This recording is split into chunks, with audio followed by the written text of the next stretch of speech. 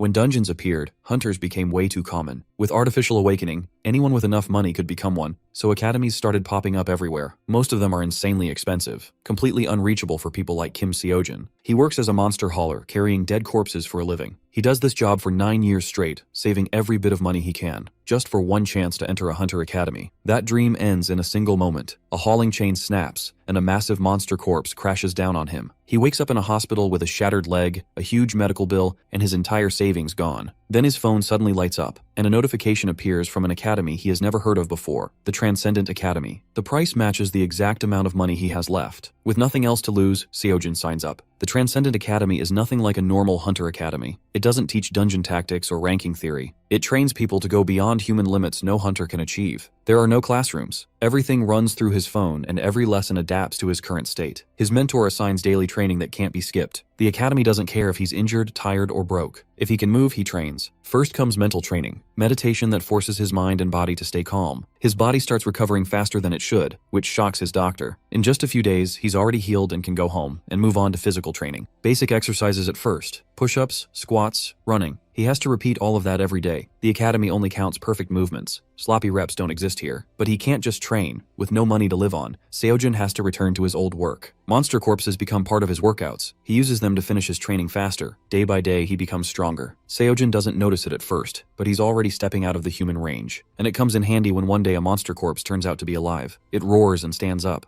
The gray-haired fella tells his friend to run away and save himself. Our guy realizes that his friend is gonna die for sure as his heartbeat gets faster. A normal person could never defeat a monster, and even an awakened without magic wouldn't stand a chance. And a manticore is a 4-star threat. Even a pro hunter would struggle. Our awakened desperately thinks of any hunters around, and Seoyun comes to his mind as she was here just a second ago. However, Kim has no time. His friend is going to die before that. Hence, he decides to save him as he believes it's now or never. Our guy grabs a metal rod and leaps towards the manticore full strength. He tries to attack it, but it dodges the attack, and Seojin sees this as an opportunity to get Manchiol out of there. The gray-haired fella insists on helping, but our man informs him that that's going to get both of them killed as he tells him to run. Our awakened knows that he has to do this alone, and decides to buy time until the pro hunters come. Amidst his fear, when he desperately thinks what to do, the course recalls in the back of his mind, reminding him that he's the universe watching a world, wondering where it comes from and what it is. It's Siddhartha's words, which suddenly let Sojun's fearful, trembling mind go still. Then Chiron's words come across his mind, telling him to let his senses be the judge, and he successfully dodges the manticore's attack. Our fella lets his senses take over, and when he sees an opening for the attack, he wonders if he should attack, and if yes, then how. Shang is the next to guide him as he recalls his words about how to pluck a mountain is not simply about strength but rather about force of spirit. Kim Seojin believes he can do it, or he has to do it, and smashes the rod with full resilience and complete trust that it's gonna work. That's what it takes to move mountains, the strength to pluck a mountain technique. At that moment, Seoyun rushes to the scene, wondering what's this noise.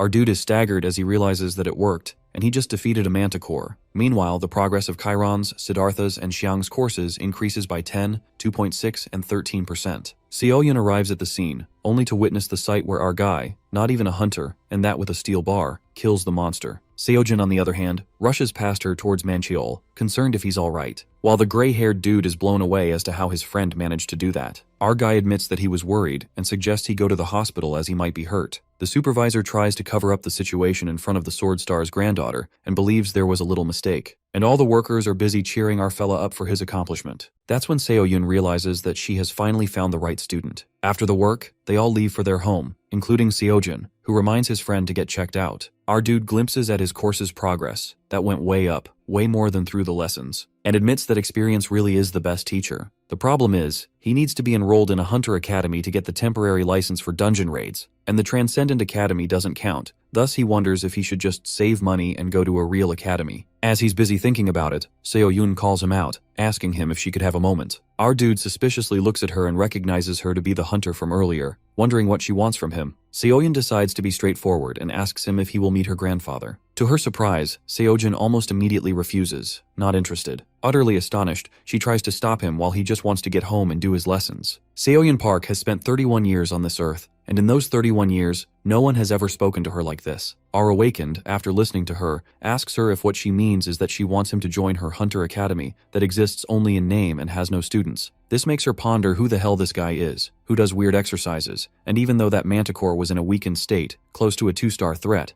that doesn't change the fact that he still split it in half. That definitely seems like he's interested in being a hunter. Seoyun claims that they have everything, including great faculties and whatnot, but is cut off when Seojin informs her that he doesn't need a hunter academy. Desperation grows in the B-rank hunter, who offers her grandfather, the Sword Star, teaching him. However, our dude passes this offer as well when even the pro hunters would kill for this chance. The desperate hunter is determined that she can't let it end like this and proposes the written test, to which Kim states that he can do that on his own. She then offers him raids, believing that he will be missing out if he isn't registered. But our dude lets out that temporary certifications can only be issued by government-approved hunter academies, while she reveals that she is government-approved and claims that she will set it up so that he can raid as soon as he joins. This finally seems to work, as Seojin stops, and when she sees this, she declares to leave him alone if he doesn't need instructions. And the biggest clickbait, she claims to never ask him for any money at all. Our awakened believes if she rubs his back, he rubs hers, and asks her what she wants in return. Seoyun proposes that until the Pro Hunter exam, he participates in all activities under her academy's name, and everywhere he goes, he tells people he's her student. Seojin finds the offer pretty good. It solves all his problems at once, and the benefits outweigh the costs. But he wonders why she's so interested in him. Park Seoyun admits that she sees potential in him, and for the first time, he smiles, thinking that they can use each other and benefit. They both shake hands and have a feeling they can help each other out. The next day, Manchul calls our dude, asking him if he said something to someone about the supervisor. Since they have a new supervisor now, Kim, on the other hand, recalls yesterday's conversation with Seoyun when he asked her for a favor to tell their company that she doesn't like their supervisor and not trust him with monsters or something. He didn't think they would fire him like that, but lies to his friend that he didn't do anything and suggests that he probably resigned in shame after that incident. Manchul doesn't seem to believe that, but sees everybody happier. He asks him if he's on his way to the Hunter Academy, while he has just reached there. Our dude finds Seoyun already waiting for him with his temporary license, which she hands him. He was starting to worry, but seeing how she really did it, he's assured. He may not be a pro hunter yet, but this feels like the first real step. With that, he asks Park to tell him how to do the dungeon raid, while she decides to show him instead of telling him and asks him to pick his weapon first. Turns out, she already took the liberty of reserving a dungeon in advance. They arrive at the dungeon and enter it when our awakened asks her why she's following him, as he thought she said she will leave him alone. Seoyun confesses that he's her only student. She can't leave him unattended on his first dungeon raid. She tells him to consider it as one-on-one tutoring for elite students. Since it's his first raid, she believes it's just a precaution. Generally, this dungeon only has kobolds, but she suggests not to let his guard down. Kobolds are a 2-star threat. This is the perfect place for a novice to mess around and get some hands-on experience. And thankfully, like the Manticore, Seojin believes it's easy to pierce their shield magic. Normally, non-magical attacks are blocked by these translucent shields, but oddly enough, our dude's non-magic attacks are working. As he slashes the kobolds with his spear and sees his course's progress going up, it makes him feel delighted. Even though it's not as high as the Manticore, it's pretty damn good for just 2 kobolds. And best of all, he can make money doing dungeon raids. Meanwhile, Seoyun looks at him, astonished, when he suggests that they speed it up. Kim Seojin feels this is just like grinding experience in a game. Seoyun was aware that our awakened was kinda weird from the start, but ever since they got back from the dungeon raid, he's just been staring at a blank screen. In her POV, the screen is blank as she wonders how many hours he has been staring at that thing. And that's not the worst of it. Without proper training and on his first raid, our fella is killing kobolds like a 10-year-old veteran. He's hauling them himself to save on fees and doing those weird exercises again. She realizes that it won't be long until her grandfather notices she has a new student, and when he sees this, she doesn't know what will happen. It's past midnight when Seojin starts throwing tantrums that he hasn't even done one lesson. This makes Seoyun reconsider her life choices, as she wonders if she made the right choice. Meanwhile, our dude is on cloud 9 after seeing his bank balance. That is 9,510,000 won, all in one day. Hauling and processing by himself actually paid off, as he finds it all worth it. However, it did take him a lot of time, and he couldn't even finish the lesson yesterday. Our dude decides to ask Manchul if he's interested in doing the work since he's trustworthy, and he feels it would be nice to stay in touch. He believes his friend could even set up his own hauling company one day, deciding to give him a call when he gets the chance. Seojin wonders what he should do now that he finally has some cash. Crossing the zebra crossing, he contemplates if he should save it or put it to better use. Even though raiding and making money is all great, our guy is disappointed that the course progress rate isn't what he hoped. He supposes that there's gotta be a faster way to get stronger, as strong as the Monkey King. Suddenly, realization hits him that he only got a glimpse of that course since he didn't have money before, and now that he has it, he decides to purchase it without a second thought. Clicking on the purchase, the fees of the course are revealed to be 27 billion won. This causes our poor fella to have a mental breakdown in the middle of the road while the people passing by give him weird looks. After his sulking session, he decides to worry about that course later and decides to look for gear. Muttering to himself, he believes he might as well be equipped right if courses are a no-go. Upon finding and opening the Transcendent Marketplace,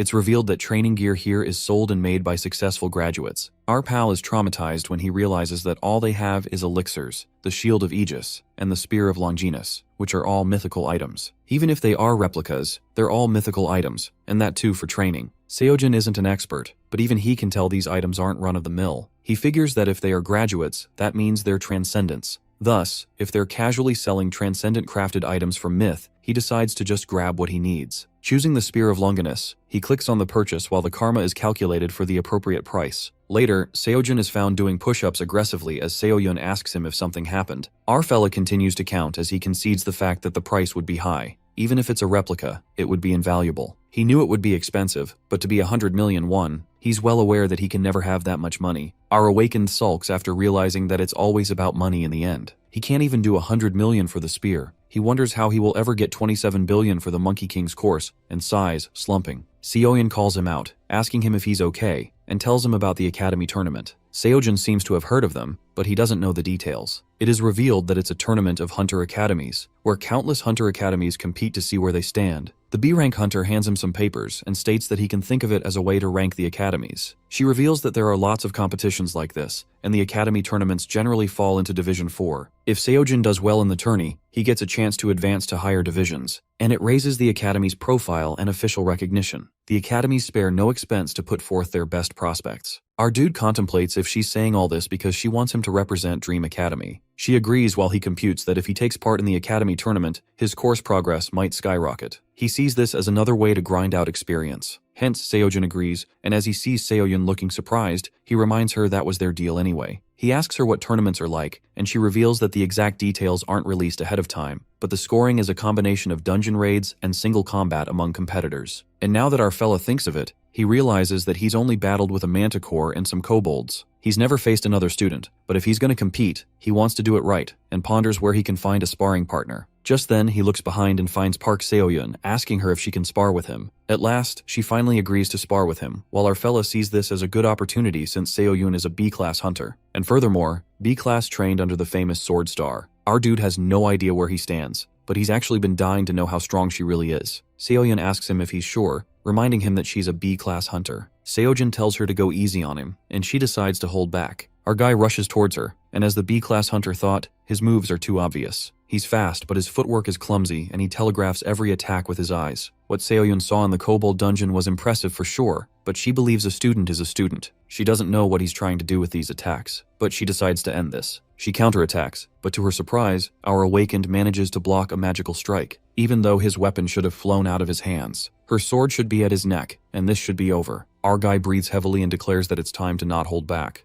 Seoyun is confused about what's happening as she feels Seojin's attacks are faster and sharper. He's like a completely different fighter. Meanwhile, the course is recalled in our awakened's head, guiding him to make his attacks obvious while mixing it up with some fake-outs. It expresses that the point of making it obvious isn't to lose, but to make his opponent lose by using his half a brain against them. Our fella goes for an obvious attack to get an obvious defense, and then uses the recoil to string the next attack. And that catches Seoyun off guard, which allows him to pounce and deliver the final blow. The B-rank hunter is in shock to witness that, as she unconsciously goes full force to defend herself. She wonders what the hell that was and panics after seeing our guy smashed against a wall, spewing blood. Seojin assures that he's okay and laughs as he realizes that he's lost. Seoyun wonders if he actually thought he was going to win in a fight between a B-class pro and a mere student. Meanwhile, our dude acknowledges the fact that pros are pros for a reason. For him, it definitely wasn't like fighting monsters, as he feels that he has a long way to go. Just then, he's notified about the course progress being increased, just as he had hoped. This makes him understand that it really is about gaining experience. He wonders if they're free until the tournament and asks Seoyun if they can keep sparring in between dungeon raids. Our dude believes sparring with her was really helpful for him, while she ponders that she almost hurt him,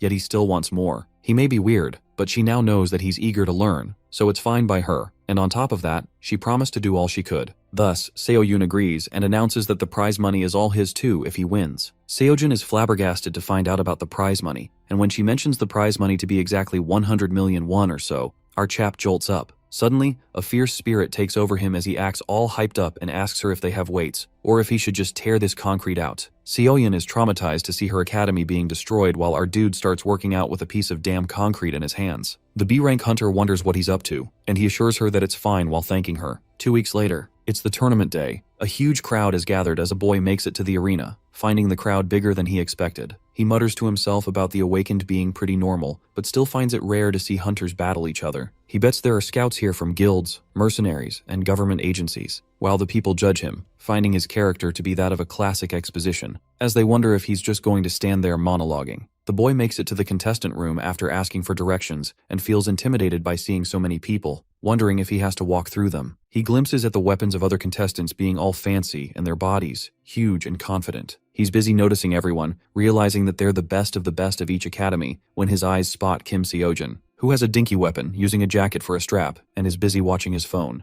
The boy hears other contestants gossiping about our fella, wondering who that scrap is and from what academy. They believe he must be questioning all the life decisions that got him here, while our awakened judges that they could at least try to whisper, and nonetheless decides to focus on his lessons. The contestants make fun of him for watching a blank screen as they belittle him. However, the boy finds our dude to be just like him. The thing that when you're new in school and pretend to look at your phone so you have something to do. The boy has gone through that pain and assumes that Seojun is all alone like him. The kindred soul of the boy reaches out to our guy and introduces himself as Mingi Lee. Mingi Lee is a 19-year-old awakened. Seojun also introduces himself and believes that Mingi must be a high schooler since he looks young. Mingi sits beside our guy and points out Deokshil Jang, a rising star from Quail Academy, who's a typical power class, uses an axe as his main, and is busy arguing with Cheolman. The hyper-focused Mingi moves on to Cheolman Lee from Mint Academy, who has a unique twin dagger fighting style. While Seojun squints his eyes as he didn't ask for the information and realizes that he must be an exposition character. Our guy admits that he sure knows a lot about these people,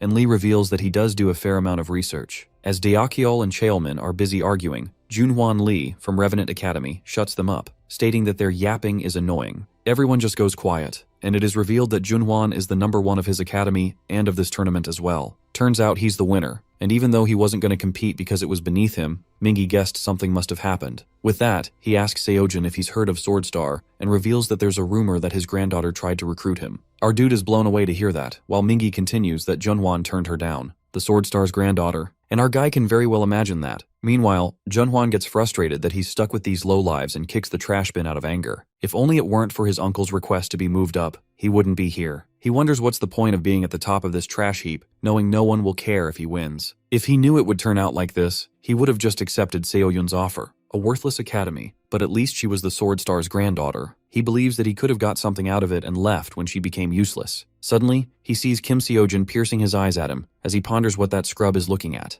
Mingi informs our guy that Junhwan is looking in their way, while he's busy thinking that if that guy is good enough for Seoyun to recruit, he wonders how much course progress he would make fighting him. It is announced that the first round is going to start shortly, and all the contestants are requested to get ready. Seojin has spent the last 2 weeks trying to hit 30% on Chiron's and Xiang's courses. It's not that it makes him instantly stronger, but he can feel the difference with every step. The others might be more experienced than him, but he's been closing the gap. He's confident he can take any monster and any opponent. The first round is revealed to be a dungeon maze, which blows all our dude's enthusiasm away. Round 1 of the tournament begins with the crowd all hyped up about it. A guy bumps into Seoyun, who has disguised herself with a cap, yet the guy still finds her familiar. It is revealed that the first round is a dungeon maze, where attacking other players is forbidden, and the only goal is to escape. It's basically a test to see how they find their way around, and the audience believes that it's not that simple even out of official league competition. Defeating monsters probably drops hints or items to help escape, hence it's a classic test of dungeon raiding skills. They find everyone looking pretty high level out there, but seeing Junhwan, they're mind blown. One guy remarks that he's not a student but on a whole other level, while the other doesn't know who that guy is. They are certain that Junhwan is going to win the whole thing. Seoyun is busy wondering why he's here when the guy turns around, and she quickly turns her head in the other direction while blocking her face with her hands. She's aware that if she gets recognized, she won't be able to observe quietly. She hopes Seojin is okay, while he's busy jabbing the wall with his spear, only to realize that he can't go through the walls. Our fella guesses that there's nothing to do but just solve the maze and slides his arm on the wall as he walks forth. If he had known this was going to happen, he would have looked for a Theseus lesson, as he bets there must have been some maze-solving tips. Theseus, mythological hero who killed the Minotaur and escaped from the labyrinth. He's walking when he meets a fork in the road and recalls everyone saying that he will eventually find an exit if he keeps one hand on a maze wall. Seojin decides to go left when he senses a strange feeling that tells him to go the other way. Our awakened contemplates if this is the sixth sense Chiron mentioned, instinct. He nervously steps in that direction,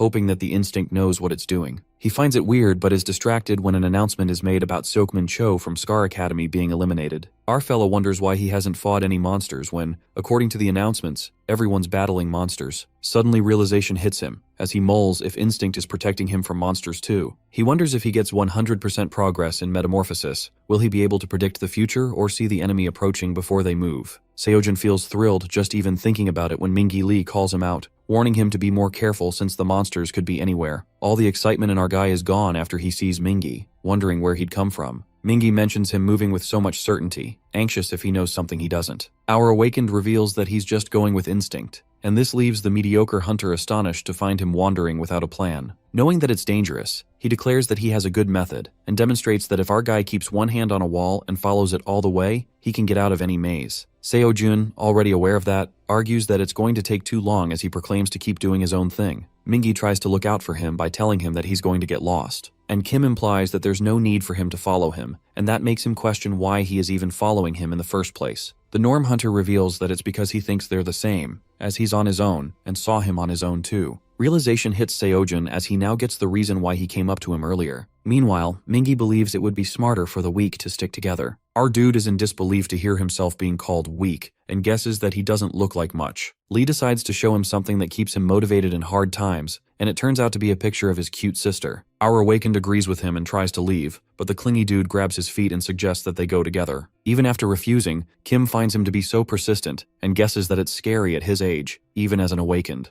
Mingi warns him that it's dangerous while our dude is in a war within himself, contemplating whether he should take him or not. Seojin asks him why he's here alone when he has a sister and a family, and Lee lets him know that his family died, and now it's just him and his sister. This reminds our lad of his younger self as he goes silent, while the mediocre hunter regrets sharing that, as he assumes that he made him uncomfortable. He tries to assure Kim that they're fine, and it was a long time ago. When Seojin admits that he's right, they're the same. He declares that they can stick together for now, but the prize money is his. Therefore, after this round, they will go their own ways. Mingi keeps asking him questions, being doubtful, while our guy reminds him that his job is to keep up. At last, they reach what seems like a dead end as the mediocre hunter finally catches up. Seojin slides his hand across the wall and pushes it, only to be welcomed by cheers. It's announced that the first contestant has escaped the maze and a new record has been made. The audience is in disbelief, wondering who the guy is, while Seo-yoon finds that it's none other than Seo-jun, who walks out nonchalantly, not having to deal with a single monster.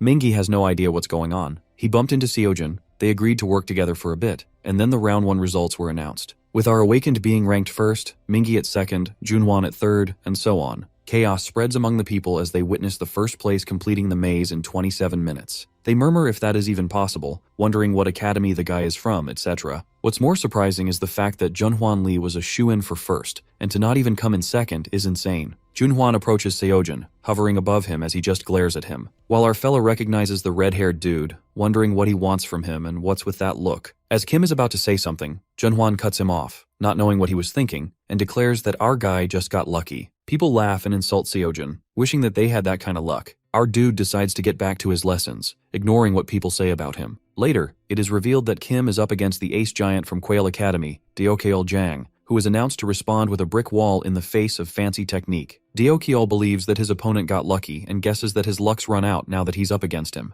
The match begins, and as they're announced to fight, Deokyeol springs towards Seojun as he claims to show him where he can stuff his luck, while Kim smirks at him, ready to fight. Meanwhile, Mingi in the waiting room wonders if his friend will be okay, but seeing his opponent, he guesses he should be concerned about himself. His opponent turns out to be Junhwan, and that fact makes his body tremble. He recalls the words that he hasn't fought yet and he's planning to lose, or forfeit or give it your all. Who knows what could happen? Lee clenches his fists as he realizes that it's not just Junhwan, but even Deokyeol and Cheolmin too, who are all from famous academies. He believes that nobodies like them don't stand a chance, and as he contemplates if it's too late to forfeit, he witnesses the unbelievable. It is announced that they already have a winner of the tournament that just started, and that is Kim Seojin from Dream Academy. In the waiting room, we see Junhwan and Mingi, who shuffles in his seat and snaps up as he proclaims that he's ready, while the red-haired dude grits his teeth out of anger. In a black flash, we see the referee, who comes and announces the details of the second round. It's revealed to be a one-on-one tournament, and since this is a Division 4 competition, no magic weapons are allowed, but magical strength boosts are permitted,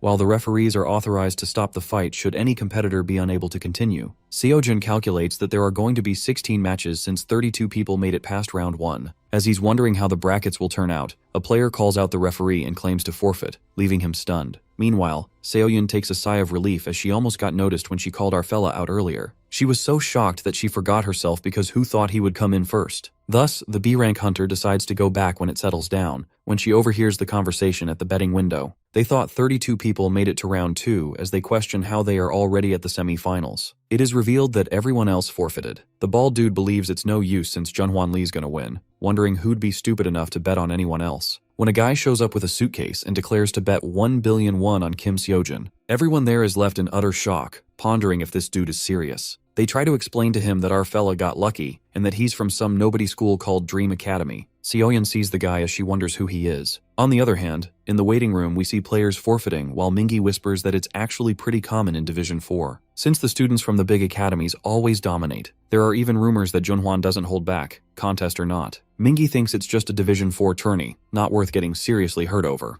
With so many strong guys here, he believes they will probably end up as speed bumps for the big academy wins. This forfeiting is a better option. And just like that, only 5 remained, with the first match between Seojun and Daeokyeol, while the second match between Junhwan and Mingi Lee, and Cheolmin advances by default. Kim came in first place in round 1, therefore he wonders if he wins one more match, is it going to lock up the whole tourney? Just then, he sees Mingi trembling in fear, and when he asks him the reason, he questions our awakened how come he's not nervous when the matches are starting soon. While Junhwan is his opponent, Seojin lets out that he hasn't even fought him, and yet he's already planning to lose. Mingi mentions that it's almost certain that he's gonna lose, while our dude tells him to just forfeit. The mediocre hunter lets him know he can't do that as well. And the referee shows up, calling out Seojin and Daeokyeol in the stadium for the first match. Our fella stands up while he advises Mingi to forfeit or give it his all, and who knows what will happen. Lee grabs him, asking him if he's not worried, and Kim reveals that he's just wondering how many experience points he will get out of this. The host announces the second round of the 63rd Academy Tournament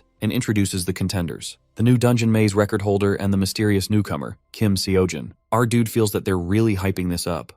Daeokyeol aggressively leaps towards Seojin, landing a powerful attack, but they're easily dodged by our guy. The host declares that it looks like it wasn't just luck that got him here. Daeokyeol is baffled as to what's with this guy, when he's killing himself here trying to land an attack and nothing is working. The furious guy pulls out his magic-infused axe and challenges him to see if he can dodge that. To his surprise, our awakened makes his axe go flying away by using his spear. Daeokyeol trembles and flops on the ground. The host believes that the unbelievable has happened, as they already have a winner of the match. The bulky fella is in disbelief that he was overpowered by Seojun and lost. While the winner is announced to be Kim Seojin of the Dream Academy, our dude is disappointed after seeing the course's progress, wondering if that's all he gets. The whole point of this for him was to make rapid course progress, and with all the forfeits, he only gets 2 matches. While the remaining days for the free pass of the courses keep ticking down, our guy realizes that he won't have enough money to buy weapons and recharge his pass, and now the only choice he has is to win the prize money. Mingi's voice breaks his trance, who's all excited about him being that strong and all. Seojin informs him that he never said he was weak to begin with. And that's when the referee comes in and asks the contestants, Junhwan and Mingi Lee, to move forward for match 2.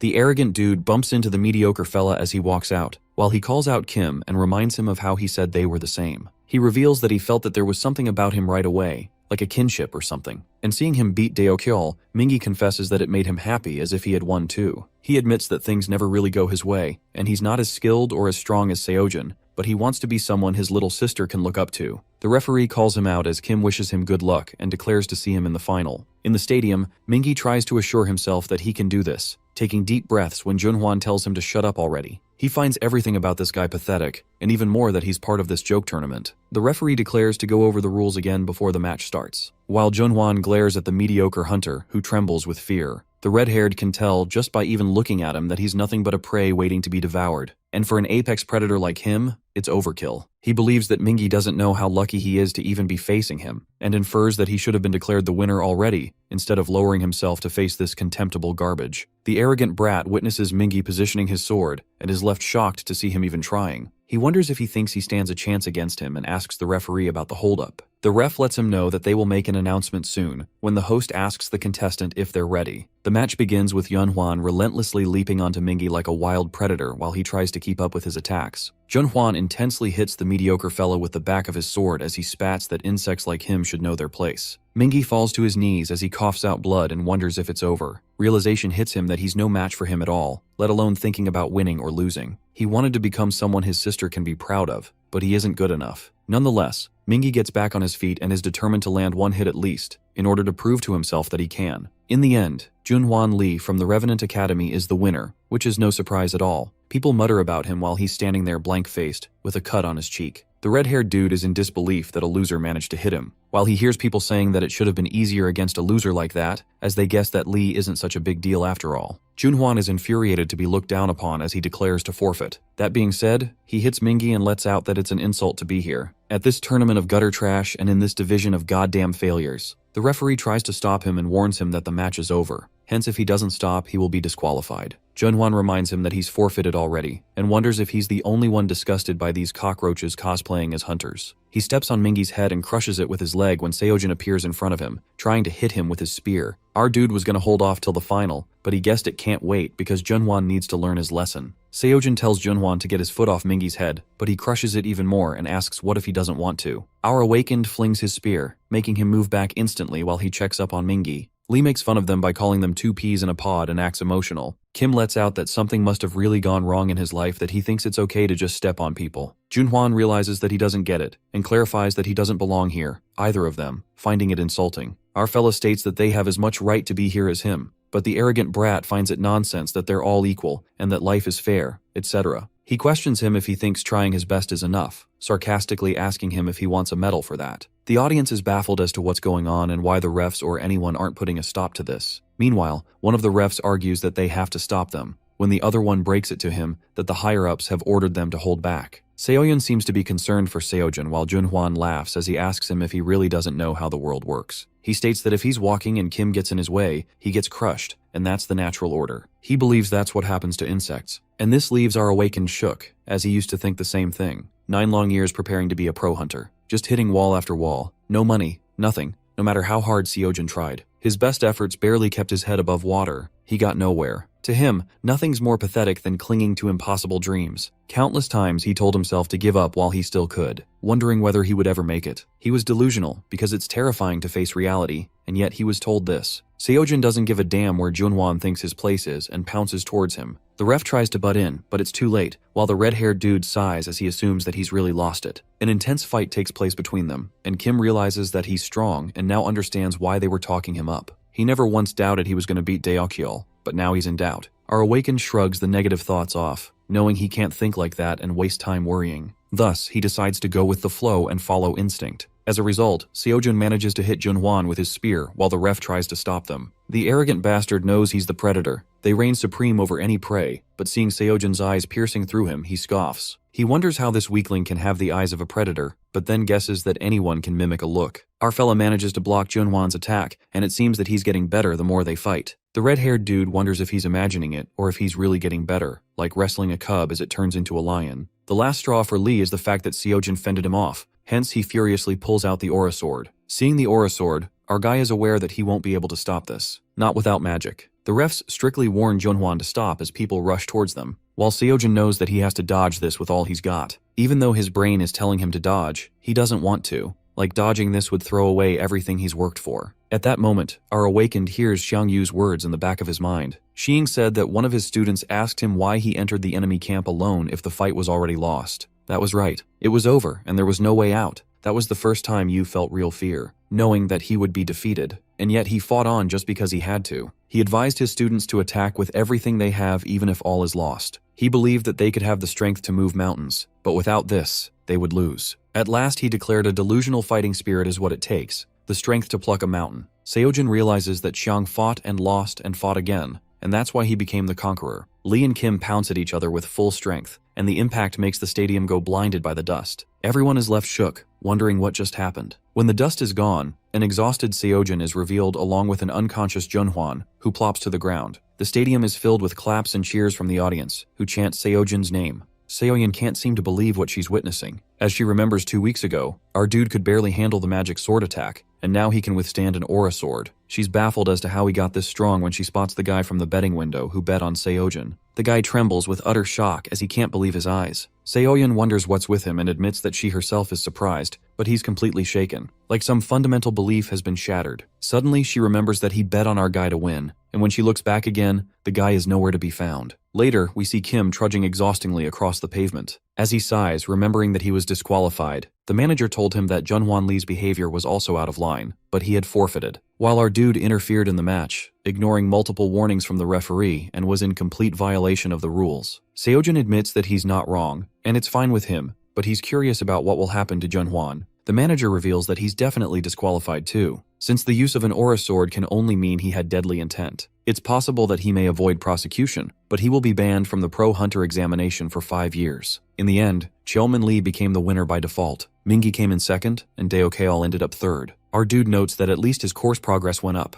especially from fighting Junhwan. He finds it a huge gain, and now he's finally over 50% in Shang's course. Now that Seojun thinks about it, he believes that the surge in strength when he was fighting might have been from breaking the halfway point. He's busy contemplating whether he can start a new course when a tap on his shoulder distracts him. Turns out it's Seoyun, who's worried if he's alright or hurt. Our fella carelessly stretches as he informs her that he's pretty tough, and the B-rank hunter is relieved to know that. Seojun apologizes to her that he couldn't win because he intervened, but she assures him that it's fine and there's no need for him to apologize. In fact, she asks him if he's okay since he was really looking forward to that prize money. At that moment, realization hits our guy as he throws a tantrum about it. He's having an emotional breakdown thinking about Longinus's spear and how he still has to renew the courses. Seoyun is curious about what he planned on doing with the money, and Kim lets her know that there was a weapon he had his eye on. Our awakened pulls himself together, thinking it's fine because even though he's disappointed, he would have regretted it more if he hadn't intervened. He believes the money will work out itself. Suddenly, Mingi shows up, calling Seojun out as he tries to reach him and asks him if he's leaving.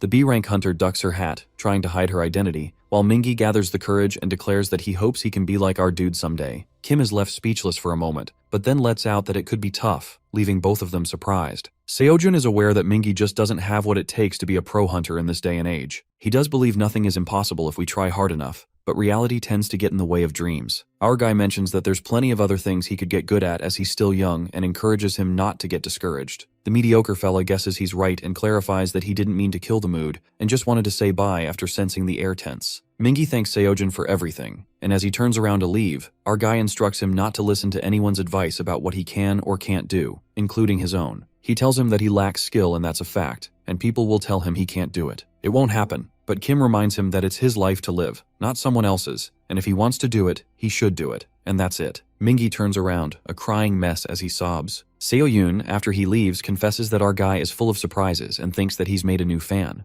However, our awakened reminds her that what they need are more students, not fans, as he regrets not telling Mingi about Dream Academy. Seoyun, on the other hand, gleams as she realizes that he said we, and offers to buy Seojun a weapon for his troubles, leaving him in disbelief. She tells him to think of it as a scholarship, and reveals that she knows a good place through her grandfather. Our fella agrees and warns her that he has expensive taste. Meanwhile, a guy stomps inside, asking if the master is inside. It is told to him that he's not to be interrupted during meditation, but the guy reveals it's urgent, and steps inside regardless of everyone trying to stop him. Mancheol, the Sword Star's aide, enters inside and makes his presence known to his master, who reminds him that he made it clear he wasn't to be interrupted, asking him if he dares to disobey him. The master's aura is so incredible that Mancheol can't even move, as he informs him that it's about Seoyun. He reveals that she took part in the academy tournament, and they're still finding details about it. However, it's clear that she's got a new student, and Mancheol assures he can deal with it. But the master refuses and declares to see for himself who this student is. The master turns out to be the Sword Star, Mincheol Park. We see Seojun, who's almost done with his daily assignment, when Seoyun walks in on him. She glares at him while his back faces her, and as our guy turns around, he sees her and lets out that it kind of feels like she's burning a hole in the back of his head. Seoyun wonders what gave him that idea and mentions how he was so excited about getting a new weapon and so picky at the workshop and decided to get nothing in the end. Our fella claims that he didn't want to put her out, but that's kinda hard for the B-rank hunter to digest because that surely doesn't sound like him. Seojun realizes that she knows him too well, while the reason why he didn't pick any weapon is just that he can't get those transcendent weapons out of his head. He curses the karma calculation when he remembers that he decided to ask Seoyun for cash instead and save up for Longinus's spear, but the price went up again. It looks like the karma calculation changes every time he tries to use a shortcut. Meanwhile, Seoyun apologizes that she tried to do something for him and declares never to make that mistake again. Seeing him sulking, she asks him what form of magic he is using. Our awakened seems to be clueless about it when she tells him that to use magic, he has to learn magic forms. Seeing him do dungeon raids, it's clear to her that he knows how, and the tournament wasn't novice stuff either, but she states that he's never used it in front of her. Seojin realizes that he still hasn't learned any magic. Magic forms are the collected techniques of how to use magic. Everyone has their own methods, ranging from rudimentary to advanced. Every Hunter Academy teaches their own patented magic forms. Our dude remembers that one of the reasons why he was saving up to go to a famous academy was this. He asks Seoyun if she teaches sword star magic here, but she refuses almost immediately, declaring that it's expressly forbidden. Seojin guesses if that were the case, there'd be a line out the door here. Nonetheless, the B-rank hunter offers to teach him the magic forms she's created. Our fella is shocked to find that out, while Seoyun mentions that she's always been interested in teaching methods, wondering why he sounds so surprised. Kim stutters as he confesses that's cool, but deep down he knows it's probably not at the Sword Star's level. Even so, he's mindful that magic forms are essential for hunters, and fighting Junhwan made it clear to him how big a disadvantage not knowing magic is. Our dude contemplates if he should sign up for a magic course now as he makes calculations if he can handle the load. Seoyun has a furrowed expression on her face, while she wonders if it's that surprising she'd have her own methods. In the end, she gets an idea that he is not interested and decides to leave him alone to train. Seojin asks her where she's going, and she lets him know that she's got a lot to do, but our fella knows her well enough to know she's not busy, as he makes fun of her. The B-rank hunter gets pissed off and instructs him to just lock up after she's not around. Our awakened assures her not to worry, and gets back to thinking what course he should take after she leaves. Meanwhile, Seoyun stomps out of the academy, embarrassed, as she really has nothing to do. Seojin ends up choosing Instructor Merlin's course about magic, where he reveals that there are strict rules of cause and effect that control the world, and yet there exist methods to flip and twist those rules, and that is magic. Our fella nods as he tries to understand what Merlin is saying, but he's so lost, finding it almost as bad as Siddhartha's course. When Merlin stops explaining and encourages students to try it themselves, suddenly, a notification of a daily assignment pops up as Seojin decides to give it a try. He feels like it should be doable because of Chiron's lessons. Our guy senses the magic but is clueless as to how he should shape it, wondering if he's approaching this wrong. He recalls Merlin's words about magic being about connecting the real world to the one in his imagination. The instructor tells him what he sees in his mind's eye. He has to pull it out into the world and impose his will onto reality itself. It is the awesome power of something that comes from nothing, the manifestation of magic itself, the aura. Seojin sees a magic sphere appearing as he realizes this is it. Even though the size of it is so tiny, he wonders if that counts, but Merlin refuses. Our dude is sure he will get better at it when he hears someone calling him out. Turns out it's the Sword Star, who at first is not familiar to Kim, but then he realizes who it is. The Sword Star came to see this so-called student of Seoyun, and finds him casually standing there with what is clearly a magic sphere. He thinks he may look foolish, but a normal student could never do something so remarkable. And from his experience, someone like our guy would only come to the Dream Academy for one reason, and that is to take advantage of his granddaughter. Minchul questions Seojin what he's doing here, while he snaps and lets out that it's a pleasure to meet him as he introduces himself. Our awakened never thought that the Sword Star would suddenly show up and finds it an honor to meet him as he bows out of respect. He asks Minchul if he's here to see Seoyun and breaks it to him that he's missed her. The old man is in disbelief to see the young man in front of him calling his teacher by her name. He wonders how he is resisting the force he's exuding, as no one but an S-class hunter could withstand it. Our fella can't feel any force, making him ponder if the unwavering mind training is working. Minchul warns him to tell the truth about why he's here, because with the skill he has, he can go anywhere, so why come to his granddaughter? The old man stomps towards him, demanding truth, while Seojin tries to justify himself, blurting out that he seems to have a wrong idea about this. But Park is not ready to listen to anything as he claims to squeeze the truth out of him and slashes his sword with tremendous strength. Seojin tumbles away to save his life, shocked and confused. Meanwhile, Seoyun gets to know her grandfather has stepped out as she came to meet him. She questions when he will be back, but it seems no one knows except Mr. Seo as he didn't mention. The B-rank hunter was going to tell her grandfather about Seojin, wondering where he went. On the other hand, Minchul approaches Seojin, asking him the reason why he's here. Seoyun had hoped to keep her new student a secret, but after the tournament, there was no way the word wouldn't get out. She wanted to get ahead of any issues, but she didn't know what to do. Just then, Seo appears as he calls Seoyun out. It's such a rare treat for him to see her here while she was just about to ask for him. The B-class hunter mentions that he came here to meet grandfather, and this makes Seo flinch. He reveals that the master went to visit her academy, and as she hears that, she rushes to leave. The worker there is curious about where she's off to in such a hurry. Meanwhile, Seoyun realizes that she miscalculated. She knew he would come, but wasn't expecting him to be here this soon. She sprints towards her academy, knowing the situation is bad and how it's going to be a disaster without her there to stop Minchul. On the other hand, Seojin wonders what is going on as he sees a sheath in the sword star's hand. He realizes that the attack was just a sheath and guesses that he's not trying to kill him. The old man addresses our fella as a scoundrel, asking him what game he is playing. Kim tries to explain that he's got the wrong idea, but Minchul asks him if he takes him for a fool. Witnessing Seojin, a simple student, manifesting magic and casually dodging his attacks. The sword star attacks yet again, and our boy dodges again. He tries to make him listen,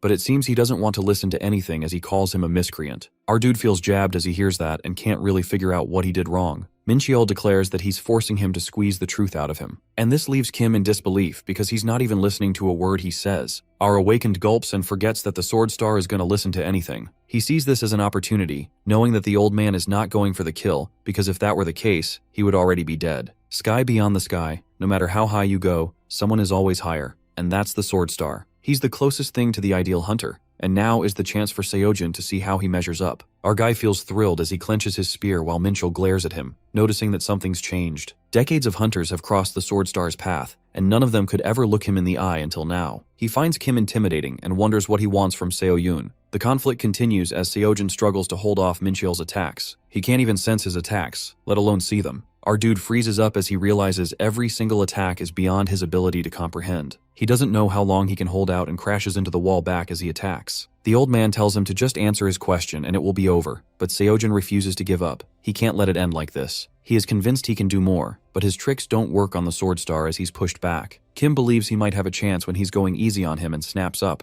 only to see Minchul already at his face. Our awakened desperately wishes for one chance to finish it and wonders how. He dodges the old man's attack when Merlin's words are recalled to his mind. With all he's got, he swings his spear with immense power, but the sword star manages to dodge it. Seojin flops to the ground when the old man rebukes him that he showed his true colors. Our dude is utterly offended because all he's doing is defending himself. It hurts to even talk as he wonders where the hell Seoyun is. Hearing her name again, Minchul's rational thoughts are snipped off as he guesses that Kim has a death wish. The crazy old man approaches him as he decides to fulfill his death wish, and as he's about to land an attack, Seoyun shows up, questioning her grandfather what the hell he is doing. Seoyun enters at the perfect timing, saving Seojin's ass from getting beaten up. Our guy whines that it hurts while the grandfather taunts him that a real man wouldn't make a fuss over a few scratches. Pissed, Seojin mocks the old man in return, saying that a real man would be more reasonable to deal with, and he's met more reasonable attack dogs. Grandfather approaches to beat his ass up again, but our guy hides behind Seoyun and, squirming, he goes on to rant about how the old man attacked him for no reason just because he's the sword star. Feeling remorse, Seoyun stops her grandfather and apologizes to Kim for putting him through this. But our boy tells her to overlook it since it's just a few bruises. Poor Seoyun bows to him, feeling embarrassed. The atmosphere gets a bit awkward, and Seojin decides to leave them both to it. The teacher even asks our boy to send any hospital bills to her. After he leaves, Seoyun furiously glares at her grandfather and states that they need to talk. Now that they're standing face to face, words fail to come out of Seoyun's mouth. Suddenly, her thoughts are interrupted by her grandfather who warns her to stay away from this boy Seojin,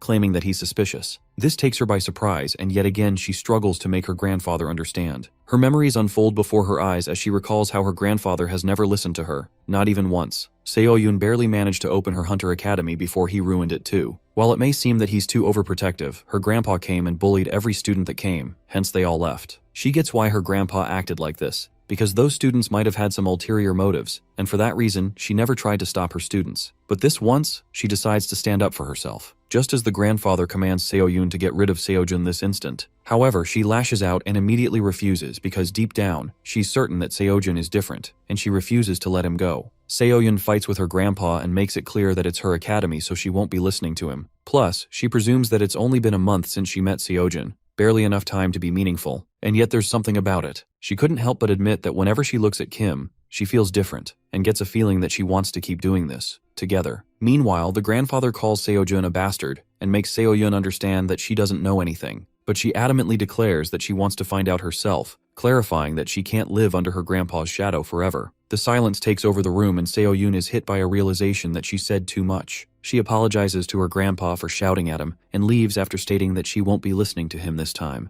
Eyes widened, the grandfather is rendered speechless since Seoyun had never raised her voice at him, nor stood her ground like this. The scene takes us to a flashback, where in a city a dungeon breach occurs and mayhem breaks out. In the midst, the grandfather learns about his son losing his life. That day, Seoyun, his granddaughter, lost both her parents and looked at him with innocent eyes, lost and alone. That's the day the grandpa promised himself that he would make her strong enough to stand on her own. He gave her the toughest love of all, adamant that she would learn the sword no matter what. He tried to make Seoyun a hunter who would follow in his footsteps, but somehow his dream became too self-centered, and he never really cared about what Seoyun wanted to do. Shortly, Seoyun expressed her desire to be a teacher, and the grandfather lashed out at her since all that training went down in vain. He imposed his decision on Seoyun and dragged her along for 30 years, even when he knew that it was driving her away from him. Coming to the present scene, the grandfather, left alone in the room, sighs deeply and realizes that it's the result of his own decisions. After that, the scene flips to Kim Seojun, and as he's strolling towards the academy, our boy gets reminded of Seoyun's evil grandfather since he almost got beaten up yesterday. Just as he's thinking about it, the thought crosses his mind that Seoyun manifested that it's going to happen.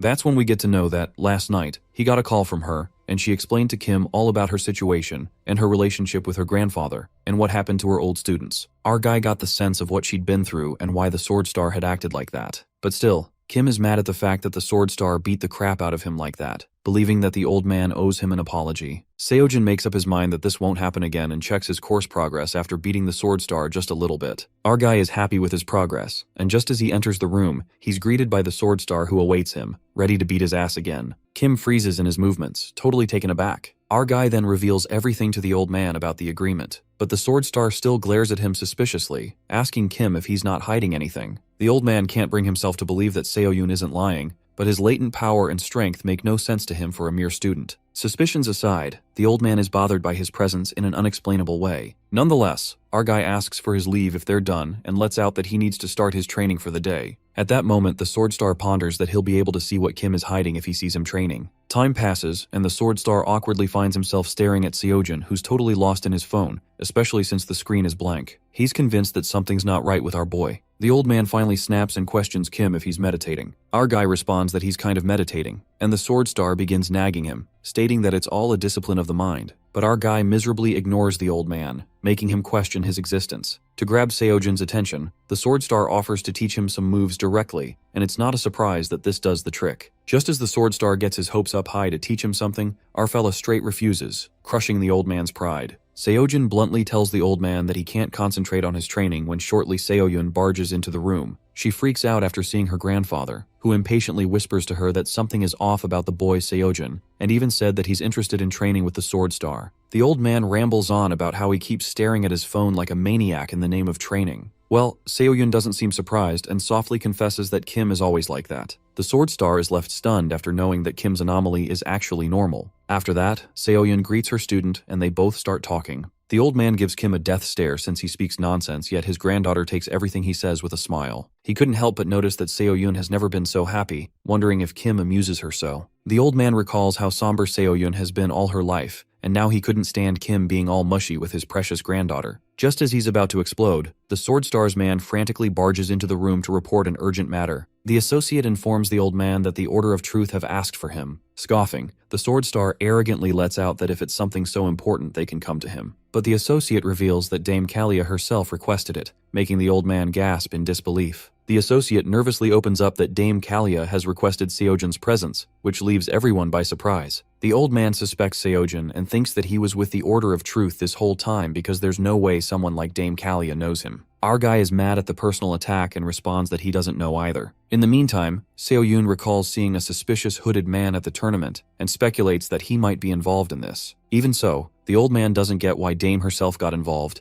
and Seoyun corroborates with Mr. Seo if there was anything about a member of the order at the tournament. In the corner, Seojun scratches his head in bafflement and asks if it's important to go since it's a hassle. But Seoyun frantically yells at him and reveals that the Order of Truth, especially the 7 Apostles, are held in the highest esteem by the nation. Dame Kalia is expected to be the next Apostle of Purity. To be called by someone of her position is unthinkable. But Kim's dumbass hesitates, since he doesn't want to meet a foreigner he's never heard of and instead use that time for training. That's when Mr. Seo murmurs about Dame Kalia being truly amazing. The Sword Star wonders how, and the associate unfolds that she predicted that Seojun would decline the invitation, hence she prepared an offer in that case. The luring offer is that Dame decides to give Kim Seojin 100 million won just for showing up. Low-key, our guy feels like he's hit the jackpot since it was exactly the amount he was looking for. It is then revealed to us that the Order of Truth is a religious group that literally worships the truth. It is led by a man shrouded in mystery known as the Exalted Voice. It consists of 7 apostles: humility, kindness, mercy, temperance, diligence, purity, and patience. Their word is the truth, and thus the word of God. 100 years ago, the order was nothing more than a cult. That age was known as the Great Cataclysm, when countless heroes joined forces with them. Their influence grew as they brought peace to humanity, especially with their crowning achievement, that was defeating Berserk the Terrible. Berserk was a monster that appeared in the final days of the Great Cataclysm. It was eventually defeated by the Exalted Voice and the 7 apostles, the key figures that finally ended the Great Cataclysm. The scene then flips to the present day, in a hotel on the outskirts of Seoul. Our guy feels like the place is kinda underwhelming for mysterious cult figures. Nonetheless, the Sword Star states his motive for coming here, and the hooded man immediately recognizes that it's Seo-jun. Our guy wonders if Seo-yun's hooded guy from the tournament is involved. They must be offering him prize money or picking a big number to tempt him, but it still doesn't explain what he's called for. The speculations rise as Kim reckons that they know something about him, or Transcendent Academy for that matter, restless to see Dame Kalia to see what this is all about. With that, they are escorted into a room and get to know that Dame will arrive shortly. The old man hates waiting as he knew this would happen, while our guy assumed that the Sword Star must be close to Dame. But while it seemed like the old man and Dame had a history, the fact is that he'd never met her before. This leaves Seojin slack-jawed while the Sword Star admits that they've been in touch but never met in person. He reveals that he did meet the Apostle of Purity during the Great Cataclysm, but never the successors. Our guy is shocked to discover that the old man was active during the Great Cataclysm. Kim then expresses his curiosity and asks the Sword Star if he's met the Exalted Voice before. The old man reveals that the only time the Exalted Voice showed his face was during the battle with Berserk, but he never met him, just saw him at a distance. Promptly, they are interrupted as the door opens, and the Sword Star greets the Apostle of Purity, Dame Kalia, who shimmers like no other. The Sword Star expresses how she summoned him here and made him wait. Minchul complains that Kalia summoned him and has him wait, while she believes cleansing the mind and body while awaiting the word of God takes a while, hoping he doesn't mind. This pisses him off as he wonders how she can say that with a straight face. Kalia bows as she introduces herself as a faithful believer in the Order of Truth, and reveals that her duty is to spread the word of God and walk the path of purity. Seojin stands up to introduce himself as well, but is cut off by her, who already knows his name. She thanks him for coming all this way while our fella wonders how she even knows him. Kalia gets the gist that there's some misunderstanding and decides to clear it before they continue. She mentions our dude taking part in the Academy tournament a while back, and claims that one of their believers saw him and spoke of him so highly that she thought she might trouble him for a small visit. Our awakened doubts if that's the whole story and feels that it wasn't necessary to call him here for that. The dame conveys that she was about to elaborate and takes a seat before she starts the conversation. It is revealed that they have to investigate one particular dungeon with her, and this makes the short-tempered Minchul question why he would. Kalia lets out that he knows better than her that it's not over, and the Sword Star is confused as to what she means. When she unveils that an anomaly was found in a dungeon in Korea, Minchul finds it ridiculous as he is certain they finished it off. He's cut off when she states that the Order of Truth feels it should be investigated. The Sword Star gives off a furrowed expression as he realizes that's why she came to Korea and wonders if, by chance, this will solidify her position as the successor. Kalia laughs and admits that nothing gets by him while he reminds her that this is no laughing matter. The dame gets to the point and asks him if he will help her, when the old man asks her what's in it for him. She supposes it would be impolite for her to make any offer, considering that the Sword Star wants for nothing, although she mentions that she's heard his granddaughter runs a hunter academy and suggests the Order of Truth could help. However, her words are cut off when Minchul emits intense force on them. Seojin feels his body going numb as he realizes he could kill someone with this force. The Sword Star warns that if her granddaughter is to be involved again, he will not let it be. The dame apologizes for acting rudely as the old man boils in anger and confesses that she doesn't have much else to offer him. Therefore, she decides to settle it this way and offers him any future favor he wants, whatever it is. The old man finds it laughable to trust that she will keep her word when Kalia suggests she can swear by the Order of Truth itself if he wishes. Minchul lets out that he doubts if it would be enough to secure her as the next apostle, but it doesn't matter to her, because if she's right about the danger, she knows he can't just let it go. At last, he finally agrees to help her if she swears the Oath of Truth. That being done, Kalia turns towards Seojin as she decides to get to the point. She informs him that the Order of Truth would like to sponsor him, while he reveals that he's already affiliated with an academy. It is told that our guy doesn't need to leave his academy, but he will find there are things his academy can't take care of, and the Order of Truth can. Kim wonders what he has to do in return, but it's notified to him that there are no conditions attached, and they just want to start a relationship with him. Our fella asks her what will happen if he refuses, and the dame believes it can't be helped then. Seojin can't digest the fact that there are no conditions, since there's always a catch. He admits that he's not convinced and declares that if she answers one question truthfully, he will consider it. Upon getting an approval, he asks her if she's heard of Transcendent, but then stops midway. He realizes there's no point in asking like this because he wouldn't be able to tell if she's being honest, but he has to test her somehow. Thus he pulls out his phone and shoves it in front of her face. Our fella questions her about what she sees on the phone screen right now. It seems to be Siddhartha on the screen, but Kalia doesn't understand what he's asking. He repeats his question while she finds it strange. In the end, Seojin lets out that it's fine if she doesn't want to answer, but Kalia speaks up, claiming that it's blank. She declares that the screen is blank and wonders if that answers his question. Our fella agrees, and she asks him if he will consider their sponsorship or not. Kim refuses, as he states that he's not interested. Later, we see Kalia standing alone when Kalkus walks in and reports that they couldn't find the anomaly. She asks him if he's sure of what he saw while he swears on the oath of truth that he's certain. The dame is busy thinking about Seojin. She didn't find anything special about him. Other than that, he's maybe slightly more than a regular student. She was taken aback when he shoved his screen at her, but she doesn't know what is bothering her about it all. Kalkus asks her if he should report this to the other apostles, and she refuses, suggesting that they wait and see as they need to see about the anomaly in the dungeon. She wonders what happened to the other heroes when Kalkus reveals that he's contacted everyone except the Soul Star and the Dark Star, since they're still missing. Meanwhile, Minchul asks Kim the reason why he declined Kalia's offer. Our dude simply says that it bothered him. He doesn't know about the Order of Truth, but it's clear to him that the dame has nothing to do with the Transcendent Academy. He doesn't feel comfortable owing anyone anything, especially when it's not clear what they get out of it. The Sword Star wonders how come his deal with Seo-yun doesn't bother him, and he lets out that no one's as honest as her. However, Seojin is curious about what a dungeon anomaly is as he asks him. It is revealed that it means the magic field has become distorted. If the waves in a dungeon's magic field become twisted, it changes the dungeon from what it was at first. These distortions have a number of ripple effects and can lead to a spike in the dungeon's threat level, or it can cause a rift, letting everything spill out. Kim didn't even know that could happen, and Minchul lets him know that it's rare these days, but it was common during the Great Cataclysm. This makes our fellow worried as he wonders when Dame Kalia said it was over. However, the Sword Star cuts him off as he tells him not to worry about it. He is convinced she's wrong and the Great Cataclysm is over. Seeing him go the other way, Seojin asks him where he's going as they're almost at the academy, when he's told that it's none of his business. The old man, before leaving, declares that he will be leaving him with Seo-yun for now, and warns him if he tries something funny, he will regret it. Kim wonders if he's growing on him, and it's informed to him that he's being observed.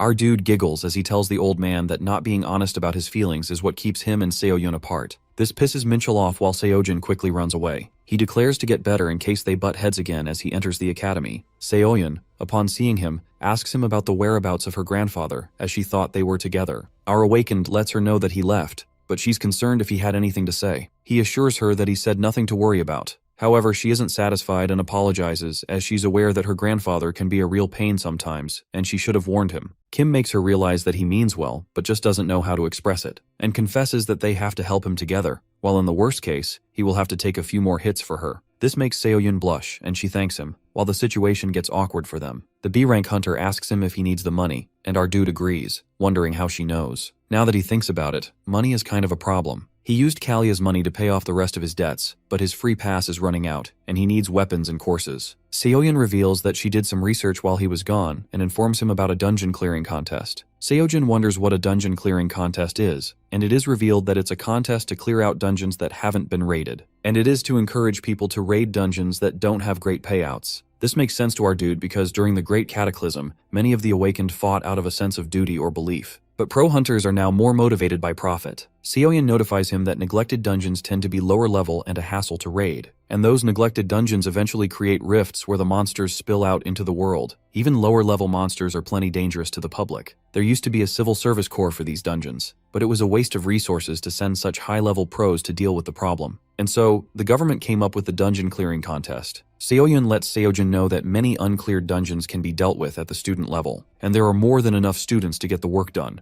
and the element of competition between the academies, and voila. Our dude finds this idea so smart while she asks him what he thinks about it. Recalling the first prize to be 300 million won, and since it involves dungeon raids, Kim realizes that he will be able to level up in his course as well. As it's a win-win situation, he agrees to do it, and Seo-yun is happy, knowing he would be interested as she decides to sign him up right away. Our guy acknowledges the fact that she knew exactly what he needed without him even asking, and it's clear she put a lot of thought into finding this. It occurs to him that since it's a competition, anything could happen. Hence, he shouldn't be taking this lightly. As he starts with his courses right away and seeing him, Seoyun realizes that he's already hard at work, doing God knows what. Seojin decides to win for sure this time and wonders what the rules of the contest are. It is unveiled that the contest runs for 1 week. At the start, the government reveals the designated dungeons. Then the participants reserve the dungeons they want to raid through the app. Reserved dungeons must be cleared within 10 hours, and they can only reserve 1 dungeon at a time. Otherwise, they will automatically be cancelled. Seoyun states that it's all about clearing as many dungeons as quickly as he can, and our dude supposes that speed is the key. He finds this a dilemma while the B-rank hunter is curious as to how come. Kim explains that they raid dungeons and haul the corpses away, but speed is their key. When Seoyun cuts him off, reminding him that they don't haul the corpses as she told him that the raids aren't profitable. Suddenly, it hits her as she wonders if he were going to try and make money on the corpses again. Seojin asks her if the rules forbid it while she finds it ridiculous, knowing it's not even worth it. But our awakened believes it all adds up since he can't just leave money on the table. The B-rank hunter implies that he focuses on the prize money, and he does find the prize money important.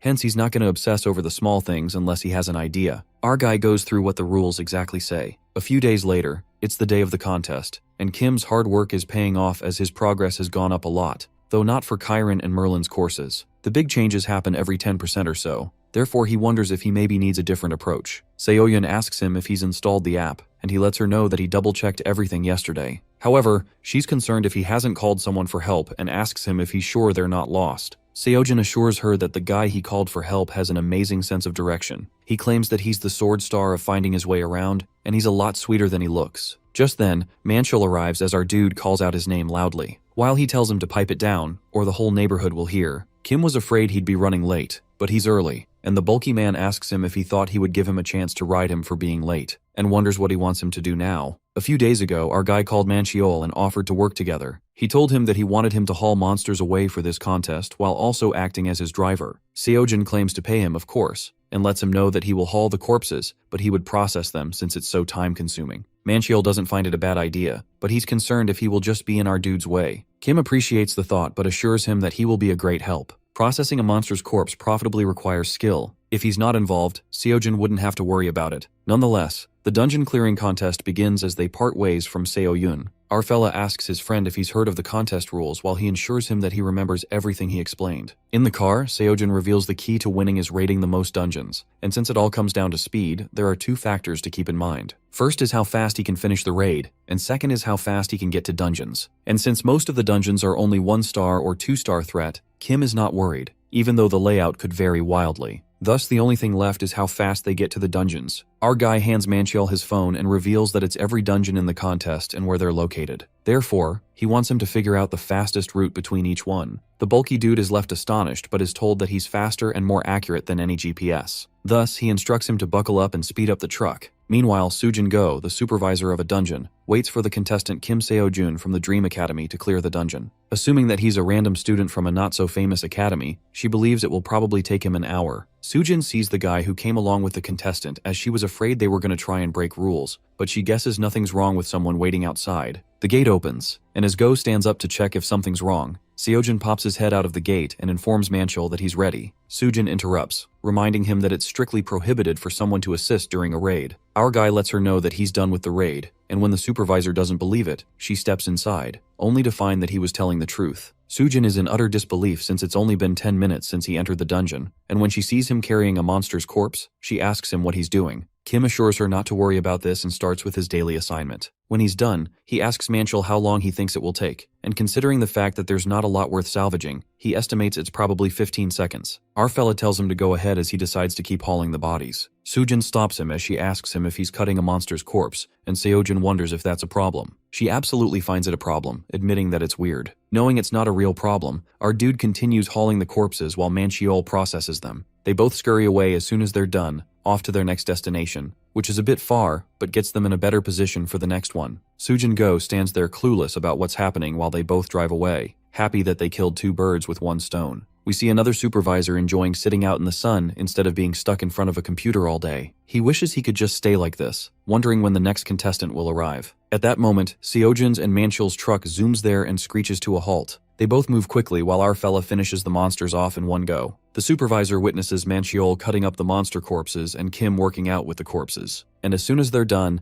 they leave for the next dungeon and speed away in their truck. Meanwhile, the supervisor just sits there, not knowing what's going on. In the dungeon management team, the Department of Public Administration and Safety, the report on today's dungeon clearing contest is finished. One of the members decides to take a look in the report and sees Soyeon Lee, member of the East Academy, who cleared 16 dungeons, and is amazed as he believes that 16 dungeons will put her in the top spot. However, he's left confused when he sees her in second place with 16 dungeons and wonders if someone managed to get 17. Witnessing player Kim Seojin in the first place with 32 dungeons, he's left dumbfounded. He calls out Mr. Kim, the one who wrote the report, and believes there's a mistake in it, showing him the first place with 32 raids. He's certain that's impossible in a day. Kim reveals that he also thought it was suspicious, but he checked with everyone, and it's all above board. The guy is still processing when it is disclosed that they moved between dungeons with amazing precision, and what's more is that the dungeon supervisors reported each raid took only 10 minutes. This leaves him in absolute shambles as he wonders if he's even listening to himself. He admits that they may be low-level dungeons, but it would still take any student at least 30 minutes. Thus, he comes to a conclusion and asks his subordinates if they're sure that it's a student, or that they didn't get help. But one of them already looked into it, and there doesn't seem to be any cheating involved. The guy asks the academy from where the student is, and Kim lets him know that it's the Dream Academy, a small hunter academy in Yunpyeong district in Seoul. Just then, Kim realizes that it's an academy run by the Sword Star's granddaughter, and that's how they connect the dots, wondering if the Sword Star is involved, as Kim decides to look into it. Meanwhile, Soyeon of the East Academy is told that she's not in first place. She apologizes, but Sokmin Lee, former A-class hunter, father of Soyeon and head of the East Academy, doesn't think her apology is enough, because if she does not win first place, it will look very bad for the academy. Lee claims to work harder, but she's asked if she can do 32 dungeons. Sokmin calculates that if she clears each dungeon in under 10 minutes, maybe she can. But even so, with travel time, it would still be impossible. He believes it's possible if someone lends her a hand, and when she tries to say something, he tells her to keep doing what she's doing, and he will take care of the rest. Soyeon sees him looking pleased, and wonders if he was just looking for an excuse to cheat. While he asks her if anything is bothering her, and suggests she not overthink it, because getting ahead is the only thing that matters to him in this world. The only goal for him is to win and get ahead, while the how is unimportant. Sokmin asks his daughter if she's thinking about Jinsu, and even though she refuses, he reminds her that he was a fool, and she isn't. Soyeon leaves after reassuring her father as memories of her conversations with her brother recall in her mind. He used to tell her that in order to be a pro hunter, her heart must be pure and uncompromised. While she used to tell him that no one thinks like that anymore, and people become pro hunters to make money, he claimed to become a pro hunter that really inspires people, and she warned him not to say things like that out loud, or she will die out of embarrassment. Shrugging off those memories, Soyeon reminds herself that he's dead and bitterly tells him to get out of her face. Later, we see Seojin and Manhwa finally done with their task. As our guy compliments his friend that he did great today while the bulky guy asks him if they gotta do this for another week. Kim didn't know he was such a whiner, and he justifies himself by asking him if he knows how hard it is to drive and plan a route at the same time. Seojin admits that's true, but informs him that he might not mind once he hears how much they made. Turns out, subtracting the fees and taxes, they've earned about 7.8 million won. Hence, dividing it 50-50, they both get 3.9 million each. Manhwa argues that our dude should make it 70-30 rather than 50-50, with 70% being his, since he's the raiding and hauling. Kim reminds him that he's doing all the processing, plus finding the fastest routes, and asks him if he knows how important that is. The bulky guy suggests that 80-20 would be fine too, but decides to take the 30, and clarifies that he's not coming out tomorrow if that's not the deal. Seojin accepts the deal and informs him that 30% of 78 million won would be 2,340,000 won. And rounding off, he suggests that they make it an easy 2.5 million won.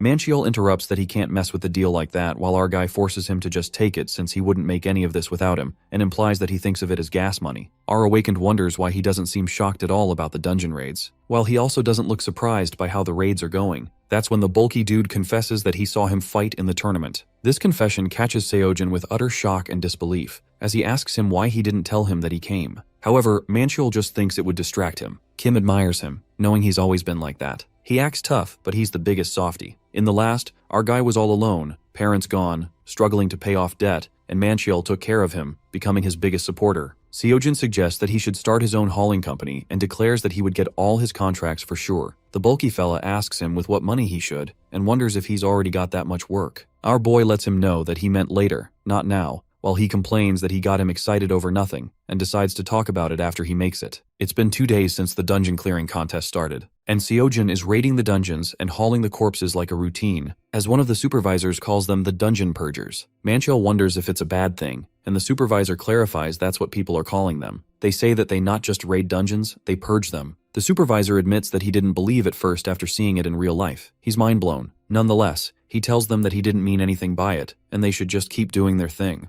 The results show Seojin with 73 dungeons in the first place, as he believes it should be an easy win at this rate. Meanwhile, Manchil is having a hard time as he supposes the contest would have to be rigged if this isn't enough to win. Kim knew it was a good idea to call him and tries to motivate him that only 5 days are left and they can do this. The bulky fellow wonders if he ever takes a damn break, while he swears if they win, they will have a big night out, and it will be his treat. Manchil agrees and declares that it should be someplace super expensive. Seojin instructs him to bring Suyeon, his daughter, out as well since he hasn't seen her in ages. They both enjoy their victory as our dude has a good feeling about this and is convinced at this rate they can't lose. It's day 3 of the dungeon clearing contest when Manchil hands Kim the phone to show him that all the dungeons near them are reserved. There's not a single dungeon available nearby, and the nearest one is an hour away. Seojin finds it a pretty wild coincidence that only the dungeons around him just happen to get reserved. Manchil smells something fishy and feels like someone's got their finger on the scale. Our guy doesn't know for sure, hence he decides to just clear the dungeons they can. But the same thing happened with the next dungeon and the next. And in the end, they were only able to raid 10 more dungeons than the second place contestant. Kim finds the situation weird, and Manchil thinks it's obvious that this is Soyeon Lee's doing, who is the number 2 contestant. Seoyeon suggests that they see who reserved which dungeons through the app, but that's not enough to prove wrongdoing. Nonetheless, she decides to put in a complaint to the organizers for now. Our dude is still in the lead, but it's only been 3 days, and if it keeps going like this, he supposes he will end up losing. Thus, he apologizes to Manchil as he guesses that they have to stop their side hustle until they widen the gap,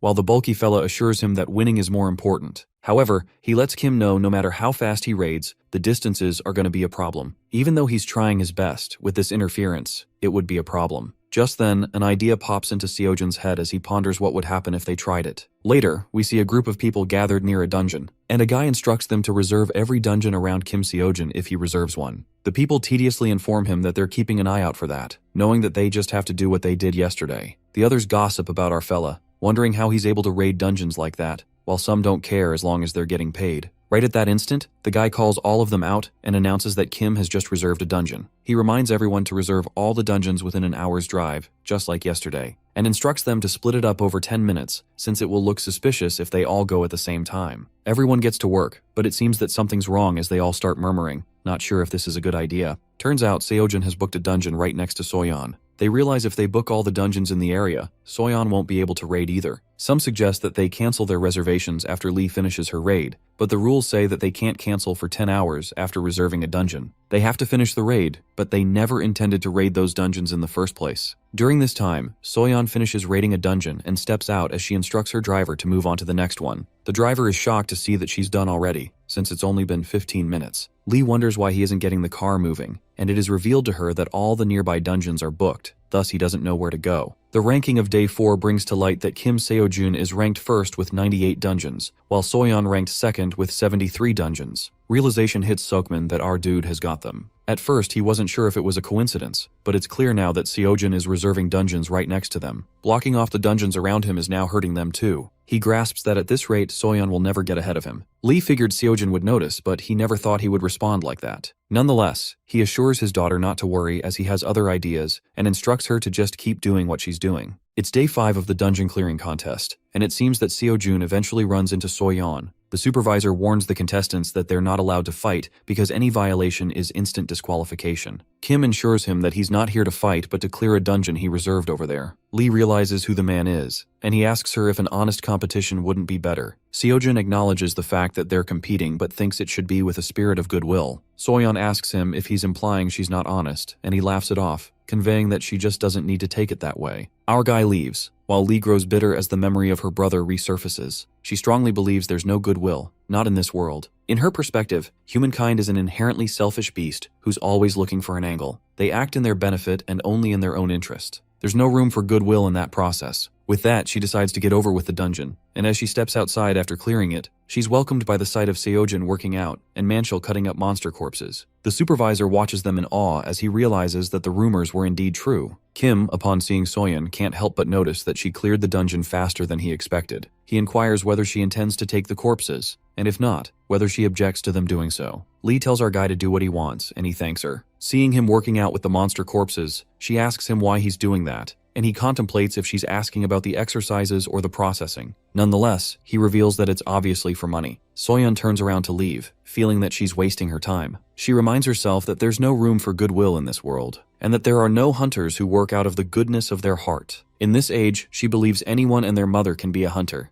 It's just a job. Meanwhile, the Sword Star, whilst fighting the monster, questions Kalia, who told him it was a 6-star dungeon. He asks her why there is a 10-star monster here, and she informs him that it was measured to be a 6-star dungeon, and supposes this Drake must be here because of the anomaly. Minchul scoffs as he's aware that anomalies don't happen like this, and feels that the Order of Truth is up to something, just like 30 years ago. Kalia admits that she understands how he feels, and swears that the Order of Truth had nothing to do with that. The old man isn't convinced when Jimin Jong, the Demon Star's disciple, advises them to stop fighting. As she's trying to figure out what has happened, the Sword Star shuts her up and wonders why she is even here and where's the Demon Star. Jimin, addressing him as Grandpa, reveals that her master's health isn't great. This offends the Sword Star as he asks her who she's calling a grandpa, being pretty sure they're the same age. The Demon Star's disciple gasps as she muses how dare he, trying to suppress her anger. Nonetheless, she reveals that the magic wavelengths of the Drake are definitely off, but as the Sword Star said, this isn't just some anomaly. Jong asks Minchul if anything seemed off when he fought the monster, but he refuses, finding nothing special other than it being just a typical 10-star monster. She asks him if he's bragging right now while he insists that it's not a simple anomaly. Jimin agrees that this isn't a simple matter since there haven't been monsters like this since the fall of Berserk the Terrible. Kalia asks her about the possibility of this happening in other dungeons, and while Jimin thinks it's low, she can't be certain. She believes this definitely needs more investigation and decides to inform the head of association to go through verified dungeons and recalibrate the lower levels. On the other hand, we see the dungeon supervisors amazed to see all those dungeon gates. The guy states that it's rare, but sometimes they will find 2 dungeons right next to each other. However, he's never witnessed 3 until now. It turns out that the Easy Academy is playing dirty to win the contest. They're making people act like they reserved that dungeon when it's supposed to be the dungeon Seojin raids. The same thing happened 3 times, and this pissed both of our fellas off. They kick up a storm in the academy as Manchiel speculates how it can be the same story each time. He exclaims that the organizers at this point have to be in cahoots, while Seojin comprehends that their opponents have found a new trick since they got around their first scheme. Our guy is still ranked first with 89 dungeons, and it seems that Soyeon is catching up to him with 87 dungeons. Seoyeon gets all fired up upon hearing that and claims she won't let this stand and even name-drops her grandfather if she has to. Thereafter, an announcement is made that if a reserved dungeon is raised by another contestant, the raid count may be transferred at the discretion of the dungeon supervisor. Seeing that it's working, our team feels encouraged, and Kim believes they can recover after yesterday's setback. He's sure no one can stand in their way, that is, until a broken car blocks their path. The owner insists the car has broken down, but when asked to move it, he confesses that his keys are missing. The rankings of Day 4 reveal that Seojin has fallen behind Soyeon, who catches up with him by raiding 111 dungeons. Seoyeon breaks it to Kim and Manchiel that everyone's denied knowing Soyeon Lee. Although the head of the dungeon management team promised to investigate, our duo clearly don't have the luxury of time. Acknowledging their lack of time, the B-rank hunter discloses that Seokmin Lee is the head of Soyeon Lee's academy, who's a retired A-class hunter, one of the few her grandfather actually paid any attention to.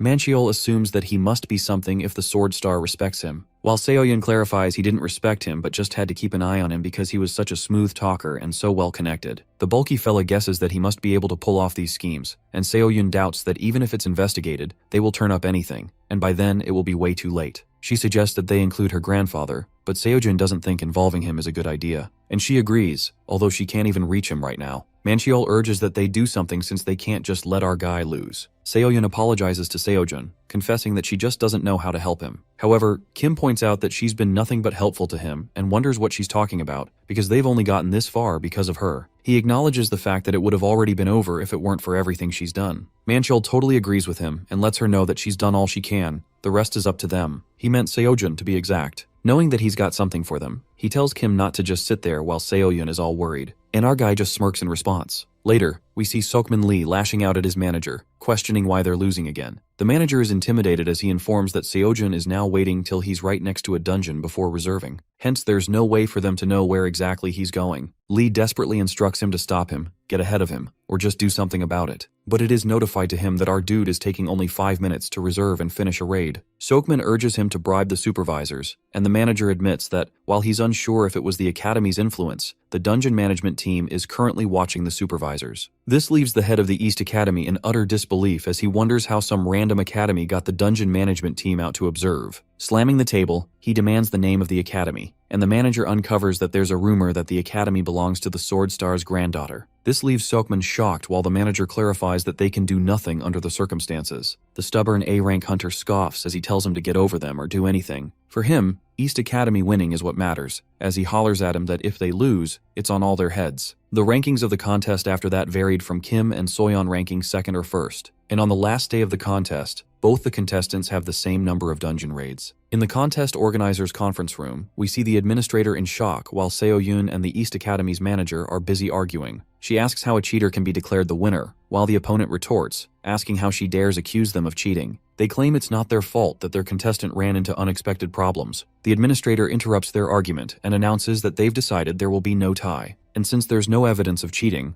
Soyeon will not be disqualified. With that, he declares that they have a suggestion. Afterwards, Youngsuk Shin, the dungeon management team leader, sees contestants Seojun and Soyeon arrive at the location. Youngsuk decides to explain the rules of the tiebreaker to determine the final winner. There are 3 dungeons, and the rules are said to be simple. The contestants have to pick any one of these 3 dungeons, and the person who finishes first gets to clear the third and become the winner. Seojun is curious if it isn't enough to just clear the first dungeon in order to win. Shin lets him know that they tried to see if any of the dungeons were connected, but they couldn't find anything. But they also don't want to leave a dungeon uncleared, and it made sense to them that the winner should clear one more dungeon anyway. He reveals that all the dungeons are 2 stars, so there's no difference in threat level. Thus, they can decide which dungeon to raid first. Kim asks Soyeon if she minds if he picks first, and it's fine by her. Hence, he takes one on the right, while she picks the one on the left, and before entering inside, she informs our dude not to be too disappointed. Seojun contemplates what she means when the administrator counts to 3 and declares the start of the raid. Our fella is confused why she said that, but then decides not to worry about it since he gotta win this. After a while, we find him bewildered about what's going on since he thought it would be a kobold dungeon, but he hasn't seen, let alone heard, a single kobold. Even if it weren't kobolds, he should have seen something by now. It's been more than 5 minutes. Just then, he hears a terrifying sound and realizes that it's not a kobold, but a manticore, who pounces at him out of nowhere. Our awakened is conscious that it's a 4-star monster and is not sure if they measured the dungeon wrong. The monster leaps at him, and he takes it down and scurries towards the exit gate. He took it down fast, but he's worried that he's way behind his normal clearing time. Kim knows if Soyeon got a normal 2-star dungeon, she must have been out already. Popping out of the dungeon, he exclaims that there was a manticore inside. The administrator is confused, wondering what a 4-star monster was doing inside a 2-star dungeon. Seojun tells him to go and take a look himself when Shin asks him if he's trying to say he took down a manticore. Kim reveals that he did and demands a rematch as he finds it unfair. Youngsuk understands his request but finds it unnecessary to change the contest at this point, putting in that contestant Lee hasn't come out yet either. Our dude is surprised to hear that, finding that strange. Meanwhile, Soyeon has stepped inside a long time ago and hasn't encountered anything yet. However, we see a scary monster behind her that she's unaware of. Shin reveals that Soyeon is still inside and questions if our guy is sure he wants a rematch, despite his win. He claims to look into it and informs Seojun that all he has to do is clear the last dungeon and he wins. Meanwhile, our guy senses that something's wrong. He thought for sure that Soyeon was responsible for his dungeon level being wrong, but if it wasn't her doing, there's a possibility her dungeon is wrong too. Just then, Mr. Kim panics as he catches the magic waveform reader acting funny. It measures 3 stars and now 4. Shin asks him if he's sure, wondering if it's broken. The conversation Seojun had with the Sword Star about a dungeon anomaly comes back to him, while the dungeon contest administrators are worried because the waveform reader has never been off before, not in the 20 years they've been working. Our guy recalls being told that dungeon anomalies don't happen anymore, though they were frequent during the Great Cataclysm. The supervisors decide to call the pro hunters to investigate, and as they turn around to inform Kim that they're going to have to finish the contest later, he's nowhere to be found. Meanwhile, we see Soyeon thinking back about her brother, the one she thinks was a pushover, soft, and a fool. She recalls placing a band-aid on Jinsu's face as he cried in pain, while she asked him why he keeps defying their father. He told her he can't cheat to win. No matter what he says, he can't do that.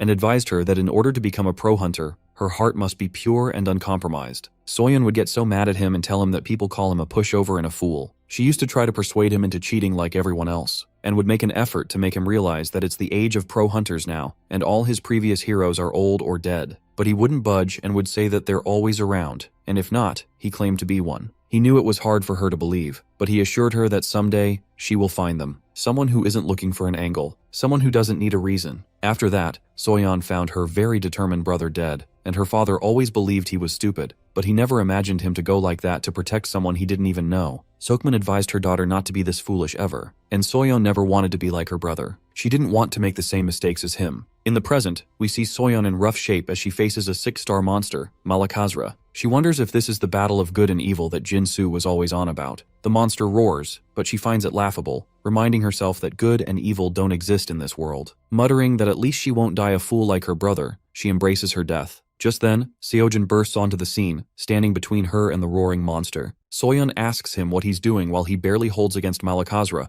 and asks her to move or run if she can while he buys her time. However, she's in utter disbelief, wondering why he's here, just why. Kim can barely get his attacks out and leaps as he calls it out, grabbing its attention. It attacks him while he dodges, knowing that one hit from it, and he's a goner. Our dude senses the pattern of its attack and supposes if he keeps attacking, maybe he can lure it in. But the 6-star monster attacks him, piercing his horns through Seojin's shoulder. Who realizes that the monster is smarter than he thought and doesn't know how much time they've got. Our awakened asks Soyeon if she can move yet, while she can't seem to find the reason why he's doing this. She asks him why he would come here to save her, and what would he get out of it, because this has nothing to do with him. Lee tells him to just raid the last dungeon and be done with it, letting him know that this doesn't make him some sort of big shot, as she reminds him that he's in it for the money too. Seojin agrees with her because he doesn't know about her, but he sure needs money. At that point, Soyeon tells him to just go and win. She knows that he's aware of what she's been doing to win, and asks him if he thinks she's going to be thankful to him all of a sudden. Kim refuses, as he confesses that she's a cheater and is sure it's not her first time. He's not forgetting that. However, he infers that doesn't mean she deserves to die. In that moment, Jin-soo's words recall in Soyeon's head that someday, someone will be her hero, and Kim turns out to be there to save her because, for him, saving someone is worth more than any prize money. Our guy goes against the 6th-ranked monster with his spear to protect Soyeon Lee. At that moment, the lessons of Chiron cross his mind. The instructor taught him that instinct is within the domain of thought. It inevitably includes judgment. Simply put, it's one perceived process and then judge. Before moving, it's too late. But people take this to mean not to think and judge at all. Hence, it's the former. Our guy remembers that instinct is within the domain of thought. A powerful aura emerges, and Seojin recalls what Mentor Chiron told him, to let his senses be the judge in an instant and unite his thoughts and senses, because it's the true transcendent instinct. With that, power surges through him when the monster vehemently attacks him, and to Kim's surprise, he can see the openings. At that point, he can feel his every muscle moving, a sudden adrenaline rush. Our guy believes that he'll be able to hold off the monster until a pro hunter arrives, but when he glances at Soyeon, he wonders how long she can hold out since her condition is bad. Kim, already on a time crunch, seems to have no choice, and leaps toward the monster with the thought of taking it down this instant. He uses the strength to pluck a mountain technique and the spirit that spans the world technique and charges with his spear. But deep inside, he's certain that he won't be able to win only with these techniques, and so Seojin activates immense magic aura that enfolds his spear. And with a single slash, our guy manages to pierce through the goat monster, annihilating it like a freaking beast. The blood splatters everywhere, and Soyeon is utterly astonished by the sight, finding it impossible. Meanwhile, our hero takes a sigh of relief, and all his core stats go up. After that, Seojin carries Soyeon and thinks how embarrassing it would have been for them to die right now. Poor Soyeon appears lifeless, losing one of her arms, and our guy asks if she's alive as he's kinda worried this all was for nothing. The girl responds that she's alive and Kim is relieved. Moments later, they make it out of the dungeon barely alive. Our guy immediately asks for medical help since Soyeon is in severe condition. While the staff panics to call an ambulance, Soyeon hopes that this rescue doesn't make Seojin think that he's her savior. Upon hearing this, our guy looks done with her as she's still wrong about everything. He concludes that she can think whatever she wants since he expects nothing from her. Nonetheless, the medical staff arrives. As word about the dungeon clearing contest got out, there was mass panic. The news of a Malakazra, a 6-star monster appearing in a 2-rank dungeon monster, knocked everyone breathless. Dungeon level readings had been off before, but never to this catastrophic extent. This incident became the talk of the town and trending on the internet. The public, the association, the government, all became obsessed with the incident. And naturally, this incident pointed everyone's attention toward Kim Seojin, and everyone is fascinated that a student of Dream Academy Hunter had taken down Malakazra. The The scene then switches to Dame Kalia, who'd been summoned by the Apostle of Temperance because of the recent anomaly in Korea. On the contrary, as Kim Seojin steals the spotlight on the internet, this news also reaches the Sword Star. The old man's granddaughter excitedly informs him that the student who took care of the monster is the student at Seoyun's academy. But the Sword Star isn't exactly thrilled to hear this and calls Seojin a scumbag. The scene then switches to the hospital, where our guy slams his head on the table, feeling sad about the money he'd lost. Manchul is shocked that Kim is still thinking about the money while our guy freaks out, thinking it's unfair since he won the contest, but it was called a tie and he even had to split the money in half. His friend gives him a reality check and blames Kim for getting involved. Our guy comes up with an idea to do rock, paper, scissors with Soyeon Lee for all the prize money, or they can do the two-handed variation. Well, our guy said it sarcastically because Lee lost one of her arms in the incident. Our greedy-ass fellow weirdly stares at Manchul, who's creeped out to see how his face gets weird when he thinks about money. While Seojun thinks of fair games to settle this, Seoyun barges in and witnesses them both bickering. Manchul exasperatingly wonders why greedy-ass Kim even bothered to save Lee if he were going to be like this. As Kim also regrets this, Seoyun is concerned about him, but Manchul tells her not to worry, as our guy is just obsessing over losing half the prize money. That's when Seoyun reveals that Lee forfeited and even admitted that she cheated not just for this contest, but tons of others as well. Not to mention that Lee even ratted out her father, Sokmin Lee, the head of the East Academy, and the legal proceedings have started. Rendered speechless, our guy recalls what Lee said about him being wrong, wondering what made her change her mind all of a sudden. Seoyeon further passes on the message Soyeon Lee asked her to give to our guy, stating that she still thinks Kim Seojin is wrong, but admits that she's wrong too. In any case, Seoyun doesn't understand what she meant, but she's happy that Kim is now the sole champion. But there's more to it when Seoyun announces that the government is offering Seojin additional benefits because of the incident, including tax exemption and an additional 100 million won. Our guy gushes with happiness, and instructor Seoyun lets out that they're calling it extra prize money, but it's just to discourage a lawsuit. While Kim is over the moon, he also gets to know that Dream Academy has finally been promoted into Division 3.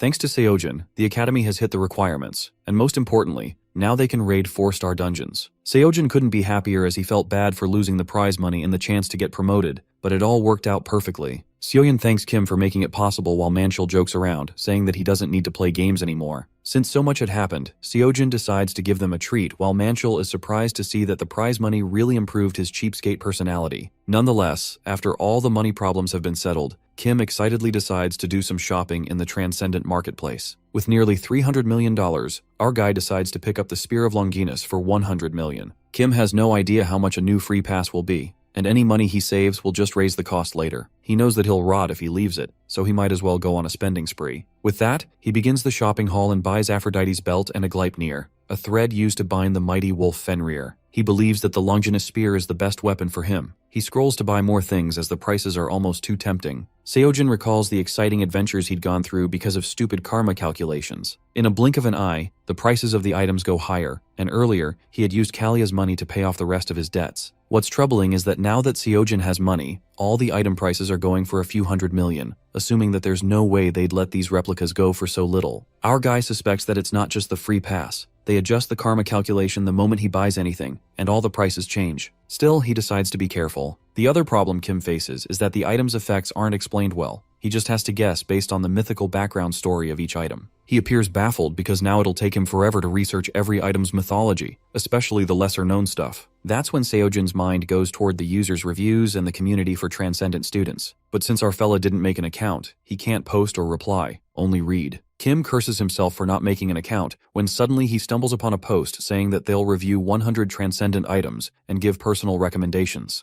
The post exactly hits Seojin's pain points about affecting karma calculations. First off, it's the Shield of Aegis with a weird-ass Medusa face design, which totally sucks as it turns one's enemy into stone, so there's no way to control it, which means it can turn the user into stone too. Our guy is totally shocked by this item, imagining that even making eye contact with the Medusa face would turn him into stone. Seojin is enjoying the brutally honest reviews, convinced that the user really knows his stuff. The next item is Kibisis, and the user reveals that he wrote an entire article just to recommend this. Kibisis is basically a magical storage sack that expands without getting heavier, with image memory and time-stopping powers. The user suggests that it's smart to get it early instead of waiting till karma calculations make everything expensive, plus it's very useful and durable since it's made with adamantium. When the user rates it 100 out of 10, it really grasps Seojin's attention, and he immediately recalls that it's Hera's satchel from Greek and Roman mythology. She gave it to hero Perseus so that he could safely keep Medusa's head after cutting it off. Nonetheless, our boy sees the karma calculation and gets to know that he can get Cabesus for 100 million won, which means he can afford it. Our guy bounces off the walls and imagines stuffing all the corpses from dungeon raids in the sack, and if he becomes homeless, he'll be able to carry everything inside. While he thinks it's a shame that Cabesus doesn't completely get rid of the weight, he wonders if he could do squats with this. And that's when he learns that Cabesus is convenient enough to have everything inside a pocket, and he can work out without cumbersome weights. It's like heaven to Seojin's ears, and he's pretty elated to get them. 3 days later, our guy finally gets the items he'd bought. The spear looks better in person, and the Cabesus gives off a unique aura. Although these items obliterated his bank account, and those 400 million are a memory now, sobbing, our boy had only hoped. But the prices of Cabesus skyrocketed from 100 million to 300 million. It appears that karma can't stand him having anything for long, which makes him determined to make more money. In the meantime, Seoyun is surprised to see our guy going to raids already, and our guy clearly states that he needs to make money right away. Baffled, Seoyun lets out that he just got the prize money, 400 million won, and our guy bluntly confesses that it's all gone. Just then, her eyes land on the lustrous spear that looks expensive and assumes that Seojin is eager to try it out. The instructor presumes how our hunter was so wishy-washy when she offered to buy him a weapon. But nonetheless, it's none of her business how he spends his business. The scene then flips to Seojun and Seoyun entering a 4-star dungeon.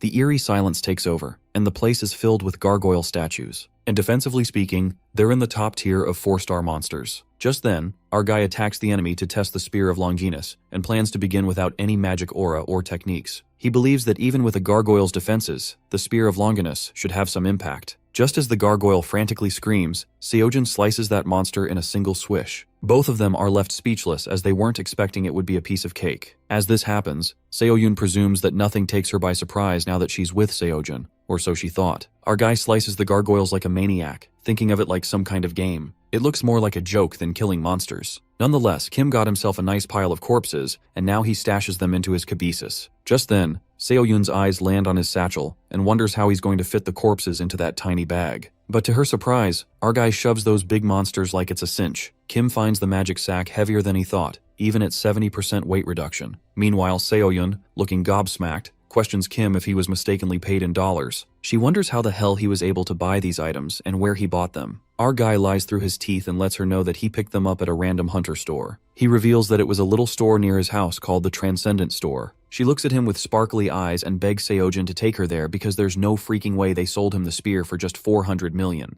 But since he was lying, our boy tells her that the shop's closed and the owner was going on a trip. Seoyun analyzes his adorable face and is convinced that a face like that wouldn't lie. Well, she trusts him while Seojin low-key feels bad for lying to her. Suddenly, the dungeon begins to rumble and the danger creeps in. As Seoyun comes forward to deal with it, our guy takes the lead and asks her to let him try something. Our guy presumes that his Longinus spear was more powerful than he expected, just like how he cut through the gargoyles like they were nothing. He thinks of trying a technique infused with Merlin's magic. Our boy then activates the strength to pluck a mountain technique and accumulates the energy into his spear, manifesting to pierce the monster clean through. The blue aura cloaks the atmosphere, and Seojin uses an aura sword using his weapon. Just like that, an army of gargoyles bursts forth, and Seojin stands in the way with his spear, using total annihilation. Moments later, a deadly energy cascades from the spear and strikes the monsters. That obliterating aura literally leaves the ground dismantled, leaving Seoyun jaw-dropped. It is then revealed to us that the holy spear was said to have been used on Jesus on the cross, the Spear of Longinus. Since Seojin bought a replica, he thought it'd have some defects, but to his luck, it was amazing. Some say that a true craftsman doesn't need special tools, but for our guy, he thinks it's bullshit because he's forever team tools. Kim urges to buy more equipment now that he's found trustworthy online reviews, but the problem is the more he buys, the higher the karma price. And the more pressing issue is that the free pass's remaining time is 25 days, and our fella makes a weird facial expression, thinking it's time for some hardcore focus. Just as the fire of determination lights up Seojin, Seoyun interrupts him and tells him that Jimin wants to meet him. Kim assumes that it's her sister,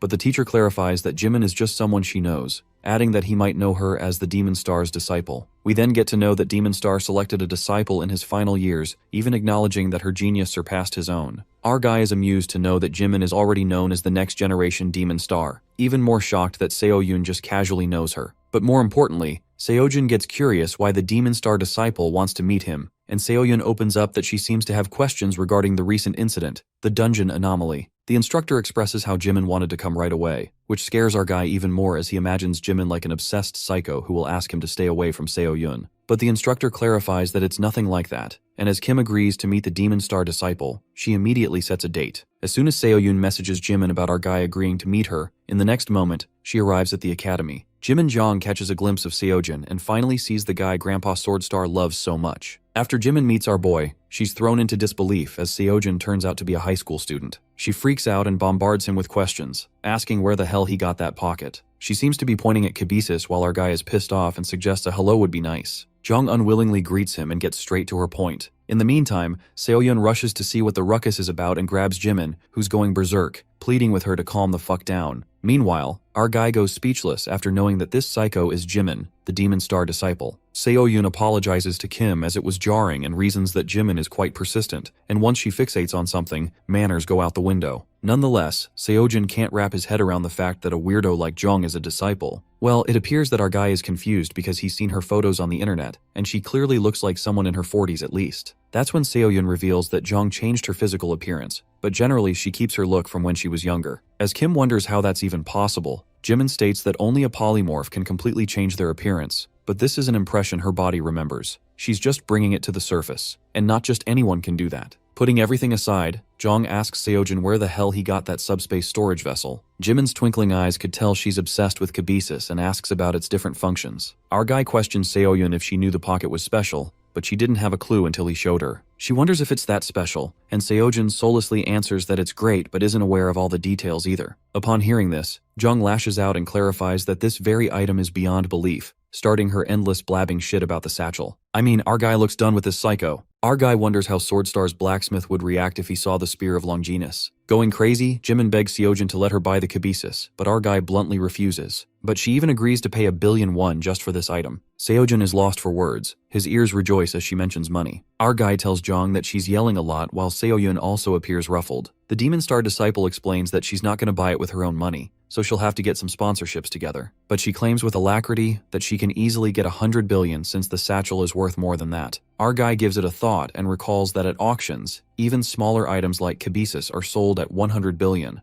and someone like the Demon Star disciple could effortlessly get that kind of money. While Jong looks rest assured, Seo-jun reckons that 100 billion could solve all his problems at once, and he can even rebuy the Kibisis after that, as well as enroll in all kinds of courses. Kim, giving off a melancholic vibe, confesses that the item's not for sale. Seo-yun rhetorically lets out that he was in need of money more than anything. Meanwhile, Jong freaks out, assuming 100 billion should be plenty. Sighing, Kim takes off the Kibisis and hands it to Jong, who's dying to have it. However, the moment Kibisis goes into her hands, it repels by exuding a powerful energy and falls right out of her hands. Poor Jong gets an electric shock while Seo-jun confesses that this item can only be used by him. It appears that, specially crafted by graduates for student use only, secondary sales are strictly prohibited. Hence no one can touch the item, let alone buy it. Our guy desperately hopes that Jong would give up, but she gets more persistent, amused that this Kibisis even makes magic fields. She gets insanely desperate to buy it from Seo-jun, yelling that she'll give him 1 billion just to tell her whom he bought it from. Our guy repeats the same thing and states that he bought it from someone near his house, and now that guy is gone. But Jong immediately infers that it's a mendacious story, looking at him with suspicious eyes. Well, our guy ponders that at least she's backed off, unlike a certain somebody, referring to Grandpa Swordstar. After a long debate about this damn Kibisis, Jong insists that he let her study the item. She supposes that it's fine as she'll just be running some tests and still agrees to pay. Not 1 billion though. Seo-jun wonders if that would be allowed. The item would still belong to him maybe. It's for sure that anyone trying to use it would get shocked like just now. But still, our guy thinks of letting Jong study since he's getting paid. It sounds like a fair trade, and Jong looks at him with sparkly eyes. After a long thought, our guy allows her to use the item for research, making her spring with joy. Seo-jun asks Jimin if she wishes to start research right away, but she refuses, reasoning that she doesn't have her research equipment with her. Jong informs him that she'll invite Kim to the lab soon, and remembers that she's in the middle of something right now. Our guy reminds her that she was here to ask about the dungeon anomaly. Later, Seo-jun narrates the events to Jong, and she infers that the Nercura was already in the dungeon, but the field reader didn't detect it before suddenly shooting up. She questions him about how he was able to kill the 6th rank monster, and Kim lets out that he got lucky. But Jong doesn't buy this bullshit and clarifies that one cannot get lucky to kill a 6-star monster. Without control over magic aura, one wouldn't even scratch it. Our guy nonchalantly declares that that's where he got lucky. Well, in reality, Seo-jun knew that his strength to pluck a mountain technique wasn't enough. If it hadn't been for Merlin's magic course, he'd be dead meat. At that moment, a realization hits him, and he asks Jong if she'd like to hear a theory. Our guy conjectures that aura and spells are all derived from magic, so using magic is about imposing one's will onto the world until it twists to fit. This is exactly what a dungeon anomaly is. Hearing this, Jung snaps and asks him to be clear. Our boy determines that since all magic, in essence, is a twisting and distortion of the world, a dungeon anomaly would also be the same thing. Merlin's always talking about how magic is twisting the laws of the world to one's will. Therefore, if they apply that to the current situation, dungeon anomalies are an expression of someone's will. Simply put, instead of anomalies forming naturally by accident, someone is making them on purpose. After this theory, our guy feels awkward since he's been mansplaining to a wizarding genius. The Demon Star disciple gets up in astonishment and asks Seojin if he's a trained scholar of magic, but our fella confesses that he's a pro hunter in training, which shocks Jimin even more, wondering how the hell he knows the difference between spells and aura. Well, to be clear, it was nothing Seojin did. Merlin came up with it. Shortly, Jung, who has lost it, asks Seojin if he made the subspace storage since he's a pro hunter and a magic scholar. An awkward silence falls over the place as they process what nonsense Jung had spouted. Jimin is completely amazed by Seojin's idea, wondering how he could have possibly come up with something like that. Our fella, on the other hand, was just following the natural logic of what Merlin taught him. He didn't realize she would react like this. Kim pleads with her to let him go, but she continues to blabber, already jumping onto the next question. That is about the fundamentals of magic and aura. Knowing that the Transcendent Academy's lectures are for transcendence, Seojin guesses that they transcend normal human thinking and knowledge. He keeps lecturing Jimin about it, even though he knows full well he's just a wannabe pro hunter, who barely knows the difference between magic and aura, while he debates if it's okay to go on like this. Just then, a thought crosses his mind. Maybe he should teach this to others and charge tuition. Kim quickly does the math in his head, remembering he agreed to lend out the cabeces for a fee, and wonders if he could charge for his knowledge too. Unlike the transcendent store items, our guy has gained this knowledge through work. Hence, he believes it shouldn't affect the calculations. He realizes that he would have to really absorb and understand the coursework, not just go through it, since teaching isn't easy. Plus, he doesn't really know who'd want to learn from him, a student. Jimin tells him he clearly doesn't understand much about how magic works, which she finds a bit disappointing. While our dude was already expecting that, since he had barely made it through 17.9% of the course. However, the Demon Star's disciple declares what he said earlier was spot on, and that she would have to take a hard look at it. At the same time, Seoyun enters the room, and seeing Jimin leave already, she lets her know that she got them some snacks. Jimin announces that she's done here and invites them to swing by the lab later, before she leaves. The B-rank hunter sulks, because she bought so much food and all her favorites too. Seojin remarks that the Demon Star's disciple is an odd one, so different from how he thought she would be, and Seoyun admits that she hears that a lot, and even she often forgets she's going to be the next Demon Star. Our dude finds it wild that he's now met the Sword Star Kalia and the Demon Star's disciple, while most people would go their whole lives without meeting them. Seoyun realizes that they would have to finish all this themselves while claiming the pastries as hers. Kim thanks her, wondering as he eats if maybe he will even meet the exalted voice. Later, we find him worried over the fact that he's not making enough progress. His assigned workouts are going faster thanks to the cabeces, but he's not making enough progress. Our guy was hoping to finish at least one course before the free pass ran out, and now he has two choices. Either he makes money to renew the free pass, or gets his progress way up. He goes to Seoyun to ask something, only to find her muttering to herself. She's worried that she won't be able to teach new students by herself, hence, she has to find an instructor. She keeps muttering to herself until Seojin calls her name loudly, snapping her out of her trance. Feeling flustered, she asks him if he said something, and Kim is curious about what she was so lost in thought about. Seoyun informs him that she's trying to get more students, but there's a lot to think about. Our guy agrees and realizes that she's got a lot on her mind too. The B-rank hunter asks him if he needs something, and he tells her that he was wondering if there were any other competitions coming up, like the Academy Tournament or the Dungeon Clearing Contest within the next 3 weeks or so. Seoyun checks it up on her phone but doesn't see any except a mock exam at the Hunter's Mill next month. Mock examination, a practice version of the Hunter examination. The annual Pro Hunter exam is only held once a year. If they fail, they have to wait another year, so the pressure is enormous. That's why many academies hold practice exams for their students. Among them, the top 3 academies are Hunter Mill, Ale, and Gaon. The mock exams held by these 3 academies are huge and open to all, and are considered a good indicator of performance in their real Hunter exam. Seojun gets an idea that students at a higher level than Junhwan Lee will participate, and there will be large scholarships given out. It could be a solution to his financial worries and his progress course. But the problem is it is next month. It will be too late for our dude's free pass period. He guesses that there's nothing he can do, but still decides to think about what else he can come up with. Later, we see our awakened busy listening to Chiron's lesson that claims that the technique is not perfect. It can get twisted and go wrong at any time. Under ever-changing circumstances, Chiron feels that the techniques must also change. And what's needed the most in that moment, according to him, is instinct. He calls instinct a law unto itself. After hearing this, Seojun realizes he's never considered it before and can't help but admire the transcendence. Just then, Chiron mentions the mock transcendent exam and advises the students not to dwell too much on the scores, reminding them that it's just a practice exam.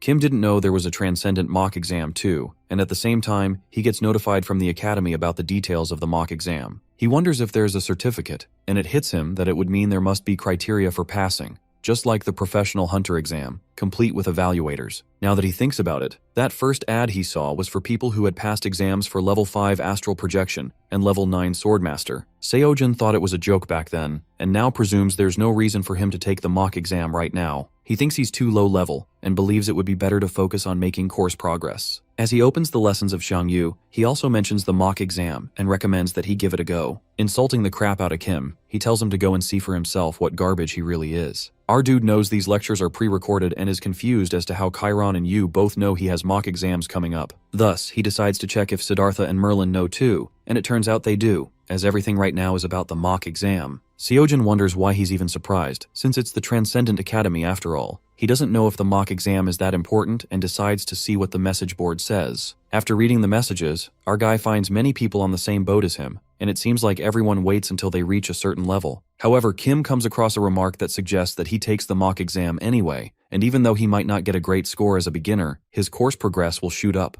This was enough to convince our dude as he considers giving it a go. It seems that his first attempt to take the mock transcendent exam is free. This confuses him if it would be a waste to use up the free one now, and at last, he decides to just do it. Seojun chooses combat as his area to transcend, and as it is being prepared, it is revealed that the first problem will have 15 levels. Level 1 is in the process of being prepared while our guy scans his surroundings. He's confused about how the test is going to go. Knowing that there are 15 levels, he ponders what would be the transcendent level 1. A 5-star, 6-star, or what kind of monster? And if level 1 is a 5-star, he can't imagine what level 15 would be. Nonetheless, he braces himself and witnesses something pop out of his phone, only to realize that it's the first monster. The monster seems to be getting bigger and bigger, and turns out it's a big-ass dragon. Level 1 is notified to be the Dragon of Ruin, Fafnir, that he has to defeat within the allotted time of 30 minutes. Seojun thinks it's a joke, and is sure they can't be serious when the monster roars and lets out flames. It seems that Seojun has failed level 1 in under less than a minute. Realizing that he's beat down like a dog, he throws tantrums, wondering how the heck he is supposed to beat that. Our guy is still in disbelief that level 1 is a dragon, and not just any dragon, but the Dragon of Ruin, Fafnir. Pondering if level 1 is Fafnir, what will level 15 be? He supposes that it would be a god. Kim wonders if he's going to fight a god and questions if transcendents out there are casually fighting gods. Taking a deep breath, he gets his shit together and is thinking about what now. He thought the building was destroyed, but it turns out it's all in his head. Our fella looks at his phone and it seems that he gets 10 chances,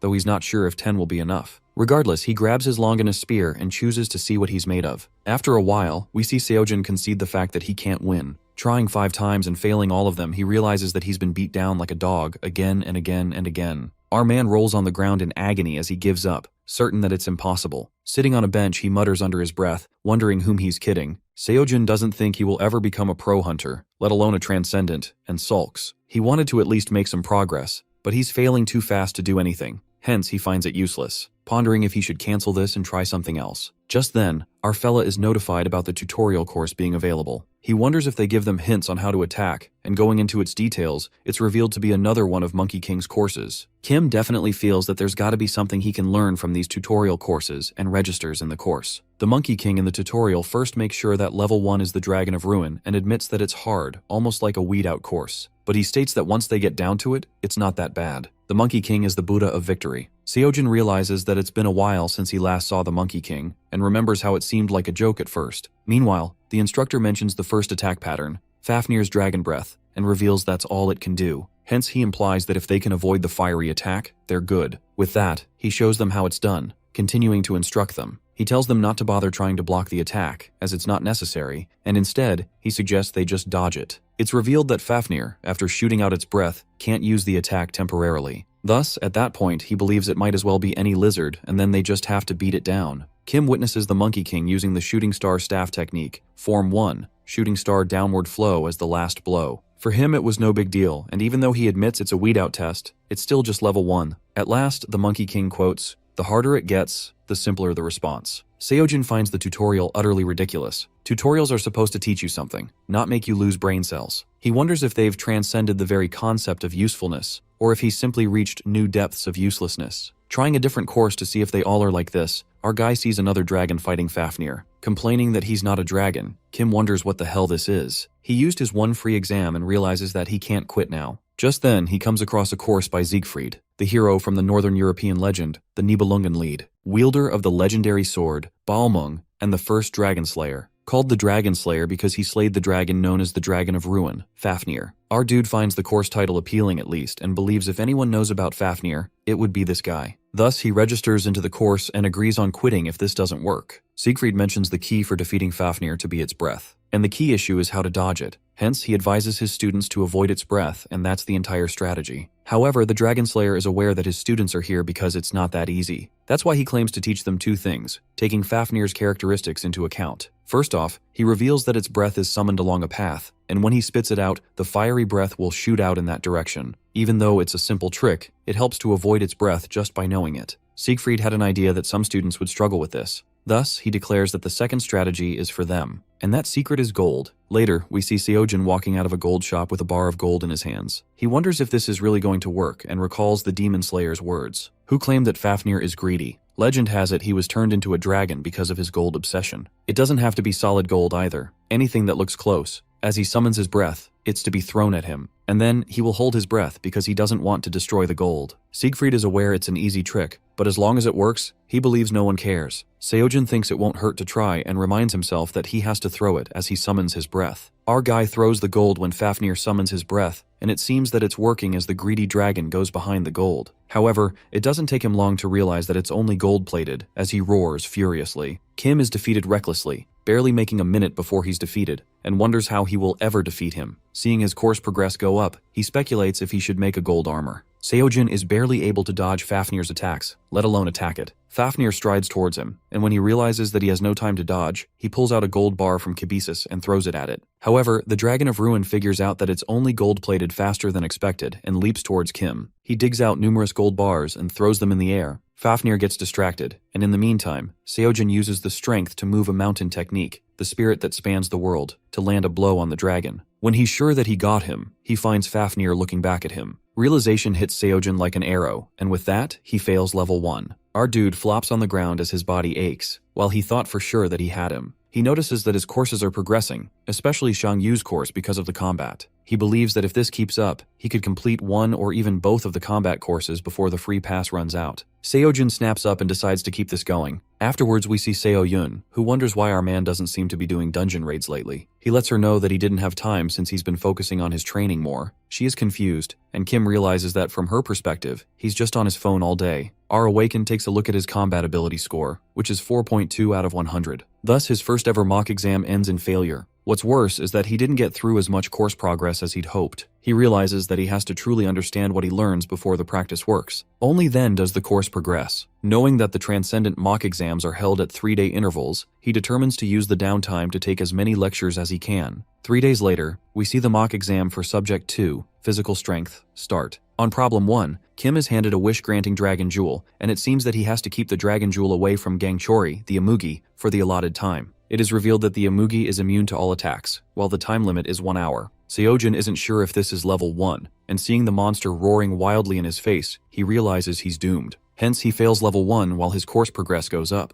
Our boy decides to check out Subject 3, Adaptability. And in level 1 of that, he has to eliminate the Sphinx or survive the allotted time with all 5 senses blocked. Witnessing the Sphinx speaking, he wonders what language that is and guesses the answer to be a human being. After being defeated in that too, Kim moves to Subject 4, Magic Skill, in which he has to control Bulglasaurus' appetite for the allotted time. Seojin feeds enough magic to the starving Bulglasaurus, who attempts to eat him when not enough magic is fed. After that, he tries Subject 5, Mental Fortitude, in which he has to listen to the siren song for 30 minutes. Our fella finds it to be nice actually, and with that, he successfully completes level 1. This makes his hopes high that maybe he will actually make it to level 15 this time. Moving on to level 2, it's revealed that he has to listen to Helheim's Requiem for 30 minutes. Hearing that, our boy's ears bleed as he cries in pain. The results of Seojun's mock examination turned out to be pretty awful. He fails in combat ability, physical strength, adaptability, magic skill, mental fortitude, and basically all of them, while the 2 electives are not selected yet. However, the course progress of Chiron, Siddhartha, Shang Yu, and Merlin seems to have increased a lot. Kim finds completing 2 courses within reach and wonders what those selective courses are. He doesn't remember choosing anything during the initial exam selection. He wonders if he should just wait or if it's offered on certain days, and nonetheless decides to just cross that bridge when the time comes. Later, after 3 days, we find Seojin anxiously biting his nails when Seoyun walks in on him, wondering what's wrong. She's noticed him looking tense these last few days. Our guy realizes that she's here and assures her that he's fine and it's nothing to worry about, laughing it off. However, on the inside, he feels hopeless. It's been 3 days, and he's heard nothing about the electives. Moreover, only 5 days are left on the free pass. Knowing he's so close to completing the courses, Kim wonders if he should just go back to dungeon raids. He thinks it's better than just sitting around and is determined to work super hard. When Mentor pops out from his phone, catching him by utter surprise and disbelief, Mentor asks him how he has been while he still can't believe his eyes. Seojin is furious as he asks Mentor what took him so long, while Seoyun is baffled if he's talking to her and asks him if he said something. Our dude, feeling embarrassed, lets out that it's nothing, and she wonders if she's just imagining things then. Kim tells her that maybe she's tired, trying to laugh it off as he informs her that he's going to step out for a bit. Mentor is being bombarded with questions when he reveals that he thought our guy would be fine without him. However, it seems that there's more to it, because Mentor tells him that he was just going to check his profile and be right back, but it turned out to be so miserable. Seojin is confused about what he's talking about, and it seems that he's talking about his level. Silence takes over the place for a moment when Mentor speaks up,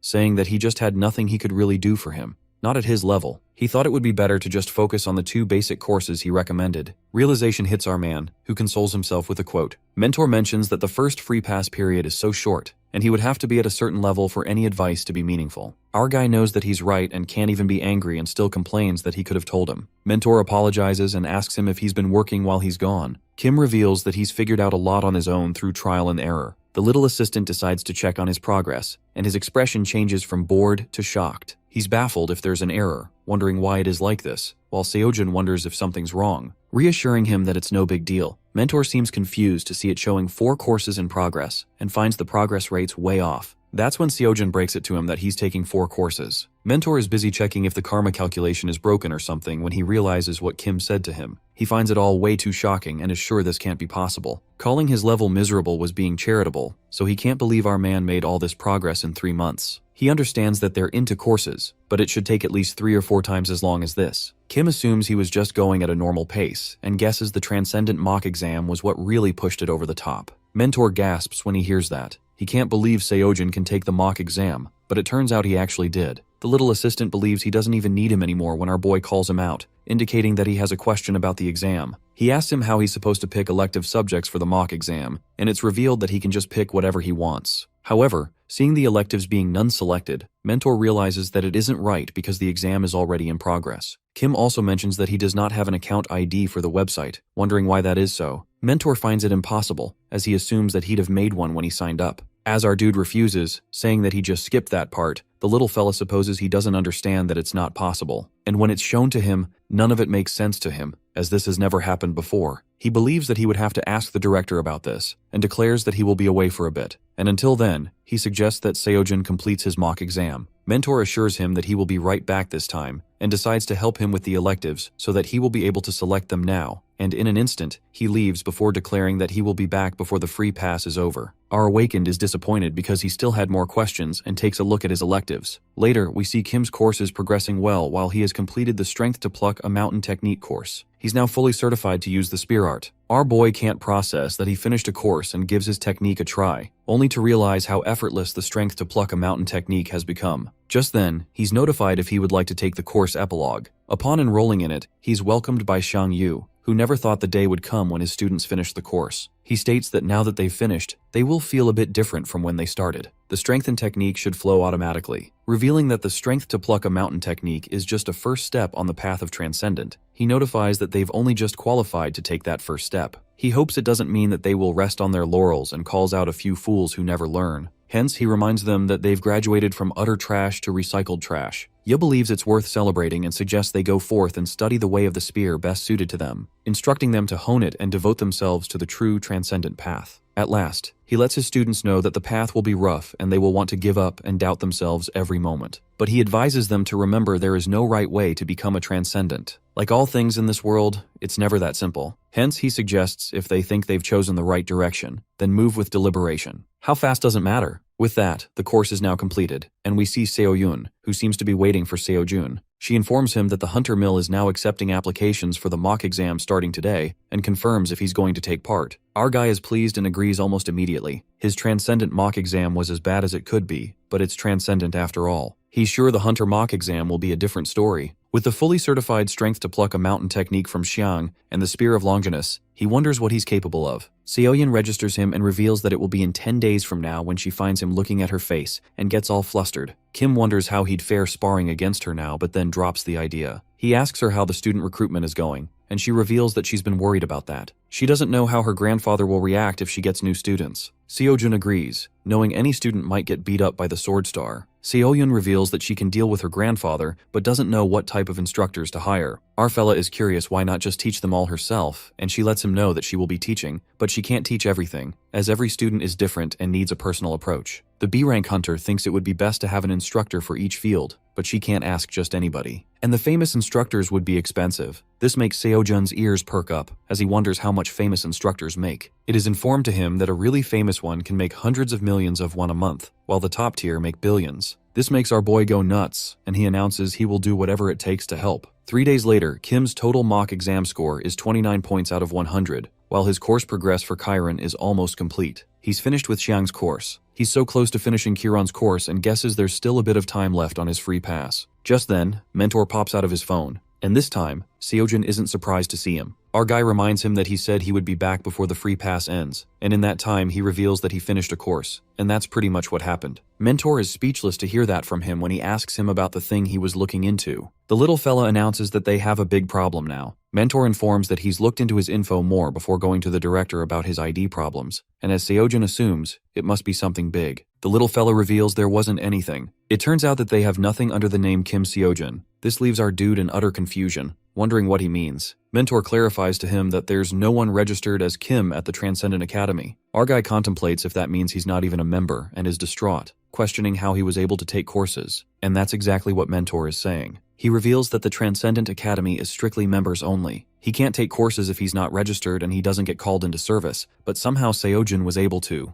Our boy is curious about what the director said and asks him if he mentioned all this to him. However, it seems that the director also doesn't know what happened either. Kim doesn't know who the director of the Transcendent Academy is, but considering everyone else, he assumes he must be nearly godlike. And for someone like that to not know what was happening, it's shocking. Our awakened wonders if it is some kind of bug in the system, and Mentor declares that without somehow alerting the karma calculation system itself, that's impossible. But the karma calculation system can't be altered. It seems that the director did say there were signs of tampering, but who and how is unknown. Seo-jun asks him about what will happen to him, wondering if he will be expelled. The little fella assures him that he's got the wrong idea. He lets him know that it's their problem, not his. It doesn't have much to do with him. Plus, they would never expel anyone because, as Mentor said in the beginning, once a member, always a member. Our man takes a sigh of relief because he thought not having an account ID was just a simple error, but if it's impossible and someone's been tampering, that means this was all done on purpose, for a reason. He speculates about who might do it and why him. He feels he's a nobody, just our average pro-hunter wannabe trying to get through life. Nonetheless, he confirms with Mentor if he shouldn't be worried about anything, and he tells him to just keep doing what he's doing. But he doesn't think they will be able to fix his account ID problem yet, and apologizes for that. It's fine with Seo-jun, as it hasn't been a problem so far, and with that, they decide to get back to business. Kim lets Mentor know that his free pass is almost over, and asks for any suggestions about what he should do now. Firstly, the little assistant decides to give him a brief explanation of their curriculum at the Transcendent Academy. It turns out to be divided into 4 categories: introductory, beginner, intermediate, and advanced. And Seo-jun is just about out of their introductory stage. He is curious if one becomes a Transcendent after completing the advanced courses. When Mentor refuses and reveals that there's tons more to learn even after the advanced courses. They end it at the advanced level because after that, learning from them is meaningless. Finishing the advanced level means they've reached a point where it's better for them to forge their own path. And it seems that those who transcend say that it's much harder to go from advanced to transcendent than it is to go through the curriculum in the first place. Hence, finishing the advanced curriculum is just the beginning. Mentor thinks it's time for Seo-jun to move up to beginner level, as he ensures that he's going to keep the spear as his main weapon and advises him to renew it when his free pass runs out. After that, he should look into the individual courses, showing him 2 courses of Instructor Hercules and Zhang Sanfeng, upon completing which, he would become certified Strength of the Gods and Ladder to the Heavens. Mentor suggests that he should register for these 2 courses. Kim, however, wants to know more about magic forms and spear arts. They're more intermediate level courses, and that's why Mentor recommends him to learn those later on.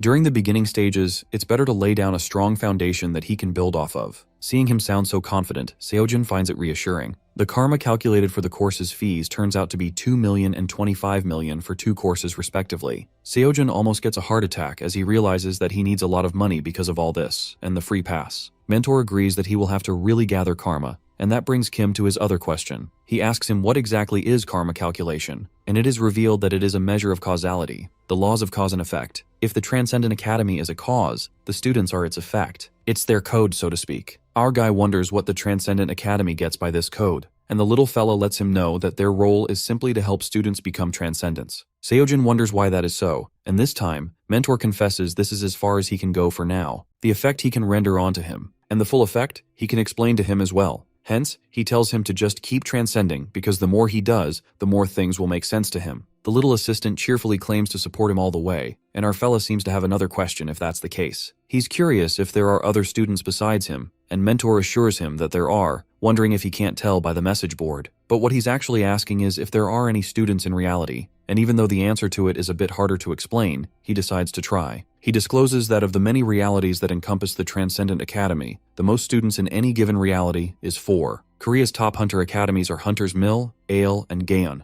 Each academy specializes in different subjects, and people generally say if one wants to learn magic, go to Ale. If one wants to master weaponry, go to Gaeon. If one is uncertain, go to Hunter's Mill. As it doesn't specialize in any subject, it doesn't lack in any either. And to slip into the top 3 amongst the fierce competition between Gaeon and Ale shows just how respectable Hunter's Mill is. It's the opening day of the prestigious Hunter's Mill Pro Hunter mock examination. Seojin is surprised to see so many people while Seoyun guides him the way since it will get crowded soon, so they decide to move quickly. Our fella finds the atmosphere to be completely different from the tournament. Seoyun hands the slip to the manager, while Kim realizes that the tournament was only Division 4. The size of this mock exam and the money involved are on another level. The scholarship prize for the highest score is 1 billion won, and the cost of a new free pass is 500 million won. Our guy barely managed to scrap together 30 million going dungeon raids. He will take the courses Mentor recommended, but his biggest priority is to get a new free pass. And to do that, he has no choice but to nail first place in the mock exam. The manager hands the slip back, allowing them to go in. They hear a commotion, and that's when Seojin realizes that it's way more crowded than the tournament. Seoyun announces that she will be leaving now and wishes good luck to her student as he thanks her. Kim stops when he sees a fight, and it turns out it's Kang Cheol Kim from Hunter's Mill Academy. The other guy makes a fuss while the manager tries to stop him, and people around recognize that he's Kang Cheol. They're shocked to see him and think it makes sense that they sent him, as Ale sent Doeon Lee and Gaeon sent Dongmin Jin. Seojin comes across Kang Cheol and guesses he must be a big deal at Hunter's Mill. People keep chattering about the top 3 when they hear someone yelling. It turns out to be a guy covered with weapons like swords, spears, arrows, and whatnot. Kim wonders what's up with all those weapons while the guy asks the manager to let him in, shoving his entry form towards him. The manager tells him to wait in line, but he questions why he let Kang Cheol through and not him. Everyone tries to stop him, but at the end, he's dragged by the security while he continues to yell. The same manager guides the way to Seojun, who realizes the staff here is strict. He sees people from all over the country present here. It seems that the mock exam has commenced as the contestants are running laps. A guy named Dosan Park is a student at a Division 2 Hunter Academy. He believes he's as talented as anyone in the top-tier academies like Hunter's Mill, Ale, and Gaeon. The reason why he's only in a Division 2 academy is simple. It's money. A year's tuition in the 3 big academies easily passed 100 million won. Hence, he had no choice but to go to a Division 2 school that would offer him a scholarship. In the East, they say it's better to be the head of a snake than the tail of the dragon. But a dragon's tail can take big swings at big dragons, while snakes just squirm around on the ground with other snakes. Doshan is actually here for the big tail swinging contest, and that's what this mock exam really is. He's here for guys like Seojin, assuming he's a noob. The Hunter's Mill mock exam consists of 5 subjects from the Pro Hunter exams, in addition to the written portion: physical strength, magic skills, combat ability versus monsters, dungeon raids, and combat ability versus people. The first one is physical strength, with the test subject's stamina. The test is to finish a 3-kilometer run in under 5 minutes, and repeat as necessary. Each run under 5 minutes counts as a lap, and you repeat until you can't. The score is based on how many laps they can finish. Park, who's running with our dude, thought he was just a doofus at first, but he's already finished 15 laps, and now they're the only ones left. Doshin pushes himself to run just a little further, as he just needs to beat Kim and get ahead of him, with whom he's in a non-existent competition. He feels this is what it's all about, the satisfaction of fighting for every gasp of air. When his timer beeps, indicating that it's been more than 5 minutes, he stops running. The only thing that matters to him is making it in the big leagues with the dragons, not snakes. He spots Seojin running toward him after finishing another lap and assumes that means he's finished too. Park extends his hand, believing it was a good fight among giants, and that's when our guy zooms right past him. For him, the challenge is a breeze, while Dosion stands frozen, hand still out like he's waiting for a high five that'll never come. Later, we see all the contestants intimidated by none other than our man, who's lifting weights like it's nothing. The people are in utter disbelief to see him squatting with heavy weights and find it inhumane. Meanwhile, this test is also easier than Kim expected. Even with the daily assignment training, he couldn't imagine he would get this strong. He wonders if this is the result of finishing Xiang Yu's course, as he feels like he can use the strength to pluck a mountain technique without even thinking. Our dude gets all thrilled when he imagines what he would be like after finishing Hercules' course when he's like this from Yu's. That makes him all fired up for the money, while the supervisor suggests he take a break before they move on to the next subject. It seems that mock exams aren't that important for students past a certain level. Kang Cheol Kim, Don Lee, and Dongmin Jin. These 3 contestants are taking part in the mock exam as more of a performance,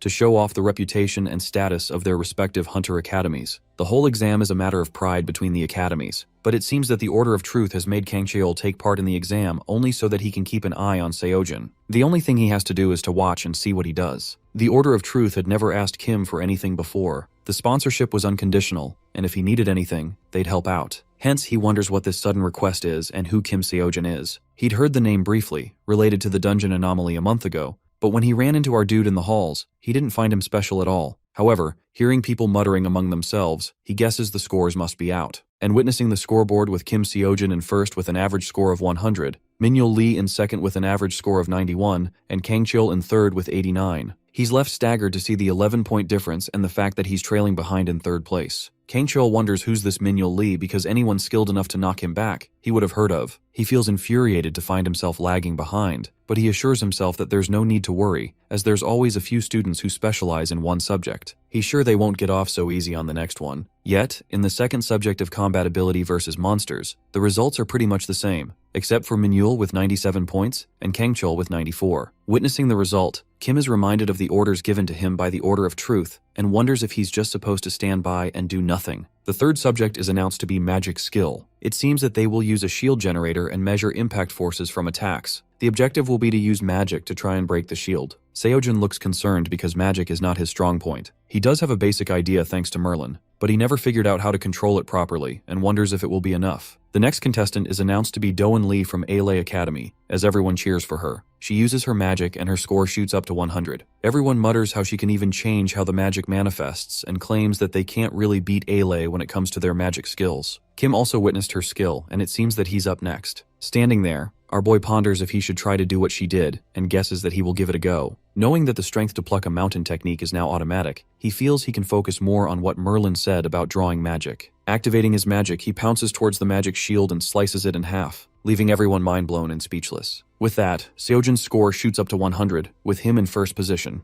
To everyone's surprise, our guy iconically breaks the magic barrier generator into pieces thanks to his magic energy and spear. Even Seojin freezes for a second, trying to process what the hell just happened. After this, the exam was suspended while they searched for another magic barrier generator. Nobody in their right mind thought the machine would get destroyed, so there wasn't a spare. But a few moments later, the test gets continued. In the meantime, the people witnessing the magic skill test begin murmuring about Kim Seun since the big 3 academies are getting pushed out of rocks because of it. Seo-yun, who also happens to be there, and she manifested that people would be taken by surprise after seeing Seojin. The gossips about our guy initiate, and they recall that it's the same guy who dealt with the dungeon anomaly and took down 6-star Nerkura. They even know Seojin is from the Dream Hunter Academy. Meanwhile, Seo-yun appears tense, and while she convinced herself that our hero could win this, she didn't expect him to take such an overwhelming lead. She's uncertain how all of this will affect the Pro Hunter exam. Even the people started to question why he took the mock exams in the first place if he's going to win every test. One of the spectators of the test infers that the students are at an astounding level.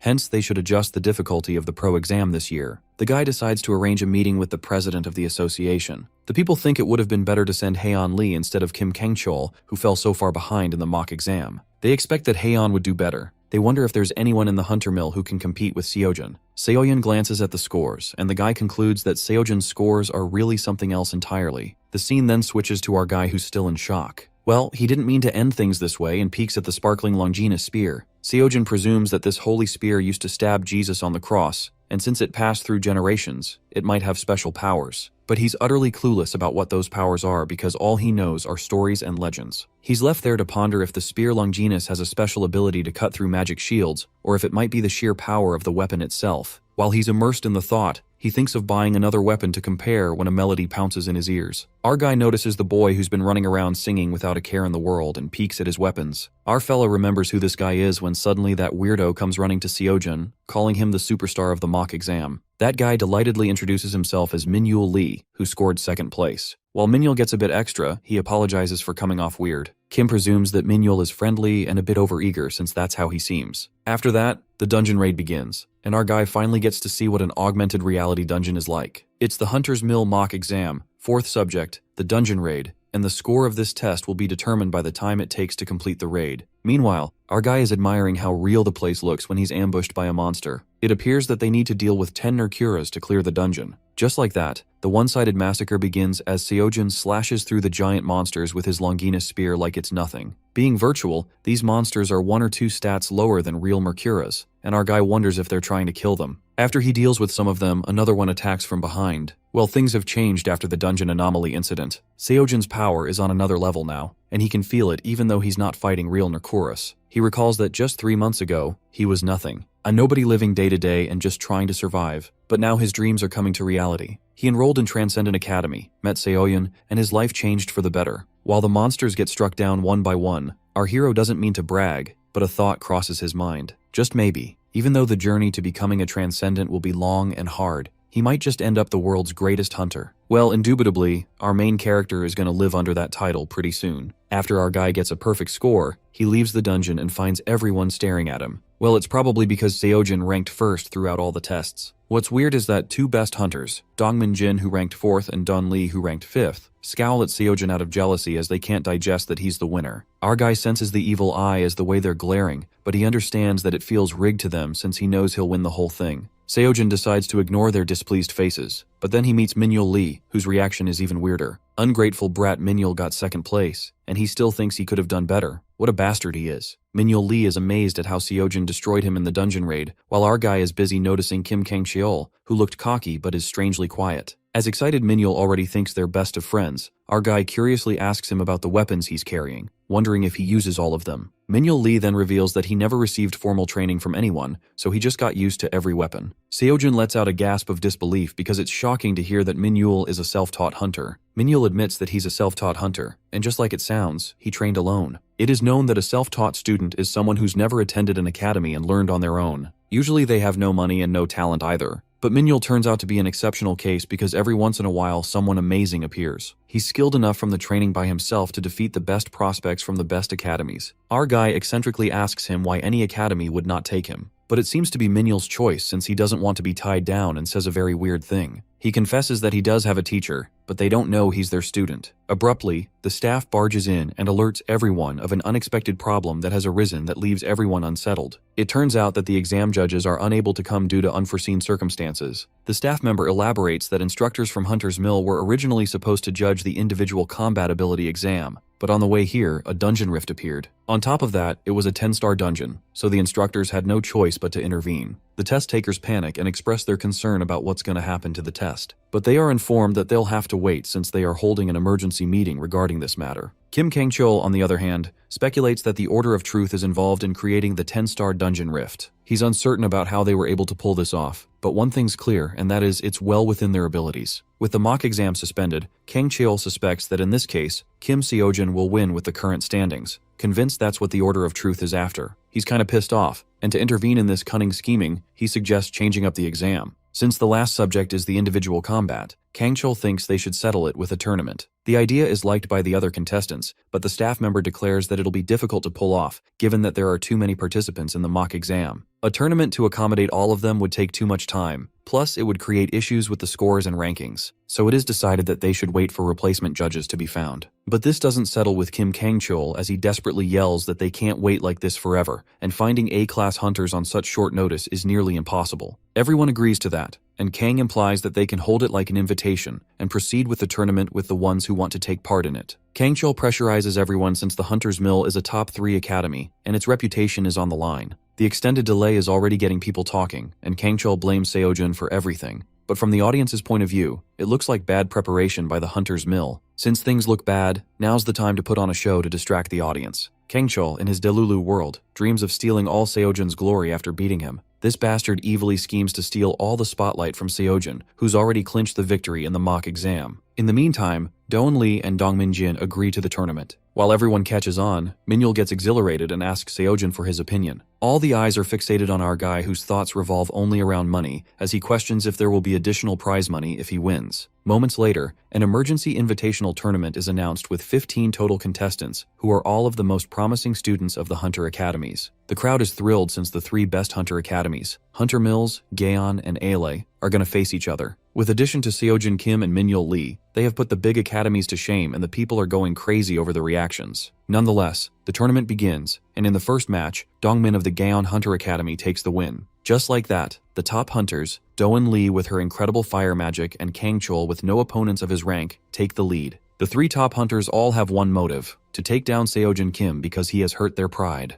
On the other hand, our guy is surprised that the prize money for the tournament has doubled. Kim already won the mock exam, and if he wins the tournament, he'll hit the jackpot since the total prize money will be 2 billion won. He looks upon courses at the Transcendent Academy. He reckons that if he gets 2 billion, and even after buying the free pass, he'll be left with 1.5 billion. The point being is that mentors' recommended courses cost 2 billion and 2.5 billion won, so he plans to be on his way to get those. Seojun already assumes himself a winner, and he's not worried about the elite trio who are on his ass. But one person does get our fellow worried who could be a real challenge, and that is Min-yul Lee. In the tournament ring, Min-yul Lee makes use of his weapons while Seojun grasps his trick and guesses that most contestants will top out at 3 weapons total. In fact, most people could only focus on one. It's hard enough as it is. Min-yul jaw-droppingly tosses out all of his weapons, and our guy counts that he has at least 8 weapons by his count or more, wondering if this cunning bastard knows how to use them. Just like that, Min-yul iconically baffles his opponent, who thought that sword was his main weapon, but actually, it was bow and arrow. The opponent doesn't fall for Min-yul's puny trick and leaps at him with the sword, but the smirk tells it all. At that moment, Min-yul yanks out the double swords, thrashing his opponent away with brute force. Our guy, who's been witnessing the fight, deduces that Lee's fighting style is crude, without the refinement of the top 3 hunters. This weapon guy isn't constrained by any form or framework, but completely free. With Min-yul's dangerous aura and style, it's more than a street fight than a match. To be exact, it's a style that comes from 0 formal hunter education,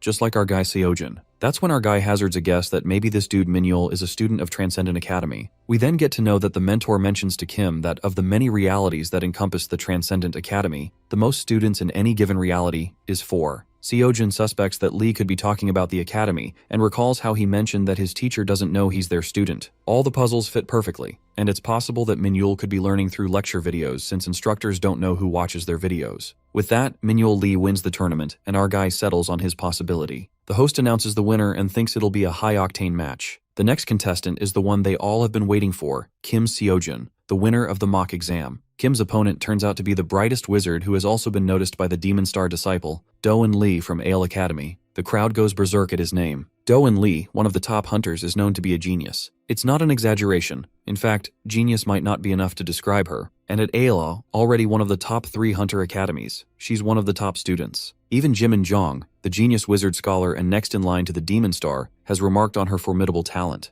It's safe to say that nothing is impossible for Doan Lee. Unfortunately, she got only behind in the rankings because wizards are at a disadvantage in the Hunter Mills mock exam. If it were Ale's mock exam, it would have been a totally different story, or so she thought. Doyun's cocky ass gets humbled real quick when she's up against our guy. As soon as our dude enters the tournament, he dodges the fire attack directed at him. Poor Doan is left in utter disbelief to see someone of her caliber. Even our guy is baffled how the fuck he was able to do that while Doan screams in disbelief, gasping at the impossible. Since our guy parried the spell, this leaves Doan deeply unsettled because this could mean 2 things. She speculates that either Kim Seojun summoned an overwhelming amount of magic to simply overpower it, or he fully knew what form of magic she summoned and dispelled it with the exact counter. But she finds it impossible for an untrained wizard like him to understand high-level magic. And even if he did, there's no way in hell he could dispel it this fast. On the contrary, our guy is amazed by the spear's power, as all he did was give it a whirl, and it dispelled the opponent's magic like a breeze. While Seojun acknowledges unique powers the spear possesses and thinks of buying something in the 1.5 range to experiment, Doan looks hella pissed. She furiously launches relentless fire arrows, but our guy nonchalantly disperses all of them with the Longinus spear. Seojin sleeps through those attacks, and eventually, poor Doan goes through an emotional breakdown, losing all hope. She loses her wits and realizes that she can't win. In the meantime, our guy keeps the spear at her neck while Doan tries to process what's happening, asking if she won. But then she's hit by the reality and calls our guy a monster. Just then, the judges announce Seojin Kim as the winner. Later on, the match between Minhyul Lee and Dongmin Jin continues, and the fight is beyond everyone's expectations. They seem to be going neck to neck while Dongmin's cocky ass presumes that he's definitely taking the lead. But the reality was contrary to his expectations when Dongmin gets shoved back by Minhyul, who flaunts his hidden weapon, the Wolverine claws. Dongmin loses his shit at his cheap tricks, but deep down, the dude is scared as fuck because he's unaware of what's to come. Meanwhile, Minhyul continues his circus of weapons and pulls out another one. And the best part is this dude knows how to use every single one of them. Dongmin begins freaking out and wonders when Bastard Lee is going to run out of weapons since he can't keep up with his frantic pace. Just like that, while that cocky bastard is busy thinking, Minhyul takes the win after hitting a single blow straight onto Dongmin's gut. Dongmin starts whining like a crybaby and claims that Minhyul's dirty tricks are clearly cheating. He refuses to concede, crying that it's unfair. The distinct murmuring in the crowd initiates as they feel like Minhyul did cross the line, while some claim that a winner is a winner. Dongmin's pride is deeply hurt after he's entitled as a loser, and he screams like a maniac. Our guy, who's been watching this whiny bastard through the screen, infers that the results would have been the same even if Minhyul didn't switch his weapons. That's when it occurs to Kim Kangchul that the Order of Truth is doing this, since they were not only keeping an eye on Seojin, but also Minhyul Lee. Kangchul now gets it that the Order of Truth really didn't want him since their ultimate goal was to see Seojin and Minhyul go head-to-head. It looks like the finals would have come to this eventually, even without Kangchul intervening. Just then, a thought crosses his mind and he suspects that Minhyul is with the Order of Truth. Kangchul is convinced that it's the case. It has to be, because there's no way a self-taught nobody could take down the top students from top academies. Now the tournament comes down to the last match, which is a can't miss. It's between the Man of Steel and Iron versus the Pride of Hunter's Mill. The match is a fiery one because it's Seojin who's tossing everything thrown his way against Kim Kangchul, who's burning with rage after realizing the Order of Truth has been using him from the beginning. This thought fuels Kang's anger, and he desires to beat Seojin more than ever. He refuses to play the Order of Truth's little game. With that, the match begins, and their weapons clank against each other. The ground bears a crack due to the brute force they're fighting with. As Kangchul is shoved away, he notices Seojin's spear and reckons that he hasn't infused it with an Aura Sword's power, yet it's casually blocking all of his Aura Sword attacks. More like his Aura Sword attacks don't even register. They're nothing against that spear. That's when smartass Kangchul grasps the hidden special powers of the spear but goes beyond that. He's certain that our guy was able to score high all thanks to that weapon. The boy then plans to avoid that weapon to be evenly matched, having a strong desire to win. Kang relentlessly attacks him, not giving Seojin a moment to recover. His speed is admirable, that he can move such an immense sword at such speed and sheer power. The judges seem to be more focused on a dazzling display of Kang's skill. Even our guy admits that his opponent is definitely a step above the other students he's faced. While Kim struggles to halt the attacks, Kangchul releases a great amount of aura that dismantles the ground into pieces. Our guy manages to dodge that, but he can't deny the fact that Kangchul is one of the Hunter's Mill best, which is not even an exaggeration. After getting challenged, Seojin braces himself because he decides to give it his all. The spear emits a powerful blue aura that even makes Kangchul freak out while our guy zooms at his opponent. But Kang's sword evades the attack smoothly, though it does leave an impact. Kangchul immediately realizes that something has changed. The energy up to now was more like gentle waves, and now it's like a volcanic explosion. Suddenly, the Hunter's Mill dude who was just aggressive a minute ago is now being thrown back. Our guy takes the lead, forcing his opponent to retreat. It's like the spear's powers multiply tenfold. Kangchul struggles to stand firm, sensing that the attacks are now crude and desperate.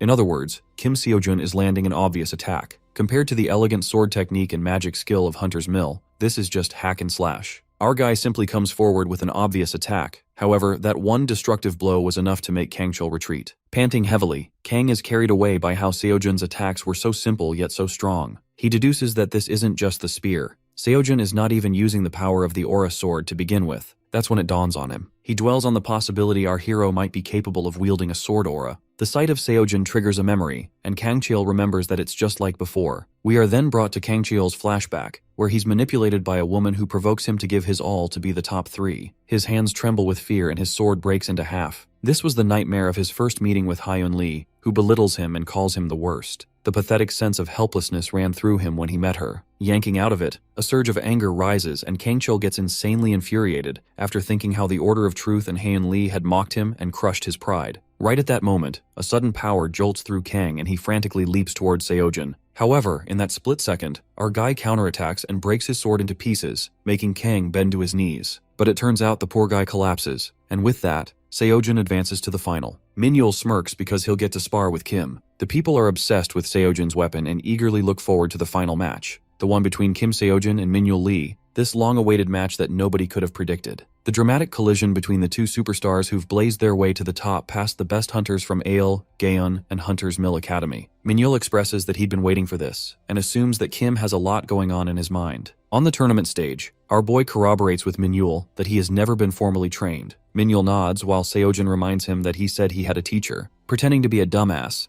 Lee reasons that the teachers don't know that he's their student. Kim expresses curiosity and bluntly asks who's the teacher, but Minhyul doesn't like him being so curious. Well, Seojin thinks there's a possibility he might know the teacher, making Lee freak out. While Minhyul calls him a liar, our guy presumes that he could straightforwardly ask him about the Transcendent Academy. Not to mention that there's a risk. If Minhyul doesn't turn out to be a Transcendent Academy student, then it'll end up in a misunderstanding. However, if this dude really enrolled in the Transcendent Academy like him, it changes everything. If it were true, it wouldn't make them colleagues like right now. They're put in direct competition. Seojin isn't certain how Minhyul will respond, so he decides not to show his cards too soon. He tries to think of another way to find the truth, and so he asks Minhyul if his teacher is who he's thinking. He could just mention their strength, like transcends imagination. This leaves Minhyul unsettled, and he hysterically asks Seojin who the hell he is. While the inevitable matchup is just about to begin, our hero confesses that he seems to have the same question, but he makes it clear their answers won't be so straightforward. Therefore, Seojin makes a deal. He suggests that the loser today has to answer any question the winner asks. But Minhyul gets concerned since it would be hard to know if the other person is telling the truth, to which Kim responds that they'll just have to go with their gut feeling. With that, the long-awaited championship final commences. Strangely, after a few seconds,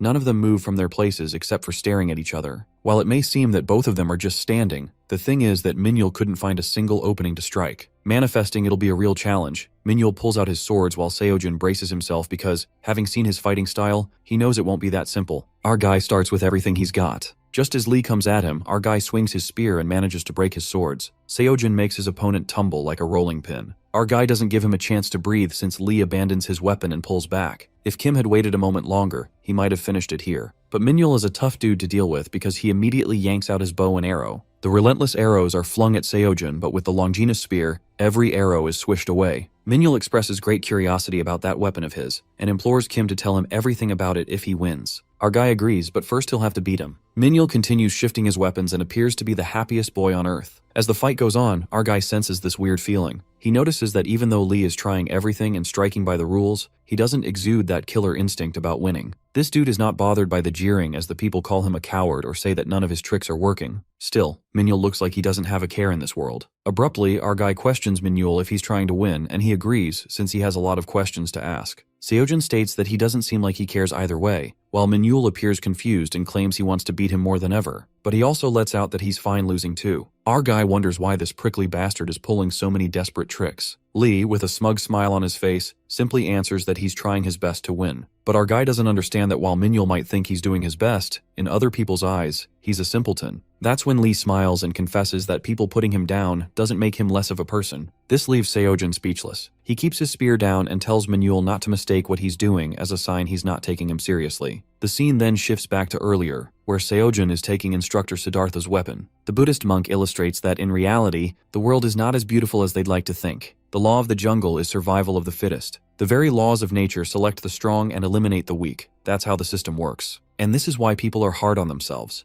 Because if one doesn't want to be eliminated, doesn't want to fall behind everyone else, then every day they must be more. During the tournament, when Minhyul said those words, it reminded Seojin of Siddhartha's lecture. In the lecture, the young monk asks himself if he has ever escaped this way of thinking and looked upon the world with a different point of view. The monk then narrates a story from when he walked the earth as a young monk. The following story comes from when the Buddha was a young monk known as Gautama Siddhartha, before he became the Buddha and was still in the midst of his search for enlightenment. One day, the monk saw young children racing each other, and for whatever reason, they raced repeatedly, and every time the same child came in last place. But for some reason, he kept laughing no matter what. Watching this, Siddhartha got curious and approached that boy, asking him why he runs. The child responds that he likes running. The monk then questions him if running isn't hard, and the kid lets out some words of wisdom, saying then he just walks a bit. But if he walks, the monk infers that the other kids will beat him. but the kid calls it nonsense and reveals that his finish line is different from others, so there's no way they could beat him. Siddhartha points at the finishing line and asks the child if that isn't the finish line, but the kid states that it might be everyone's finishing line, but for him it's just a checkpoint. This leaves the monk in deep confusion while that child continues coming in last. Then, many years later, a race was held, the biggest ever, and the story goes, that small child set a magnificent record. Until then, the monk had thought of life as a sort of tower that is built through hard work and stacking accomplishments one by one. So the young monk starts working on the tower of hard work. However, reflecting on that boy's words made him realize that there was no need to finish the tower. In fact, it's fine to let it all go. The monk thinks to himself why he never realized that before, and that's how a small child helped a young monk make a deep realization. The point being is that they live in a competitive society. If they don't improve every day, they'll be eliminated.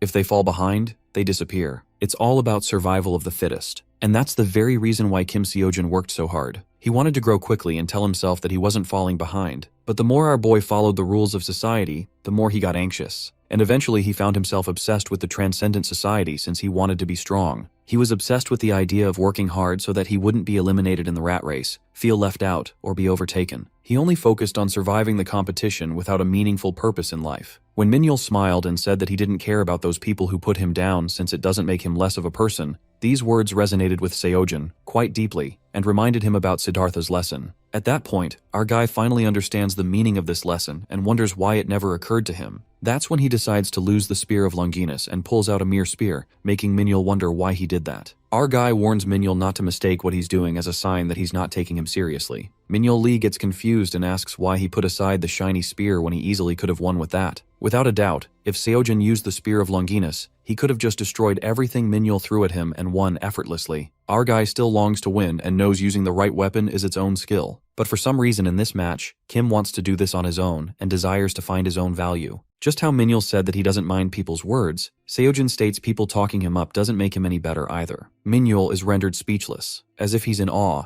and compliments Seojin that he's even more decent than he'd thought. That's when Minhyul throws all of his weapons away, keeping just a dagger with him. He confesses that this is the one thing he's learned from his teacher, and he's best at it. Our guy is happy that they're on the same page, and with that, they leap towards each other, screaming to let the best person win. With Seojin giving up on his Longinus spear, it appears too easy at first, but shortly, Minhyul Lee bombards him with relentless strikes that slightly slash his arm. Our guy feels like it's too much, and knows that if he had the Spear of Longinus, this would be child's play. But Lee's blows are a real threat. On top of that, Seojin has a hard time keeping up with Minhyul's shifting fighting style since it's confusing. The fight gets intense when Kim attempts to stop the dagger from jabbing him with his hand. Just then, his hand bleeds and he forcefully shoves Minhyul away. Nonetheless, our hero makes peace with the idea of losing. It's as if the weight has been lifted. He no longer needs to worry about winning this fight since losing doesn't matter to him anymore. Seojin's main motive is to give his all. Smiling, a realization hits our boy, and he discovers that there can be joy in fighting. As the sparring continues, Minhyul sees it clearly that Seojin has been trained in this weapon, and he warns him that he hasn't seen anything yet.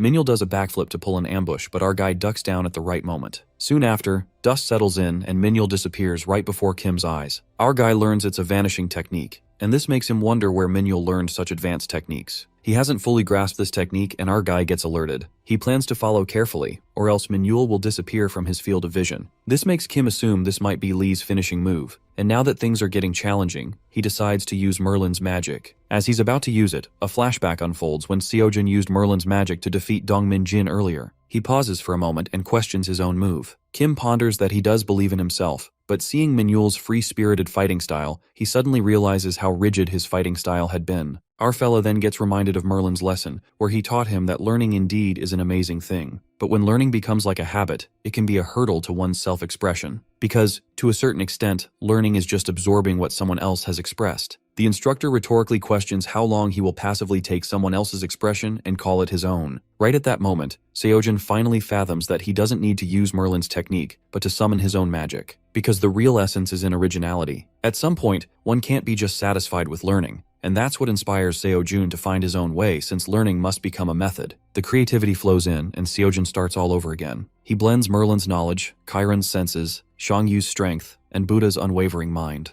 A radiating aura bursts forth that exudes from Seojin himself as if he's been enlightened. He finally makes his own expression. To everyone's surprise, Kim Seojin manages to create an aura blade. The people witnessing this are left slack-jawed since it's nearly impossible to pull off what our hero did. The crowd is beyond astonished since hunters with decades of training struggle to form them, wondering how a student could do it. Seojun does something iconic, and his spear is enfolded in the golden aura. With that, our guy strikes Minhyul, who's wonderstruck. That final attack breaks Lee's dagger, and Seojun's spear ends up pointing at Minhyul's neck, and so Minhyul loses the competition. The scene then switches to the Apostle of Purity, Dame Kalia, who gets to know that Kim Seojun ultimately won the championship. She asks her associate if he noticed any anomalies, and he answers that he saw something similar, but it wouldn't be called an anomaly. Calcus elaborates that Seojun switched weapons mid-fight, and according to people, he summoned an aura blade in the middle of the match. Dame gets startled after hearing this, presuming that this wasn't part of her plan. She commands Calcus to keep an eye on Seojun while she gets up to report this to the Apostle. The hooded guy nervously asks Dame if this is all necessary. He lets out that Seojun is someone they need to monitor. However, with this 10-star dungeon rift, the association is launching a full investigation.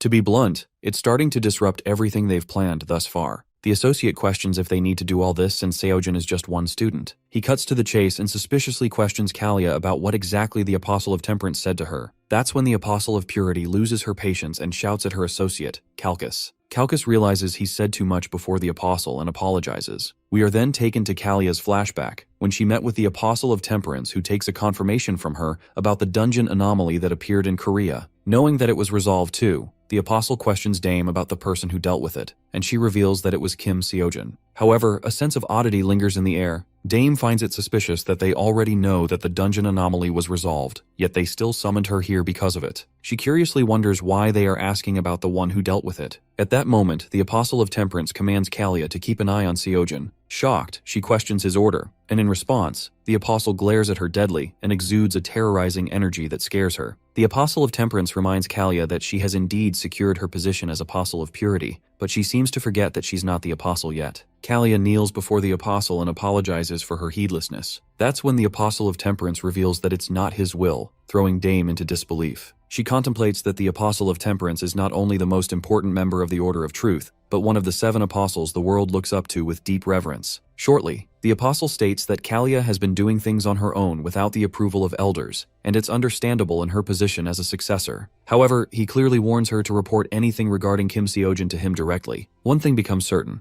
Someone is using the Apostle of Temperance as a messenger. In the present scene, Kalia bites her nails anxiously and comes to the conclusion that there's only one person capable of doing this. The scene then takes us to Seoyun, who's being a bit dramatic after Seojun wins the championship. She thinks that even if it's her last day on Earth, she'd have no regrets. While our guy asks her when the Pro Hunter exam is, she is busy flattering him and hyperbolically states that she has created a monster. Even our guy thinks it's a bit harsh to call him a monster, but Seoyun admits that it's pretty accurate, given that Kim even summoned a blade aura. She wonders where he even learned that, and Seojun can't help but confess that it's pure luck. But she catches him lying again, making her pissed. Nonetheless, Seoyun assumes that Kim is heading home, but our guy lets her know that he wants to talk with someone. As Seoyun asks who that is, suddenly Minhyul Lee seems to be running away from someone. It appears that a recruiter desperately chases him to take Lee into their academy while the poor guy freaks out and runs for his life. While Seoyun and Seojun are baffled by the chaotic sight, Minhyul screams at the recruiter and refuses to go to the academy straight to their faces. Our guy notices that they're forcing Minhyul, and even though Lee lost in the final, this gets Kim thinking that he got everyone's attention despite being self-taught and having no affiliation.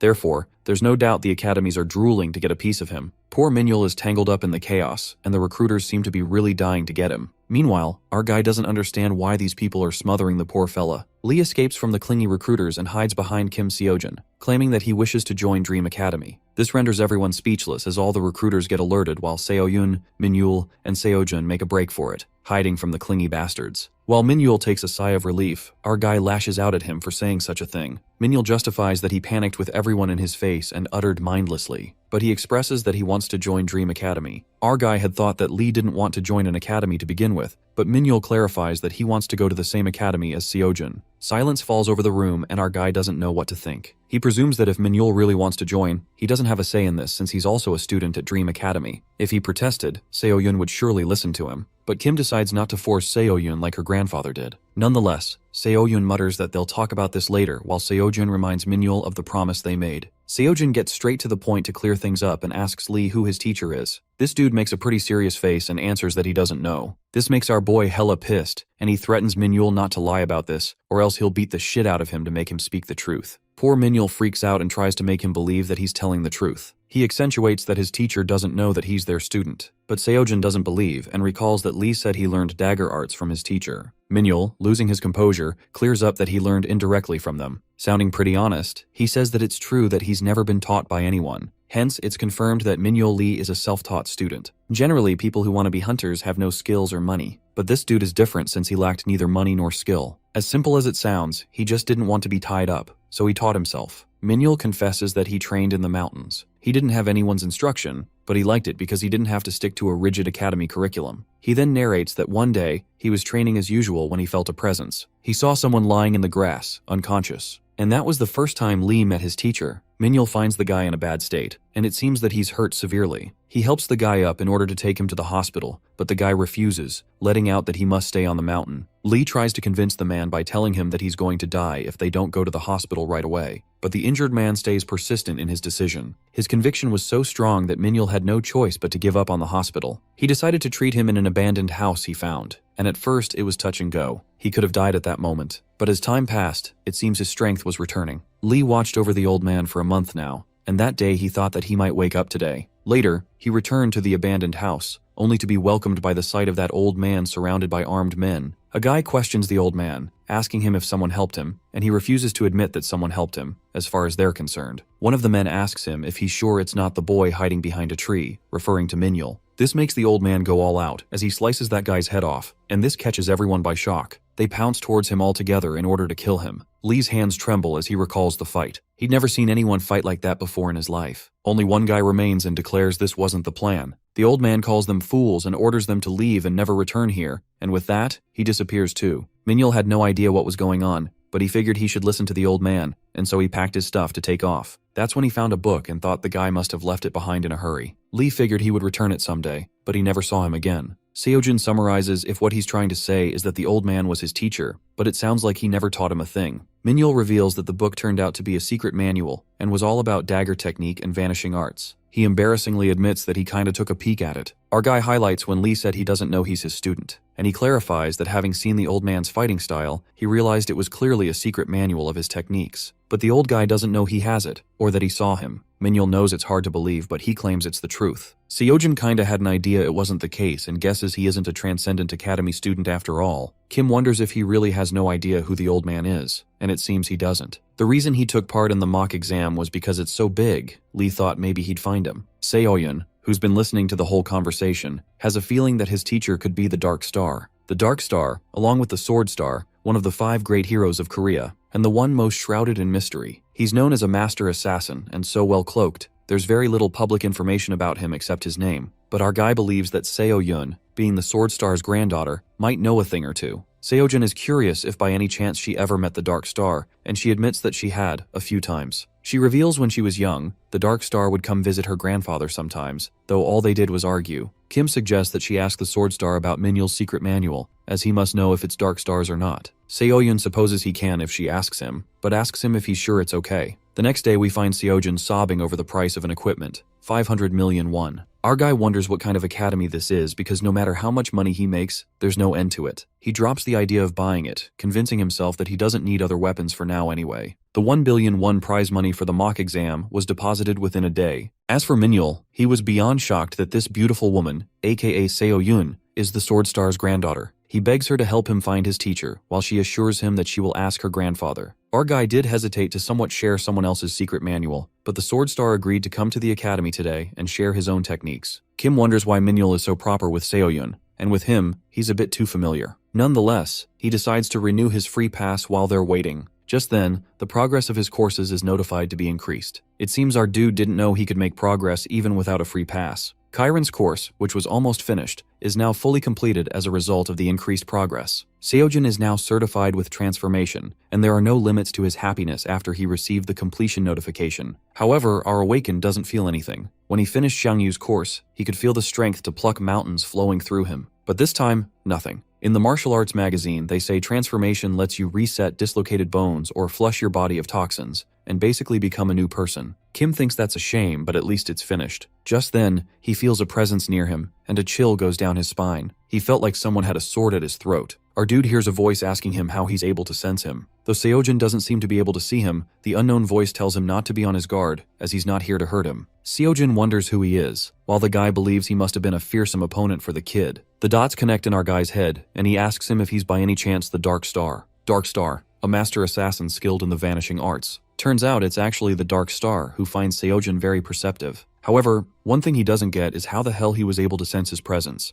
And it seems that our guy doesn't know either. He wonders if this is because he finished Karen's course and got certified in transformation. But this isn't transformation. It's more like extrasensory perception, which makes Kim ponder if he has other abilities. Deciding to check it in the course epilogue, he asks the Dark Star if he's here for Minhyul. The Dark Star admits in a way he is, and realization hits Kim that he did leave the secret manual on purpose. The Master Assassin looks kinda disappointed, as he believes nothing good will come from people finding that out. Our man assures him that Minhyul actually knows nothing about him, or that he left the manual on purpose. This pisses the Dark Star off as he calls him a fool. Seojin lets him know that Minhyul is on his way over here, and he will be here any moment now if he wanted to say hi. Knowing that he's coming here, the Dark Star reveals that they don't have much time left. And as Kim wonders what he means and why he's short on time, he discloses that he can't meet Lee, and that's why he came to see him in the first place. Since there's no time, he gets to the point and questions our fella about his relationship with the Order of Truth. Seojin lets him know that he has no connection with the Order of Truth, though he did meet Dame Kalia once. The Dark Star mutters about Kalia, the next in line for the Apostle of Purity, and unravels that he's been tracking the Order of Truth's activities because he doesn't trust them. He knows most of the world sees them as a heroic group that ended the Great Cataclysm,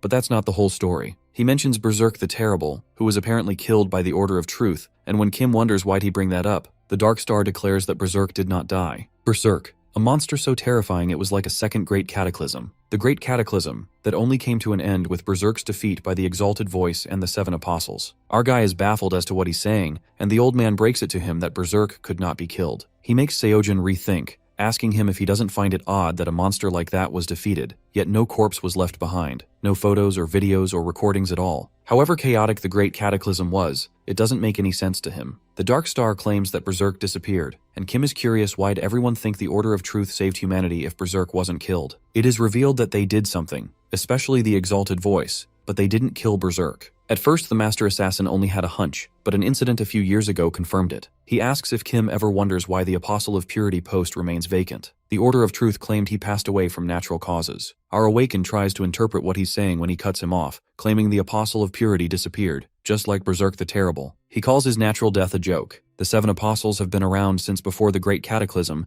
but only the Apostle of Purity died of natural causes. Darkstar wonders if this makes sense to him and reveals how he's always thought there was a connection between the two. Hence, he started looking into the Order of Truth to find out, and he managed to find out two things. One is that the Order of Truth tried to kill him, and the second is that the recent 10-star dungeon rift is their handiwork, and it has something to do with Seojun. Kim asks him why the Order of Truth is behind him, but it seems he doesn't know the exact reason, but is aware that they're watching him carefully. Our guy wonders why he's telling all this to him, and that's when the Dark Star announces that he has a favor to ask him. He instructs Seojun to take care of Minhyul for him, although he would prefer to do it himself, but with the Order of Truth watching so carefully, it's impossible. It seems the Order of Truth has their own method of keeping an eye on someone. He's not certain, but when they watch someone, it's like they can see the effects of whatever actions the person takes. They call it the sight, and since Darkstar is one of those being watched, everyone he interacts with, it leaves traces. That's why he wants Kim to act as his intermediary. Our dude gets worried and contemplates if it means he's leaving a trace on him. However, the old man reveals that he's an exception. He lets him know the Order of Truth is watching him, but unlike him, apparently the sight doesn't work on our man.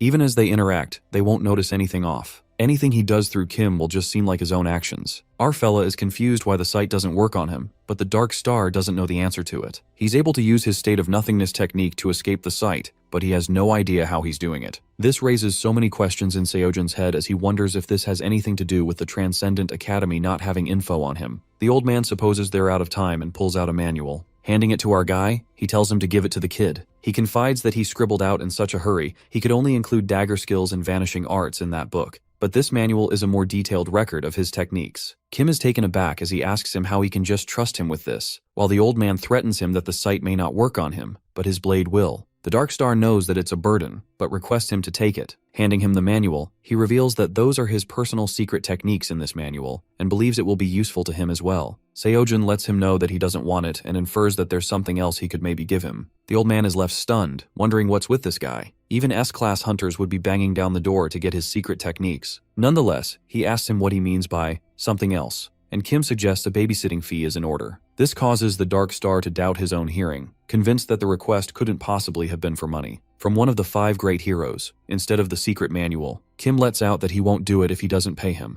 and that's when he realizes he's serious. He asks him how much he's thinking, and our man cheerfully implies that if he acts now, he will be able to get it done for just 3 billion won. One of the 5 great heroes loses his mind and lividly asks him if he's out of his damn mind. Seojin tells him to hold his horses and proposes a deal. Knowing he's the only one who can do this, he reminds the old man that he said himself it has to be someone the site can't be used on, and he needs someone close to Minhyul. Hence he tells him to think. If a random stranger offers him his master's super secret manual, he asks him if he thinks he's going to believe that and not be suspicious. Seojin keeps adding stuff that supports his bargain. And lastly, he confesses that he's the one taking a risk here. He's aware that the Order of Truth will still see the results of actions and be suspicious of him. Therefore, he believes 3 billion is more than a fair price. At last, the Dark Star agrees and asks him if 3 billion will be enough. Kim approves, while he low-key regrets not asking for 10 billion if he'd known this would be this easy. The old man claims he'll get him his money, and just to be sure, he asks him if they're not saying 3 billion a month. Seojin refuses as he argues that he has a conscience, but then he remembers that there are taxes too, and makes sure that he's dealing with all that on his end. The Dark Star believes his conscience has already mastered his state of nothingness technique. Before leaving, he lets him know that the money will be deposited through the association. Kim asks him if he should tell Minhyul about him, and it doesn't matter to him because, as he said, the Order of Truth site doesn't work on him. However, he tells him to just let Lee know to be careful who he mentions him to. As soon as he leaves, Minhyul arrives there. Our fella briefs him about his master and what he knew about the Order of Truth, but he guesses discovering his master's identity was still a shock for him. He didn't mention the babysitting fees or other things though. He lets Minhyul know that the Dark Star had to leave suddenly and hands him the manual. Seojun is relieved now that he has taken care of that and decides to buy the weapons he needs and sign up for more courses once he gets the money. Lee asks him why he's giving this to him, and Kim tells him that's because the Dark Star asked him to. Minhyul suggests that he could have just kept it, and this makes our dude realize that he's wondering why he didn't steal it. He doesn't know how to answer that because if he admits he's uninterested, it will look weird, and he can't exactly tell him about the Transcendent Academy. Thus, he confesses that it's not right, and it seems that was enough for Lee to make up his mind, as he announces, starry-eyed, that he wants to attend Dream Academy with him starting today. It seems that Kim's words touched him deeply, because he finds him an even better dude than he imagined. Our man, on the other hand, is confused about what's wrong with him. Minhyul asks him if he's going to let him join while he realizes that he's got it wrong. It seems that Minhyul is now a part of the Dream Academy, starting today, and Seoyun is happy to have him, while Seojin, who already figured she wouldn't reject his application, is done with life. At first, he was a bit taken aback, but he eventually realized it will actually be good for him as well. For example, for training, Minhyul just goes through the Dark Star's secret manual, and in future, whenever the Dark Star asks Kim for a favor, he won't have to run around looking for Lee. In fact, our guy realizes if he keeps him around, he will get more chances to hit up the old man for money. Hence, he sees Minhyul as his golden goose. Seoyun declares that they will now be able to take part in team competitions. It appears that there are competitions for students from the same academy, and since more people participate,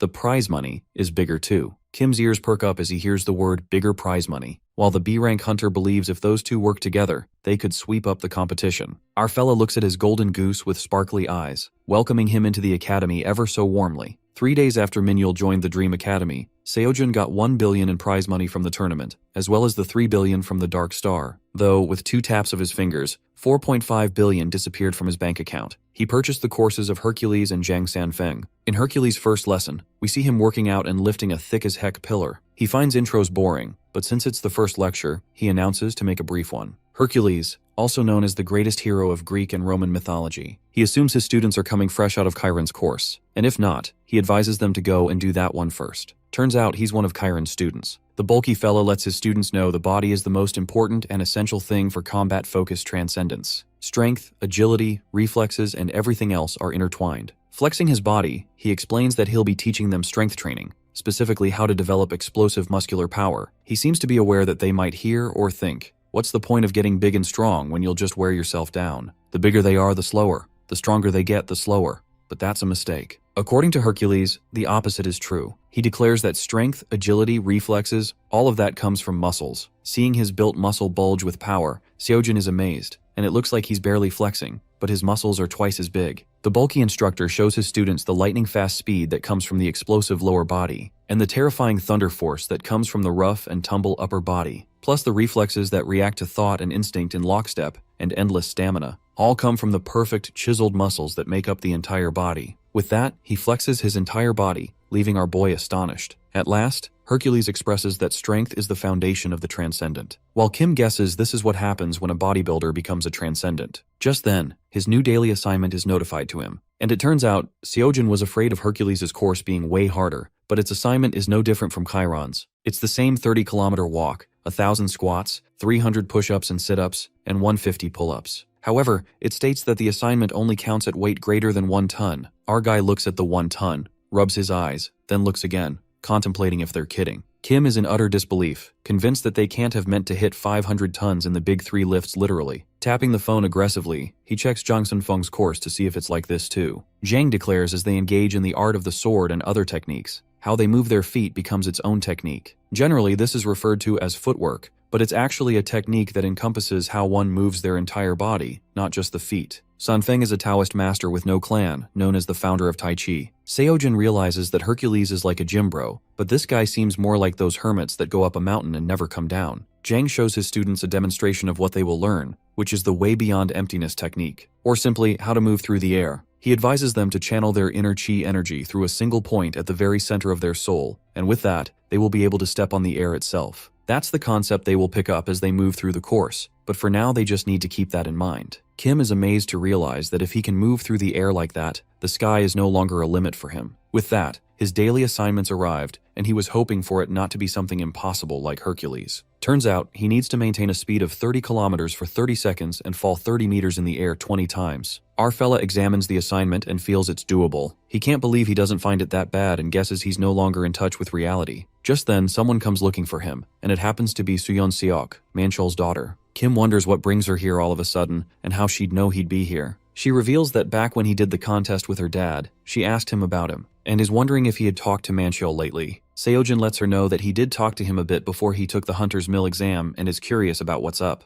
Suyeon confesses that she hasn't been able to get a hold of her father, and was hoping he might know where he is. He is taken aback as he inquires how long she has been unable to contact him. Seok informs him that it's been since yesterday after he went to work. Kim suggests he was probably drinking and decided to sleep it off near work, and Suyeon deeply hopes that's the case. At last, she admits that they fought yesterday because she told him she wanted to become a pro hunter. Seojin reminds her that she's not awakened, and wonders if she's thinking of doing artificial awakening. That's when Suyeon reveals that she got awakened about a month ago. She told Manchol she wanted to go to Hunter Academy instead of college, but he was dead set against it. Nonetheless, she shrugs it off and guesses that her father is probably just sleeping off a night out. Our dude low-key understands her logic, knowing that she wants to help her father out financially, and these days even if they went to a good school and got a decent job, there's still more money in pro hunting. But he also understands that no parent would want their children to go do something so dangerous, especially Manchol, who knows firsthand just how dangerous it can be. Hence, he tells her to get home safe and get in touch if she needs anything. Suyeon wishes him good luck and lets him know that she's rooting for him. After she leaves, Kim tries calling Manchol, but he doesn't seem to pick up. He gets concerned, but then guesses a day or two isn't the end of the world, and decides to give it another day before he really worries. On the other hand, Calchas reports to Dame Kalia that the Demon Star has taken notice. The Dame asks him about Kim Seojin's situation, and it's revealed that the site is still not working on him. She warns Calchas the truth about the 10-star dungeon rift can't be disclosed under any circumstances, and orders him to execute the plan. Seojin didn't know this daily assignment was coming. He could have kept some monster carcasses around, as he can't go on a raid right now either. He adds the weight in the kibisis, though this wasn't what he had in mind, and when he tries to carry it, he judges that its weight is about a ton. The bag falls with a thud, and even with the strength to pluck a mountain technique, this is too much for Kim. He believes he will have to draw on magic too if this is going to be possible. Nonetheless, our man decides to give it a real go and draws the magic. After a while, we see Seoyun looking down at Kim, who lays face flat on the ground with the kibisis on his back. He asks Seoyun to help him and take this bag off him as he's dying here. The B-rank hunter sighs as she bends to pick the kibisis up, wondering how much he put in. However, the bag doesn't budge even when she uses full strength.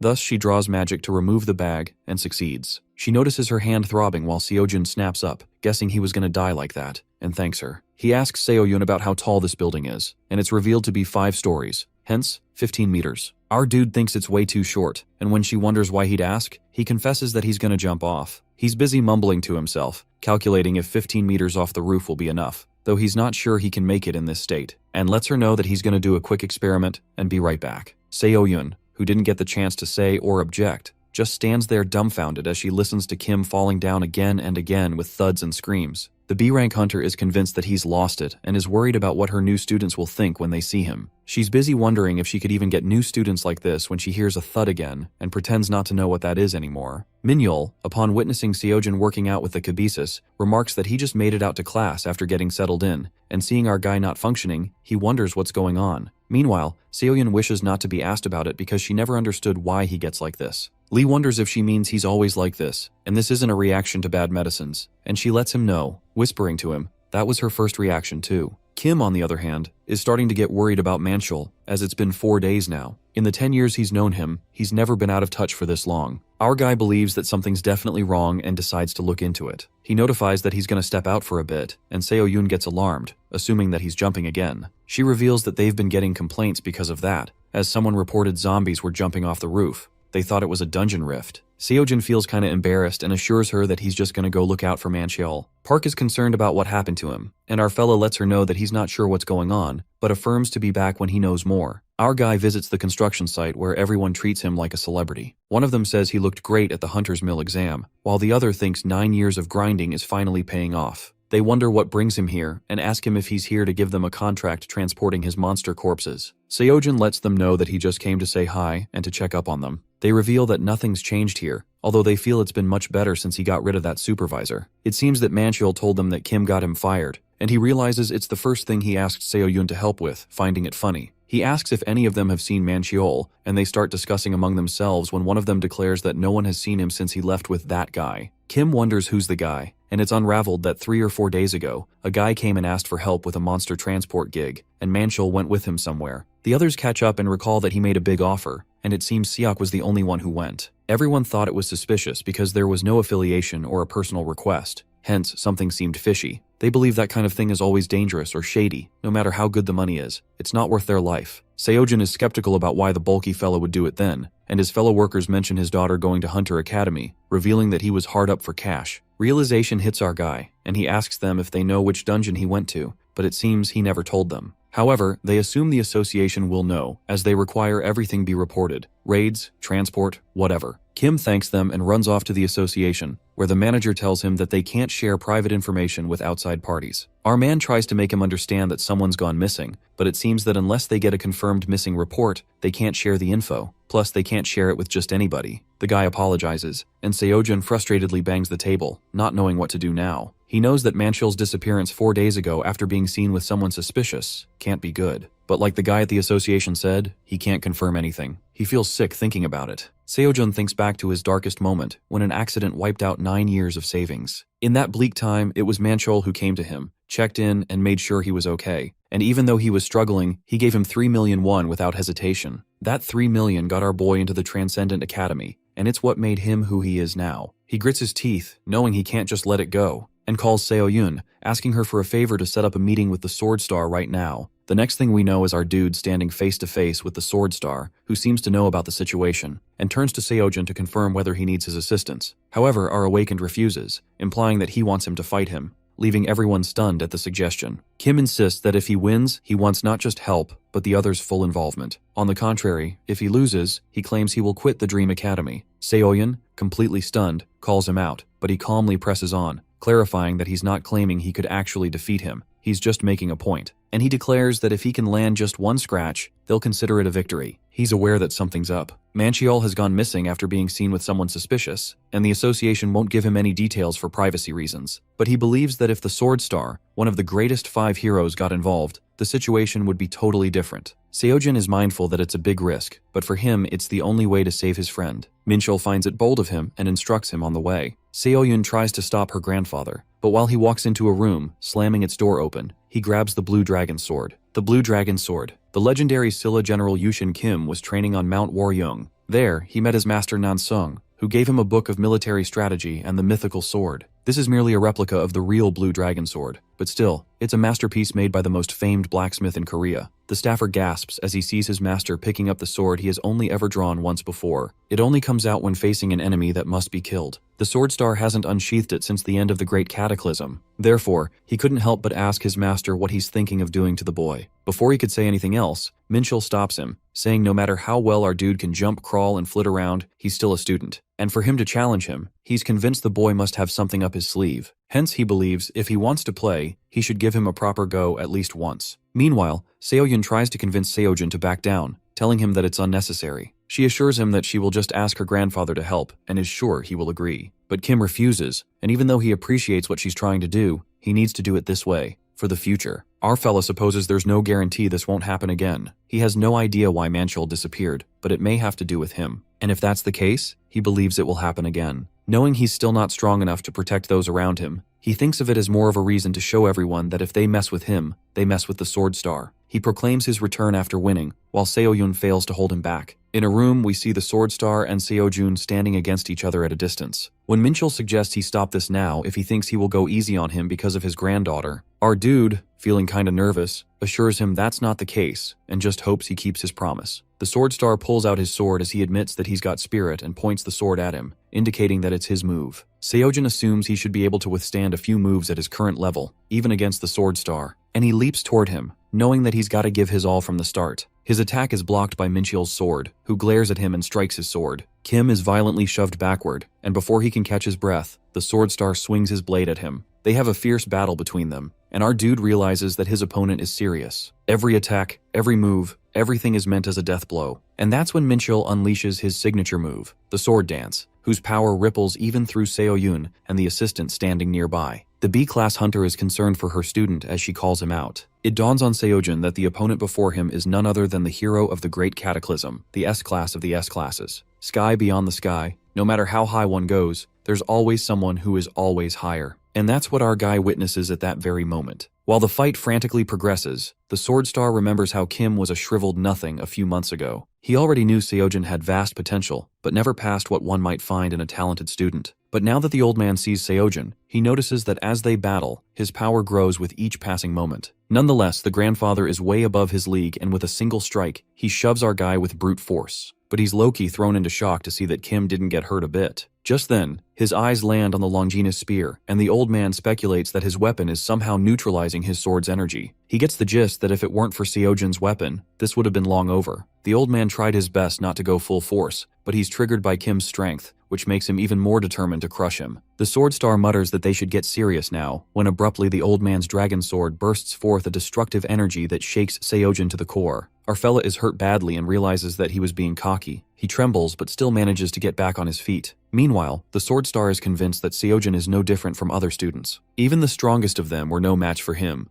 Thinking that challenging him was a damn foolish thought, he reckons that at the end of the day, students have yet to face the real world. The old man approaches Seojin while our guy is on his knees, unaware how far this is going to stretch. What's worse is that this isn't even the old man's full power. Suddenly, the Sword Star strikes his sword, but in that split second, Seojin evades and leaps away. It was a close call, or else our guy would have been severely wounded. Their weapons clang against each other, and while our guy clearly struggles to keep up with his strength, he has to admit that the Sword Star's confidence is admirable, something no one around him can even touch. And what our guy really wants from the Sword Star is to become him. He deeply desires to be like him since his respect for the old man's strength is not just the power itself, but the process he went through to attain it. Seojin reflects on his actions, knowing that he was arrogant and fooling himself that he was transcendent, that he was somehow above him. He realizes at the right time that he's infinitely weaker than the Sword Star. Our hero clearly sees where he stands now, and as he soars, he eagerly covets not only to become like the Sword Star, but to surpass him. Just as Seojin is dashing towards him, suddenly he senses that he can't feel his hand clutching his spear at all. His hand goes numb and a strike of terror runs through him. The unfamiliar feeling runs deep in his vein, yet he continues taking the steps, too awkwardly. And just like that,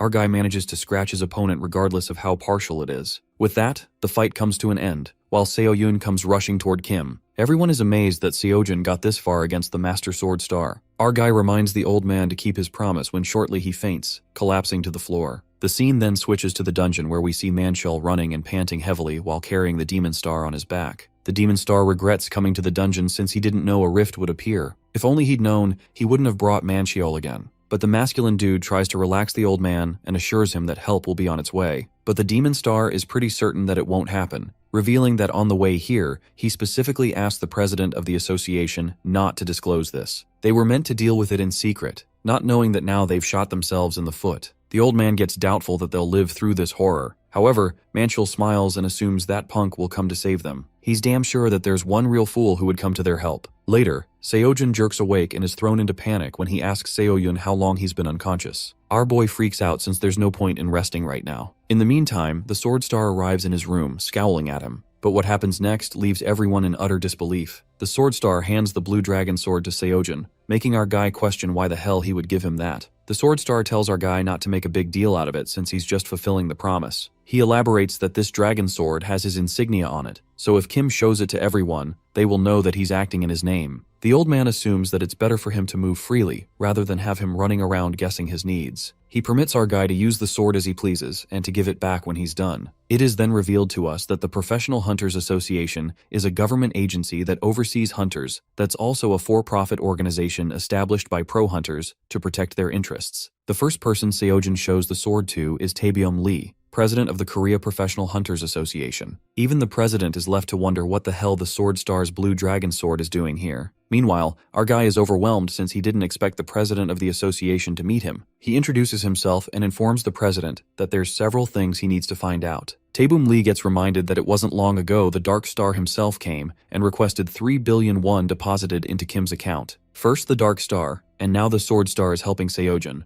making the president curious about our guy and who the hell he really is. Shortly, our fella mentions that 4 days ago, a man named Manchul Seok followed someone into a dungeon and then disappeared. The point being that entering any dungeon must be reported to the association. Therefore, our guy hopes to know who Manchul followed and which dungeon it was. At that moment, the president freezes at the sudden revelation as if he's been caught in the act. While he hates that it has to be this case of all, the president has no choice but to spill the beans. Before he answers the questions, Taebyum states that he'll need to verify if the blue dragon sword is real. Our guy tells him to do whatever he wants because he wants a quick answer. Taebyum informs Seojun that authenticity questions take precedence, but Kim can't risk any more delays since he's worried something might go wrong in the dungeon. Just then, the president checks the dragon sword and learns that it's real. He can't avoid Seojun's question now since the Sword Star is in between. Soon after, our hero gets to know that the Dark Star was the one who took Manchul into the dungeon, and Taebyum elucidates that the Dark Star had been investigating the 10-star dungeon rift at his request. And to keep this whole thing quiet, the dungeon investigation was done secretly. While it may look like this guy is telling the truth, Seojun gets suspicious, given the Dark Star mentioned that the 10-star dungeon rift was the Order of Truth's doing. Our guy snaps since he's convinced that something is definitely off. He gets up and asks the president if he can use the blue sword as collateral for the loan. Later, Kim receives a call from Suyeon who asks him if he's heard from Manchul. Our guy lets her know that he knows where he went. While poor Suyeon is worried sick about her father, Seojun presumes that in the dungeon Manchul went into, something must have gone wrong.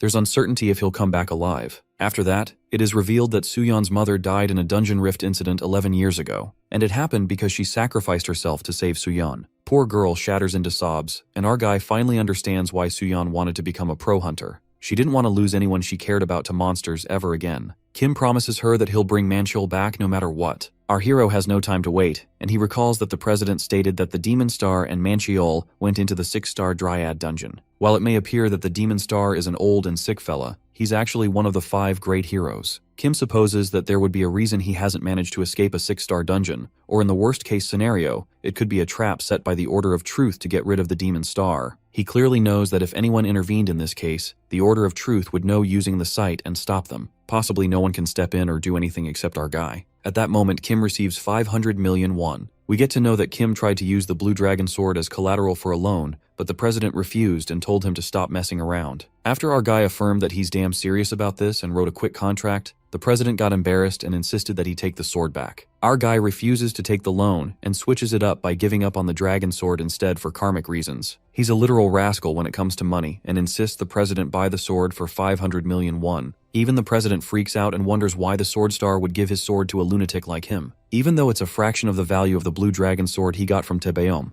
For Seojun, it's enough to buy something from the transcendent marketplace. He believes that whatever the Demon Star is facing might be tough, so he better be prepared. In the meantime, Kim purchases an iconic Gungnir from the marketplace for 500 million. With that, he arrives at the dungeon and is overwhelmed by the number of trees there, sensing trouble already. The Dryad dungeon is a 6-star monster indistinguishable from a tree and thus difficult to detect. Our guy gets more cautious since it's dangerous to walk carelessly. Plus, he can't just get stabbed by a tree. Seojin thinks of sensing the 6-star tree monster and gets hit by a subtle but distinct sense of dizziness. He knows it'll be difficult to spot it since it looks like any other tree. Our guy decides to test how the new gear feels and tosses the spear at the monster tree. Just as it hits the tree, it shrieks frantically and dodges the weapon. The Gungnir takes a 360 turn to hit the monster again, and this time it shreds it into pieces, leaving our guy astonished. The weapon Gungnir is the spear used by Odin to tear apart the body of the first giant, Ymir, to form the 9 realms. Knowing that it'd be powerful, our guy figures out that this replica has limits. He's convinced that this spear was definitely made by a transcendent, that even the spear of Longinus looks ordinary. Gungnir completely destroys the monster tree. According to myth, Gungnir could not only find its target on its own, but would return to its wielder. Our guy gets curious if he can pull back the weapon, and after applying all his energy, the spear frantically flies straight into his hands. Kim's energy is drained out, and he discovers that he can summon the weapon back, but the magic involved is no joke. He reckons that he'll be able to use it only once in the heat of battle. The myth even says that the spear returns on its own, but that's the limit of the replica. While Kim is certain that he'll be able to use this weapon like it's nothing and become a one-man army, suddenly, a branch creeps up from behind. Just as he's muttering about selling the blue and claims that it's his best decision, he even plans to throw Gungnir at the sword star if he tries to kill him. Abruptly, Seojin is attacked by some monster trees and immediately scampers away before getting engulfed by the monsters. On the contrary, Manchil is fighting for his dear life as he carries the demon star on his back and gets chased by frantic monsters who nearly catch up to them. Suddenly, Manchil tumbles and topples over while the demon star casts a magic shield to save them. However, that shield doesn't last long, but he still gathers strength to hold off the monsters and commands Manchil to run away, justifying that his days are numbered anyway. Shortly, the demon star coughs up blood and the shield breaks off, making him shoved away. Manchil decides to stay with the old man and apologizes to his daughter Suyeon for not making it. He shuts his eyes because death flashes before them. That's when Kim Seojin comes to the rescue with his lustrous spear and tells Manchil that his daughter is worried sick about him. Manchil cries out of joy while our guy draws the monster's attention and commands him to take the demon star and run away. Kim focuses on attacking the monster's trunk. However, no matter how many times he slashes them, they keep growing. Seojin dashes away since it'll be hard to get close this way and plans to use Gungnir to target the trunks one by one. While the monsters chase him relentlessly, our guy realizes that his spear is gone and looks back only to find it on the ground. As he feels the urgent need to get it back this instant, Seojin notices that Manchil and the old man are still in danger. As the monsters are about to get Manchil, our guy halts the monsters with the Longinus spear, but he feels like he's going to be torn apart at any moment. The pressure is way too much for Kim to handle, and he keeps up with it until Manchil and the demon star are out of the danger zone. Shortly after that, our guy leaps at the monsters as they gang up on him like clingy bastards. That's when he iconically summons the Gungnir. While the tree monsters appear terrified by the overwhelming power of Gungnir, a few hits in and now they've learned that the weapon is dangerous, trying to sneak away. Our hero smirks and the tree monsters surround Seojin so that he can't summon Gungnir. The branches were the hard part to deal with, and now it's time that he shreds these trees into pieces, since Gungnir isn't the only legendary weapon at his disposal. With that, he summons the Spear of Longinus to end this once and for all. Later, our guy reunites with Manchil and the Demon Star. Manchil calls him a slowpoke, and Seojin has to say the same to him since he disappeared like that, exposing Manchil that he came here so he could send off Suyeon to a hunter academy. Our boy scolds him and makes poor Manchil turn red with embarrassment, telling him to mind his own business. Seojin then asks about the Demon Star's condition, and Manchil lets out that the old man is not in a good condition, since he was already in a bad state, and overdid it trying to protect him back there. Our fella perceives that the old man is worse than bad, and uses the emergency potion he carries around. Though it's only a temporary measure, it'll help the old man speak at least. After the Demon Star gulps down the potion, he looks at Seojun and asks Manchil if this is the jerk from the Hunter Academy he was talking about. The old man bombards him with questions and asks Kim how he even found them and came to save them. The Demon Star then asks him what happened to the Dryads. Our guy then questions the Demon Star why he brought Manchil to a place like this. The old man reasons that they needed someone to transport the monster corpses for study. He needed to do it alone, but with his age and diminishing strength, it was impossible to do by himself. Seojin wonders why the old man didn't use a company, and the old man thought calling a company would draw too much attention. Since they had to move in secret, he needed the minimum number of people so no one would notice. That's when our fella speculates that the Demon Star had been moving discreetly, because he was afraid of being found out by the Order of Truth. As the old man freezes since this is the info he kept from the president, Suddenly, the place begins to tremble vigorously as if it's been hit by an earthquake. A strike of terror runs through Manhwa because he realizes it's the monster that put the demon star in his condition. The shriek instills fear into them, and they conjecture that even if the Order of Truth set a trap, they wonder what would be able to keep the demon star in this dungeon. The question lingers that what really lurks in this dungeon that even the demon star can't handle. At that moment, they witness a beast even bigger than the mountains approaching them. While Seojin guesses it's a monster from an anomaly, he wonders if that's even a monster. The old man confesses that he's never seen something like that, and it's even mutated somehow. Our guy does agree that it's mutated, but just in size. Otherwise, it doesn't seem any different from other dryads. Fortunately, the good news is that the humongous motherfucker didn't see them. Seojin immediately commands the demon star to stay out of sight and get out of the dungeon. But the old man lets him know of his attempted failure to escape the dungeon. And the reason behind it is even crazier. Every time they tried to get out, it could sense them and come running toward them. That's how the demon star ended up like this. The old man evaluates that it isn't a simple mutation, and the outer shell is so strong that his magic won't penetrate. Even if it does succeed, it just regenerates. Simply put, the demon star couldn't handle it with his magic. It's as if it's evolved specifically to get rid of a dryad's weaknesses and magnify the strengths. He admits that he's not what he used to be. He's old and sick, waiting to die. He thinks it's embarrassing to be even called the demon star. Although he's capable of using magic to weaken the outer shell and suppress the regeneration. If only he were 5 years younger, it might have been possible to defeat it. Upon hearing this, Seojin is rather exhilarated since the old man just needs one strong blow, and if he can weaken the monster, Kim can deliver the finishing blow. Our guy delightfully flaunts his Gungnir, but old man Min Cheol gives him a reality check, saying that he can make the monster weaker and not powerless. And if they fail, they won't get another chance. Deep down, Min Cheol is aware that he's able to talk thanks to the potion,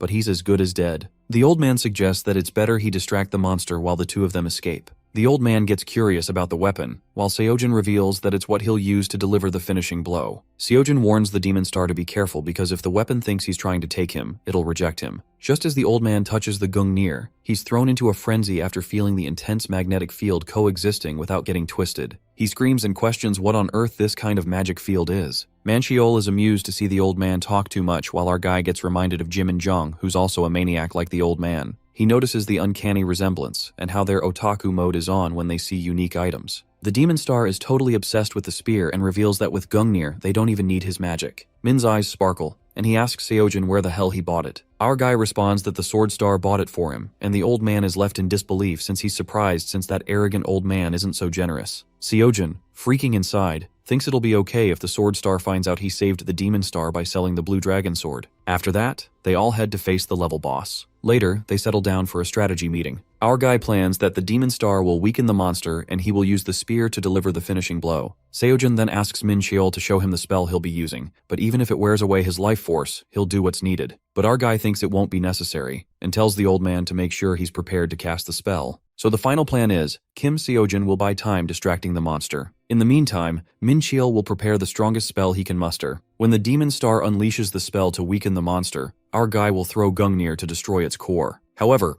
our guy reckons that there are two main things that could go wrong. The first risk is him getting killed while trying to lure the monster, and the second risk is when the demon star unleashes the spell, the monster might notice and attack him instead of Seojin. While our boy could control the first variable, the second could be trouble since the demon star will be helpless while casting the spell. Kim assures Manhwa that he'll do his best to keep the monster distracted, but they can't know for certain how things will play out. If worst comes to worst, it'll be up to Manhwa, who assures Kim that he's not planning on dying and leaving Suyeon behind. Manhwa jokes with Min and tells the old man that he'll have to stick with him if he wants to live. Min humbly leaves himself in his hands, saying he would never forget this. After that, they move on to carry out the plan and find the big oaf. Seojin instructs Min and Manhwa not to come any closer since the monster could spot the demon star as he's still preparing the spell. Min gets worried about Seojin since it will be most dangerous for him. But our guy believes that if it's riskier for him, this is the only way because he's the only one who'll be able to move around easily to dodge the monster's attack. The old man agrees to follow Seojin, and our boy smiles, muttering that they'll proceed as planned and thinks it's time to get out.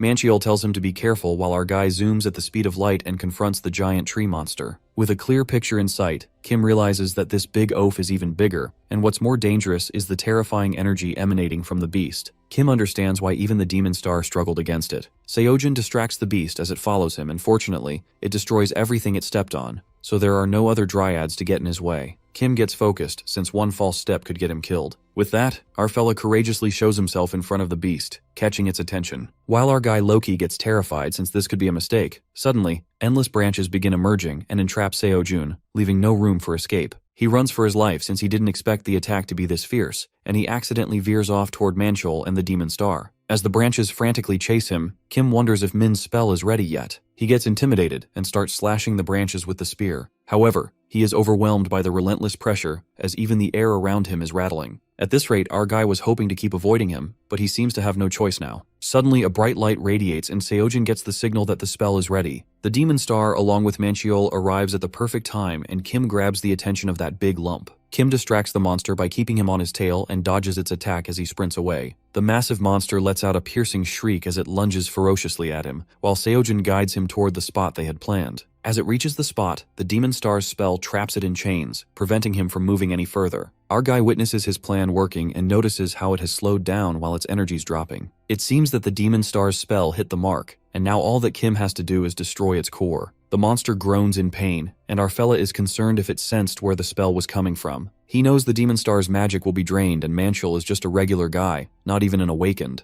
And with the old man on his back, he assumes he will barely be able to dodge a couple of times max. Seojun aims the Gungnir at its core, supposing it's now or never. He focuses all his strength into it. Being calm and sure, our man flings the Gungnir with full strength, shattering the monster's core brutally, while it collapses on the ground with a loud thud. Kim flops to the ground, exhausted. Feeling dizzy, as he guesses he must have put everything into the Gungnir, that's why he's got nothing left. Even so, he considers himself lucky to have brought it down, but he isn't sure he has the strength to summon the Gungnir back. He runs towards Manchol and the Demon Star to check if they're okay, and it seems that the bulky fella got grazed by its attack. Our guy worriedly checks up on him, realizing that even with the monster weakened, it was too much for a normal person to avoid completely. He's relieved that it doesn't look serious, and believes they will be okay with some treatment, but they need to get it checked right away. Manchiol assures him that it's just a flesh wound and laughs it off, claiming that if he were 5 years younger, he could have carried both of them and kept running away from that thing for days. The Demon Star objects on that, and it seems that being stuck here brought them both close. They decide to head out, and Seojun goes back to grab his lance, when the monster abruptly evokes again. Kim is certain the Gungnir definitely hit its core, baffled if the core wasn't destroyed. Shocked, he finds it impossible for it to arise again, and that's when it hits our guy as he realizes that its core, it must be two of them. The monster outrageously roars as it attacks them, while Seojun and the others are clueless as to what to do now. The Demon Star steps in and casts a spell on the monster even though he's in a bad condition. Kim knows he's completely spent and can't hold on much longer, so he has no choice but to destroy the second core. He looks around for the Gungnir, but the tangled roots in the way make it impossible to find. He can't help but wonder if it understands the significance of Gungnir and is purposely hiding it. Although he still has the Spear of Longinus and believes if he can just land a direct strike, it will still be possible to destroy the core. Seojun asks the Demon Star if he can perform the weakening spell again, and it seems that he's ready to do whatever he can. Our guy decides to distract it, despite the old man's worried protests, and since there's no time to argue, he just pushes ahead with whatever they can do. With that, he dashes towards the beast, avoiding its attack carefully, being mindful that one hit, and he's dead. Kim can't help but think about the Demon Star, who's held up against all this at his age, and even he's hit his limit. He's convinced everything depends on him now, and he cuts through the branches blocking his path as he closes in on the core. To get the core with the Spear of Longinus, he will need to get right up to him, but it seems he can't get any closer. Our awakened realizes that it's totally different from just luring it somewhere. Just then, his leg is caught up in a branch, and as he's about to get attacked, the Demon Star's spell stops it. Seeing this as his chance, Seojun springs towards its core. Glancing at the chains of the Demon Star's spell, he notices them being way smaller and much thinner than before, and realizes his magic is too weak after last time. Hence, he understands the spell won't be the same. Kim catches an opening as he pounces towards it, and that's when the Demon Star's spell chains snap broken, which causes our guy to take a good hit from the tree monster, and he is smashed to the ground. He believes it would have been possible to destroy the core with the Spear of Longinus, hence the reason why he was trying to get close to it. However, realization hits him that it was a big mistake. The monster mercilessly shrieks and is about to attack Seojun, whose body gives up on him, unable to move. That's when the Demon Star steps in and protects him, standing in front of him like a shield. The old man knows that he's just a student, not even 30 years old, and for him to reach this level is unbelievable. It's been ages since he's been so shaken by someone's power, and is convinced that in 1 year's time, everyone's gonna know his name. And a year after that, he can't even imagine where our boy will be. He's convinced this young man will not just be this nation's, but humanity's greatest hero, but he hasn't made it yet. And that's why the Demon Star feels Kim deserves to live, even at the cost of his own life. He yells at Seojun to run right now, but Seojun refuses to leave. The old man tries to convince him to leave, telling him that he has to survive since he doesn't have much time left anyway. and advises him not to be naive and just accept this. Kim can't help but question why he didn't flee at the time, or why he didn't leave them behind. He could have if he wanted to. That's why our guy is curious why, even in this moment, the old man tries to sacrifice himself. Seojin manages to stand up while his body throbs with pain but flops back to the ground, having no energy left. He knows the demon star is right, and that it'd be better for him to run, leaving him behind, grabbing Manhwa, and getting out of here. And it's a terrible idea to stay and fight like this, but he's already made up his mind. He doesn't know what to do and doesn't want to run away either. That's when he suddenly remembers what Hercules said in his first lecture. Hercules, the greatest hero of Greek and Roman myth, asked his students in the first lesson about what they think strength is. He emphasized the importance of muscle strength, but that's not the strength he was talking about. Hercules was so legendary across the world, his name has become synonymous with the very word hero. He mentioned that strength is thought of as merely physical, but if that's not the strength he's talking about, he believes that his students must be thinking about which strength he's referring to. After that, he got silent, and Seojin was confused if the lecture was over or something. That's when the greatest hero confessed that he committed an unforgivable sin. Cursed with madness by Hera, he killed his own beloved wife and child in his delirium. Overcome with guilt, he considered taking his own life. But his great friend Theseus convinced him to seek atonement by taking on the 12 labors. 12 labors are the 12 impossible tasks known as the 12 labors. The labor consists of slaying the Nemean lion, slaying the Lernaean hydra, capturing the Cyrenian hind, capturing the Erymanthian boar, cleaning the Augean stables, slaying the Stymphian birds, capturing the Cretan bull, capturing the mares of Diomedes, stealing Hippolyta's girdle, obtaining the giant Gerion's cattle, stealing the golden apples of the Hesperides, and lastly, capturing Cerberus, the guardian of Hades. As Hercules completed each task, his fame spread far and wide, and yet some began to mock him. What a joke, they said.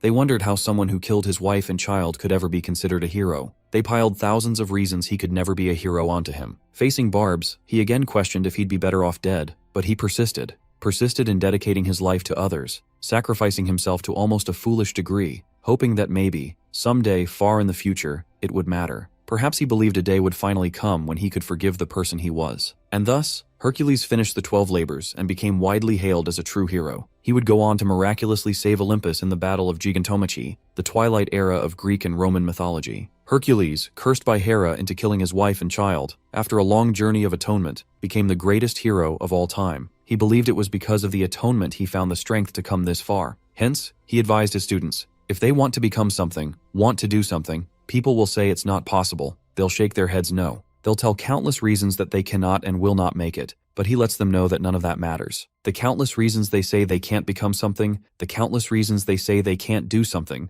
those countless reasons, they don't need to overcome them. Instead, they need to focus that if they want to become something, they have to find their reason to do it. That's what makes someone a hero. Hercules' words are recalled in Seojin's mind as he pulls himself together, while the demon star warns him to stop and lets out that he can't win, and he knows it. Not at his level, because he can't handle that monster, and he's aware of it better than anyone else, and Kim doesn't deny it. He can't. He knows better than anyone that he can't win. He feels the fear clinging onto him and hesitation whispering in his ear, while in the background, he hears the demon star protest, and yet Hercules' voice cuts through them all. There are countless reasons he can't win, countless reasons to run away. The demon star's lived so many lifetimes, while our guy is just 28, and believes what he's doing will seem like foolish bravado. But what may only be 28 years for the demon star is a lifetime for our awakened. Everything he's lived for, he decides he won't abandon it in a moment of hesitation. An immense power flows through his body as he walks towards the beast, an overwhelming strength that crushes everything. Kim cuts off the branches as he moves forward, and the tremendous power affects the surroundings. The demon star witnesses the scene with pure shock on his face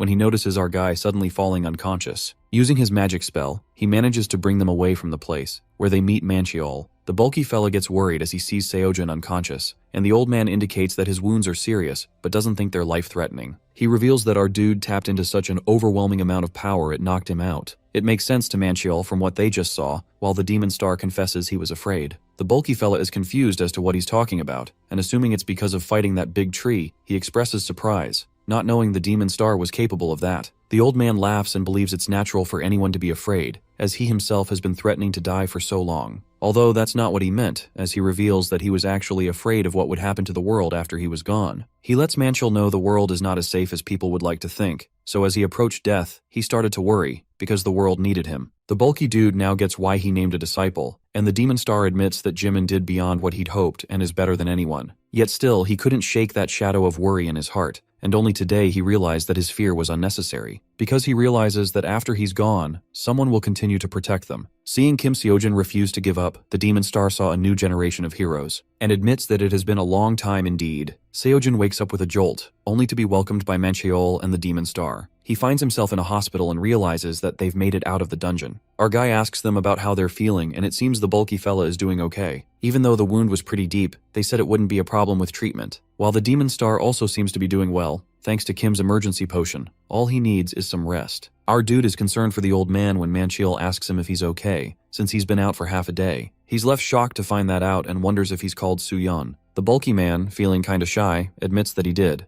and Kim couldn't be more relieved to find out that's resolved at least. Mancheol reveals that he's called Seoyun as well because she was really worried about him. Now that Seojin thinks about it, he told her he was off to look for Mancheol and then disappeared, with her grandfather's sword to boot. The Demon Star remembers Seok mentioning his daughter, and now he knows her name is Suyeon. Mancheol confesses that he was trying to make money to send her to Hunter Academy, and then all this happened. Hence, he reminds the old man that he promised 4 times the going rate, and makes sure that he's not thinking of reneging. The Demon Star assures him to pay, but suggests if it's okay that he teaches his daughter. Both men are left utterly stunned, while Mancheol can't help but question whether he's going senile. The old man believes that he may be close to death, but he's still got his wits about him. The bulky fellow wonders if he had a head injury perhaps, but he refuses to admit that as well. He's confused by this sudden offer, asking the Demon Star if he's not busy with things, like he said. Admitting that he did, the old fella doesn't think it'll be necessary anymore, as he believes it's time to give the young ones a chance out there. He might have 1 year left to live but won't have much to do. That's why he supposes it'd be nice to teach his daughter in the remaining time he has as thanks for saving his life. If she's interested in magic, of course, as he can't force her. The old man then calls out Seojun because he saved his life too and offers to teach him if he wishes as well. Our awakened refuses almost immediately and declares if he wants to give him anything, he can give him money. The Demon Star laughs when he hears that and agrees to it. Since he owes him his life, he asks him how much he thinks his life is worth. Believing his market value should be a fair amount, he asks Kim to name a price. Our dude gets all excited and is about to announce the price when the door bursts open, revealing a worried Seoyun trying to calm her grandfather down,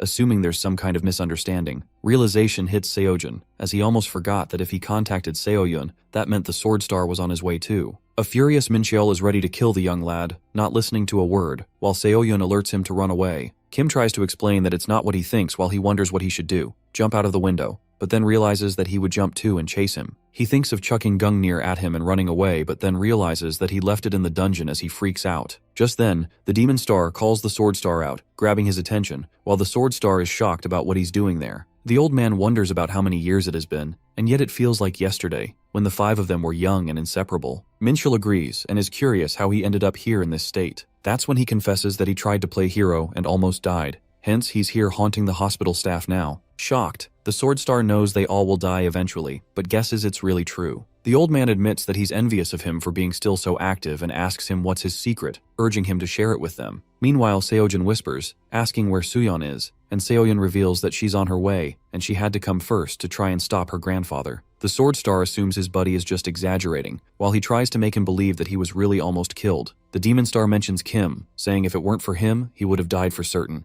Thus, Mancheol turns his attention back to him, as he waves his arms frantically, trying to explain that he had no choice. But he cuts him off, snapping that he didn't give up his sword for it to be sold, and adds that while he's let things slide in the past because of Seojin, now he feels he's gone too far. The Demon Star steps in, claiming that he doesn't know what's going on, but he appeals for the young man to be forgiven. Mancheol tells him not to get involved in this, but he insists, saying that he's sure it wasn't without reason that Kim has done wrong by him. There must have been no choice. The Sword Star finds it odd for him to be so forgiving, and he refers to a quote, saying as much as time takes away from them, it gives them as well. Seeing that this wasn't enough to convince the short-tempered man, the Demon Star is curious what the hell the young man did to make him so upset. That's when it's revealed that Seojin sold his blue dragon sword. As much as this shocks the Demon Star, he still asks our guy what he said about Mancheol buying him a weapon, and wonders if that's not true. That was the moment Kim realized that he's doomed, and when he witnesses the Sword Star blowing up, he lets him know that he didn't sell it but left it as collateral. He ensures him that they can get it back as it wasn't even that much, and believes if they go to the association right now, they'll get it. Mancheol, suppressing his anger, asks the Demon Star if he would still forgive him after this, and he tells him just not to kill him. Since he didn't sell the blue sword and the old man is vouching for him, the Sword Star declares to let him live, but that's it. He's still gonna smack him. He warns him to just dodge, block, or die for all he cares,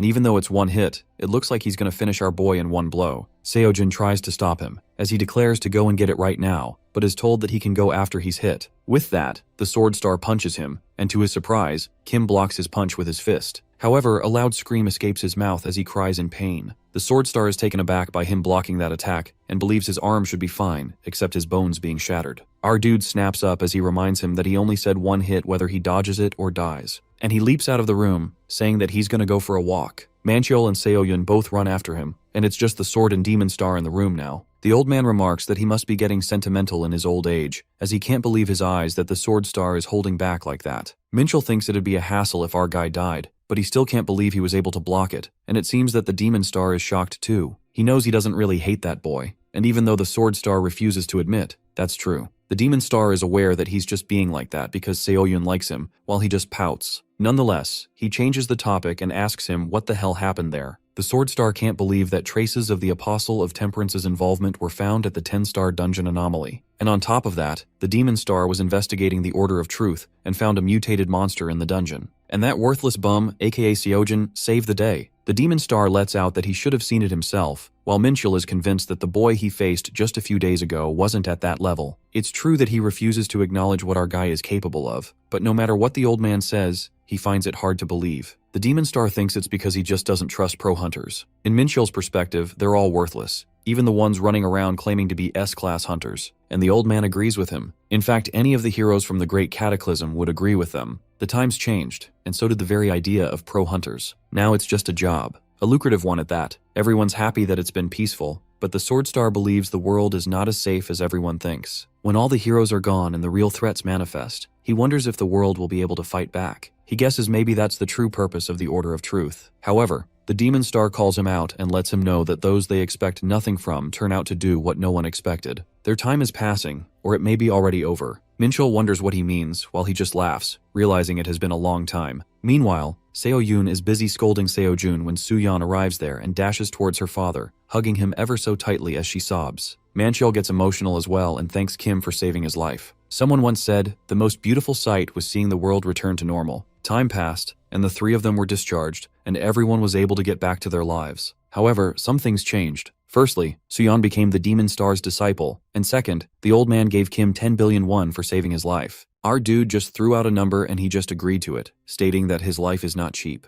He used 500 million to get the blue dragon sword back to the sword star, even though he almost died in the process. It wasn't planned, but because of everything that happened, Kim ended up with Gungnir and the huge sum of 9.5 billion won. And on top of that, he reached 47.3% progress in Hercules' course. Minchul beams with happiness to see our guy back finally. While he asks him if he weren't worried about him because he never visited, Lee lets him know that he was super worried, but Seoyun assured him that he was fine, so it was like, cool, and claims that he had faith in our man, figured he would shake it off like it was nothing. Seoyun is glad to see Kim back and asks him how he's feeling, and he ensures her that he's fine. Minchul shows something to her, telling her that he needs this and requests if she could look into it. She assumes it would be easy and declares to get it right away. Seojun, who's busy working out, sees them and realizes so many things have changed, but the Dream Academy manages to stay the same. Now it feels like home. Later, we see our awakened listening to Hercules' lecture, who talked about the strength of the gods in his last lecture. He assumes some of them may have realized what that truly is, difficult as it may be. Every once in a while, a few students are able to get there. And referring to those of them who did, he believes they're probably surprised by the spike in the course progress. He tells them not to be surprised, as this is the strength of the gods' course after all. Simply put, they're understanding what he's trying to teach them, thus the progress. But he warns them not to assume that this means they're through with this class. Rather, it's the complete opposite. He declares that the strength of the gods is the source of all strength, and to tap into that infinite strength, they need a strong vessel to contain it. Hence, if they haven't trained to the ultimate limit, they won't be able to withstand it. That's why he emphasizes muscles so much in this course, to help turn their body into a vessel that can hold the strength of the gods. To summarize it, Seojun supposes that he can tap into the strength of the gods, but his body can't handle it. Now that his course progress has increased, he's able to get through the daily assignments faster, leaving him more time. Therefore, he thinks of taking another course now that he has more money, or he contemplates if he should buy an elixir. That'd replenish his mana so that he'd have enough magic power to summon Gungnir. He supposes he could really become a one-man army. And the Transcendent Marketplace is full of mana replenishing items, like the Milk of Emptiness, Peaches of Immortality, Elixir, and Nectar. At last, Seojun drops the idea of buying a weapon and thinks a course would still be better. Since he's not at a level he can fully absorb an elixir right now, and even though he started Merlin's course, it's more about understanding magic than teaching magic forms. If he's to fully get use out of an elixir, it's time he learned magic forms. Our guy thinks it's better to do it now, as he has to learn it eventually. Therefore, he messages Mentor, asking his recommendations on any courses of magic forms. Knowing that Mentor usually takes a week to reply, he decides to wait. But to his surprise, he responds right away, telling him that there are two types of magic courses, inner focus and magic forms. If Kim wants to develop control and stability, he should learn inner focus. If he wants to develop efficacy and power, he should learn magic forms. For inner focus, Mentor recommends Zhang Sangfeng or Lu Dongbin, while for the magic forms, he'd suggest Arthur or Siegfried. Kim realizes it all changes depending on whether he's going for control or efficacy. He decides to check out their cost, sure that he'll be able to afford something.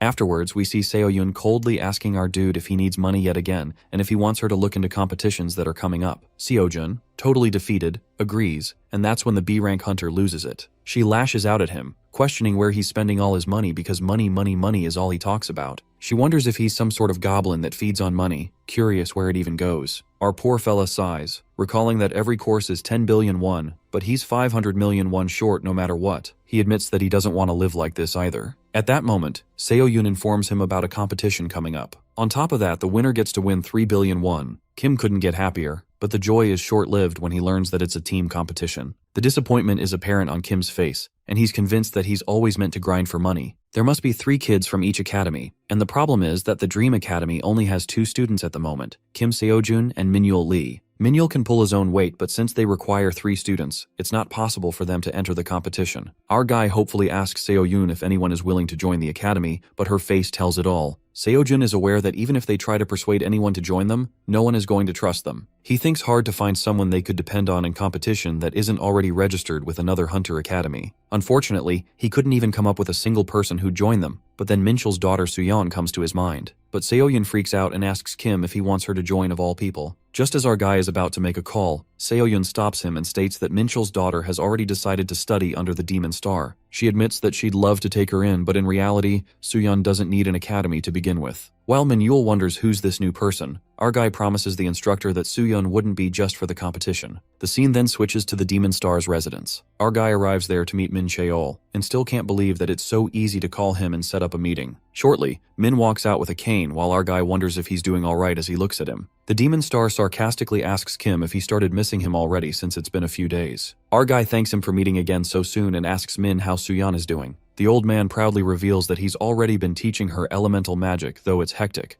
muttering about how determined she is to learn. Hearing this, Kim is left in disbelief as it's just been 2 days since she started. The reason why it shocks our guy is because in a hunter academy, the first magic is the basics of how to use magic and magic forms. And just the basic use of magic takes 2 to 3 weeks minimum. Even the old man admits that he was shocked too, and almost fell over when he saw Suyeon figuring out how to use magic in less than a day. While Seo-jun is left slack-jawed, Min brags about how even Jimin took an entire day to get the hang of elemental magic. He wonders where Suyeon was hiding all this time and never knew it would be this fun to teach her. Meanwhile, our fellow looks totally done. The Demon Star finally asked him the reason he's here. Kim freaks out as he couldn't bring himself to broach the subject. Our boy mentions to Min Cheol that the Dark Star has a disciple, Min-yul Lee, and he's a student at Seo-yun's academy. The old man finds it hard to believe, and Seo-jun reveals that the Dark Star is avoiding contact with his disciple to keep the Order of Truth from using the sight on him. Seo-jun also warns the Demon Star that the Order of Truth is already using the sight on him, which also makes Suyeon a target. Plus, it's not just her. It's still not certain when the Order of Truth will go after the old man again. Therefore, our guy implies that since they can't use the sight on him, they can take advantage of that so that it won't be easy for the Order of Truth to target them. Old man Min sighs and concludes that Kim wants Suyeon to join the same academy and make moves together. Seo-jun nods and states that the time he'll get to teach Suyeon will be reduced, but for Demon Star and Suyeon's safety, they'll have to consider it. The old man thinks about it while Kim thinks of Suyeon as his little sister, plus he'd been thinking about making her join the academy anyway. Momentarily, the Demon Star responds that if the Dark Star is doing it, there's no need to rush things on account of his timeline, and therefore, he agrees to Seo-jun's idea. The old man feels bad about not keeping Suyeon all to himself, but also thinks it'll be good for her to get out for training and experience everything. Later, at the Hunter Academy, everyone warmly welcomes Suyeon. Min-yul Lee gets a bit eccentric and is introduced as a disciple of a Dark Star. Just as that simpleton is about to complete the sentence, Seojin slams his hand to shut Lee's mouth and tells Soo-yeon himself that this wide-eyed kid is the Dark Star disciple. Poor Min-yul wonders why he can't say it, and our guy teases him,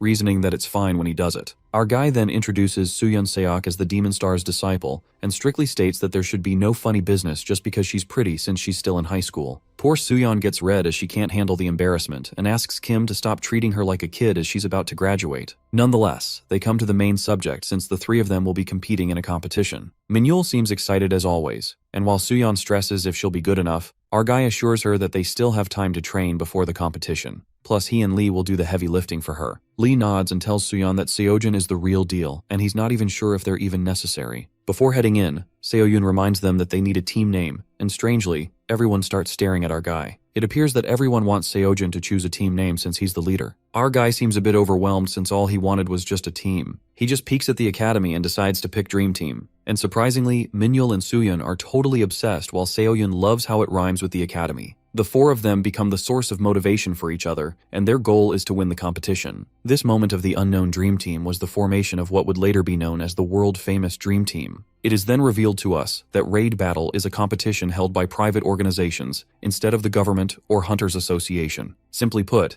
they're held by large guilds. And the reason why large guilds would spend so much money on these competitions is simple, either for early recruitments or hunting exceptional students. While some pro hunters work alone, for the most part, they join guilds and work as teams. Therefore, during the competition, they look not just for strong individuals, but see how they work as a team. That is when they can see who has real potential and scout out talent while they're still students. That's the agenda behind the raid battles. With this in mind, the large guilds lobbied the government and hunter government, and as the money grew, more broadcasters and other organizations came running, and thus, the modern raid battle came into being. For this reason, the participation was limited to hunter academies in Division 1 and 2. To conclude, with all the money and focus, the raid battle became an elite competition. In the present scene, some hunters are gossiping about a guy Siwoo Jong and his team members, Yoonjong Park and Minjun. They can't believe that Gaeon Academy's top 3 students are taking part in the raid battle, making it sound like an intense fight already. The hunters begin to freak out as they speculate since Gaeon has leveled up their game, then there's no doubt that Ale and Hunter Mills Academy are going to bring their best players too. The people even anticipate that Hunter Mills might bring out Haeun Lee, not to mention she's rumored to be the most talented student in the history of pro hunters. They believe that it's about time that Haeun made an appearance. While the rumor has it that she's a disciple under one of the 5 great heroes, some find it ridiculous since there's no way a disciple would be in a raid battle. In the meantime, ironically, the Dream Team makes their entry into the competition. Min-yul Lee and Soo-yeon Seok, who are disciples under the Dark and Demon Star, overhear some bullshit from those guys saying that people of that status don't take on mere students as disciples. According to them, there are a lot of S-class hunters waiting for a slot. Min-yul gets pissed and lets out that their team leader is just as famous. Seojin looks confused because even he doesn't know he's famous. With that, the first round of the raid battle begins, and every team has to defeat the 7-star monster Arachne. Do-hyun Lee, B-class hunter from Ares Guild, is very much disappointed to see how many teams have failed only during the first round. His team member guesses that the dungeon they set up is way too high level, and mentions the research that came out by Jim and Jong. The research was about mutations, and it's been included in the Magic Studies dungeon. Do-hyun understands this must be why most of the student teams are failing, but he's scared at the thought of his guildmaster who asked him to recruit a lot of newcomers, but it looks like he's going to chew them out. While the guy decides to focus on teams that win, Gaeon Academy's team clears round 1. As others wait for Ale and Hunter Mills' teams, another team comes out in the meantime, and that is the Dream Academy. What grasps everyone's attention is that Gaeon completed the round in 30 minutes. The Dream Team jaw-droppingly cleared the round in 9 minutes. Do-hyun Lee and his recruiter partner are left in disbelief and try to tell the staff that there's an error in the display time. While Do-hyun finds it impossible for the team to complete in less than 10 minutes, the guy admits that there was a mistake in the display and lets them know that the timer was malfunctioning. The time was 30 seconds too slow. The recruiters are rendered speechless, and Seojin along with his team members come out of the dungeon. It is then revealed to us that in the dungeon, they were tasked to fight against the 7-star monster, Arachne. Our guy is weirded out by the monster's name since the real Arachne is an instructor of sewing skills at the Transcendent Academy. The big spiders surround them while Kim saves Gungnir for later, but he still has the Longinus spear to kick their ass. He sees the infamously strong and elastic Arachne webbing, and assumes that for his spear, they might as well be cheap thread. Suddenly, the spiders befuddlingly stop when they see Min-yul dashing towards them. With that, Kim and Lee begin slashing the spiders, making it look like their everyday job, and Soo-yeon is amazed to see them both. It's as if the monsters are falling with barely any effort. She decides not to just stand there and watch them fight, but use whatever she's learned to lend her members a little help. She uses elemental magic and blue tentacles emerge from the magic circle that squeeze the spiders to death. In the present scene, Minhyul is obsessed with his leader's work and asks Seojun how he learned all those moves. Our guy is embarrassed by Lee's remarks, who wonders how strong the captain is going to get. Kim then asks Minhyul where all his weapons went, to which he responds that he got rid of them since Master Darkstar said it wasn't good to use too many weapons, but he kept the arrows and daggers. As Soohyun tries to say something, Seojun recalls that Minhyul did not use any arrows but only the daggers. Minhyul then reveals that he was trying to protect Soohyun, so if he were to use arrows, he'd have to fight from a distance and Seojun would have been on his own. In the meantime, Soohyun calls them out, and that's when they notice that all the teams have been staring at them. They're discussing the Dream Team's unbelievable finish time, and people start recognizing Seojun and Minhyul, boys who were in the Hunter Mills mock exam. Abruptly, the tension rises when Seojun looks at Gaeon's academy team, whose leader Siwoo's eyes are burning holes in the back of Kim's head. Siwoo then turns back and leaves while Minhyul keeps bragging about how cool their captain is, making our guy pissed off. Even Soohyun finds them embarrassing now. The noise is cut down when the Hunter Mills Academy team completes the round in 30 minutes, claiming they're the best, and that's how a true elite looks like. But reality slaps when they're ignored miserably, since no one gives a shit about them, and the students from Ale Academy face the same treatment. Later, round 2 of the raid battles begins, and this time they need to collect the magic power crystals in the allotted time. The Dream Team completes round 2 in 4 minutes and proceeds to round 3, which is to eliminate the Link Bell artificial monsters. As round 3 completes in 19 seconds, they reach round 4, Magic Crystal Defense. In this round, Minhyul runs out of arrows as they fight against stubborn tree branches. Lee decides to stay and defend while he tells Seojun to get rid of as many enemies as possible in the meantime. Our guy leaps outward to deal with the enemy, and he conjectures that since these monsters respawn, it's impossible to completely clear them. Just as Seojun is done slashing as many dryads as he could, he witnesses a luminous orb in the air like a full moon. He couldn't see it, but he could definitely feel it through Kiran's magic. Since he senses a tremendous amount of magic force, Seojun assumes that this orb could be the core of the entire dungeon, or the thing that's respawning the monsters. Our guy slashes the monster behind him and summons Gungnir. To see if his assumptions are correct, he aims Gungnir right at the core, and surprisingly, the weapon goes right through it. This makes him deduce that there's no core. Our guy freaks out and wonders if he was mistaken that there was anything to begin with. While our guy is hell-bent that he did feel something, he thinks of the Spear of Longinus and its unknown powers. He's convinced that the spear could have powers as impressive as Gungnir, but he just hasn't figured it out. Smirking, Seojun decides to find it now and dashes to make a leap where the core is to strike the spear. The scene then switches to Gaeon's team, who are struggling to fight the giant tree monsters. Siwoo asks Minjun to take the lead, and eventually, they complete the round in 44 minutes. While the members are happy with the outcome, Siwoo ponders that they made the right calls and 0 mistakes, and since Hunter Mills and Ale both lasted 20 minutes, they went twice as long. So in his point of view, they did as well as anyone possibly could. The Dream Team also makes it before Gaeon did, and Minhyul intimidatingly says that he's not even going to try guessing the captain's power anymore. Gaon team members look at Seojun's team as they went in at the same time but came out first. Just then, they're distracted by the noise, and when they look up to the scoreboard, they're left wide-eyed. Even the crowd is thrown into a frenzy when they witness Dream Team's score to be immeasurable, which is ridiculously impossible. They assume that their team somehow was able to get to the core of the dungeon. The recruiters in the crowd go absolutely crazy. Do-yeon Lee stares shockingly at the scoreboard,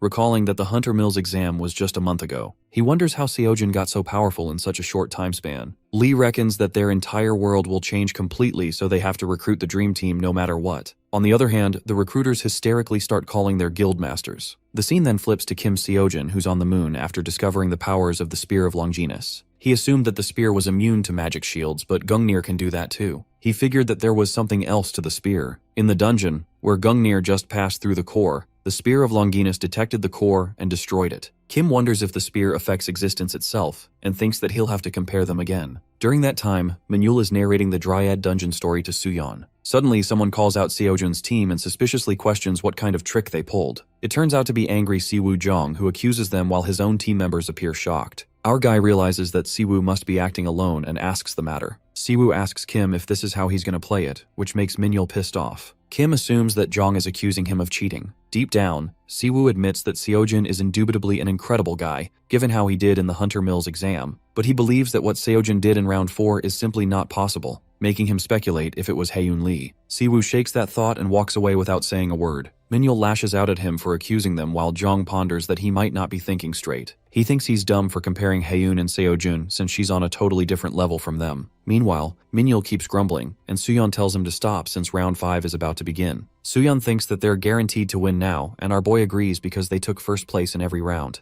While he finds it disappointing that it was this easy, someone calls out the dream team. A guy approaches them and proposes to make an offer. The guy from the organization states that if they accept it, the entire pool of 6.5 billion won will go to them. The team gasps with disbelief, but the guy proceeds to elaborate that there's a condition. As it's known there will be a 9-star monster in the 5th round, they're artificially created by magic, so they won't quite be 9-star threats. But the monster will be strong enough that no student could ever hope to defeat them. The guy reveals the purpose of round 5 isn't to see if students can defeat the boss, but it's to see how they deal with such a formidable enemy, and how clever their solutions are. All of that will play into the final score. While Minhyul and Suyeon-seok nod, the guy dwells on the possibility that if they were somehow able to defeat the boss, they'd get the highest score. But no team in the history of the raid battle has ever accomplished that. So the condition is to defeat the boss, and if the dream team fails, they'll have to give up their prize money. While it's a do-or-die situation, our guy asks him what happens if they refuse. The staff guy answers there won't be any penalty since it's just a proposal and they can simply go ahead, play round 5, and take the top prize. Even the staff guy shrugs and lets out that these proposals don't come from the organization himself. This makes our guy suspect that the 3 big academies are behind this, which makes sense since they shoved them out of the top ranking. And seeing how Siwoo reacted, it's apparent that they think the dream team is cheating. Seojun is convinced that this proposal is intended to take them down and preserve the pride of the big 3 academies. While our fella is giving it a thought, Minhyul and Suyeon tell him to do as he wants. The staff member informs Seojun that the organization is hoping their team would accept the offer. The guy coughs and enunciates that the winner of the battle is already obvious, referring to them. Our guy then delves deep into thought and measures the risk. Because if they win, they take 6.5 billion won, but if they lose the guaranteed 3 billion as well. Our hero makes a shocking offer instead, like a counter-proposal, and suggests sweetening the prize money and making it an even 10 billion. Seojun does not even hesitate while Minhyul and Suyeon are left astounded with their jaws dropped. As the staff member lets out a dreadful gasp, our guy bluntly says that the current proposal isn't worth it if they consider the risk they're taking. It's like they'll make 3 billion won doing nothing. Seojun reckons that he needs 500 million urgently, but it will be divided into the 3 of them. He'll only be left with 1.5 billion won, which won't keep up with the rising karma calculation rates. But with a cunning smirk on his face, Kim increases the prize offer to 10 billion so that he'll be able to pay for the magic course and the elixir. And that's definitely worth the risk. The guy who made the offer appears rather traumatized,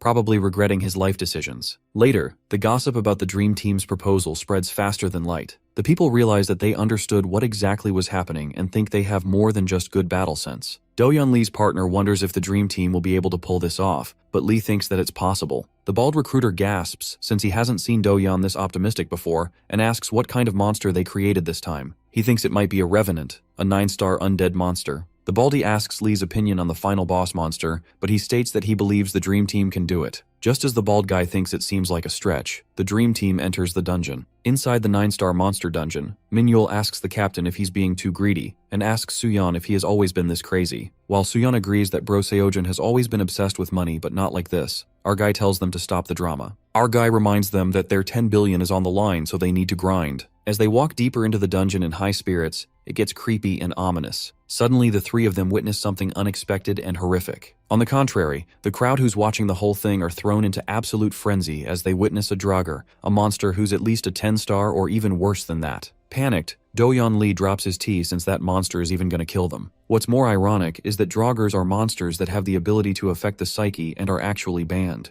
Do-yeon thinks this must be a mistake and runs as fast as he can. A 10-star monster itself isn't a huge problem. Lee is stressed out because no student has ever died by physical injury from artificially created monsters. However, he remembers the one instance when someone was killed by an artificially created monster, and it was when a psyche monster attacked the mind. So even if the attack is an illusion, the damage to the mind is real. And the current situation is no different, not to mention that this Draugr is a 10-star psyche monster, so there's no freaking way a student could handle it. In the dungeon, Minhyul and Suyeon could barely bear the crushing pressure on their minds. Our guy, who's also numb, ponders that at this rate, their team will be slaughtered. In the meantime, Do-yeon Lee bangs open the door of the control room and screams at the operators to do something. They justify that they have already sent someone, but no one is able to get inside the dungeon. Doyun tells them to destroy the magic core and turn off the mana supply, but the operators hesitate, thinking about the money they've spent on it. Lee quivers with anger and calls them greedy bastards for letting kids die over a few billions. Lee literally goes on a rampage and wonders what bullshit research Jim and Jong is doing. Shortly, they notice something on the screen and a spooky bastard ghost appears in the dungeon. And while Suyeon and Minyul are collapsed to the ground, our guy appears perfectly fine and wonders what's going on. Seojin is baffled as to what a Draugr is doing here. It seems that it tries to attack their psyche, and it works on Suyeon and Minyul. Somehow it doesn't work on our guy, as he tries to snap them out of it. Kim dashes towards the Draugr while it uses his subconscious thoughts against him, whispering them into his ear. They're all doubts and worries hidden deep inside.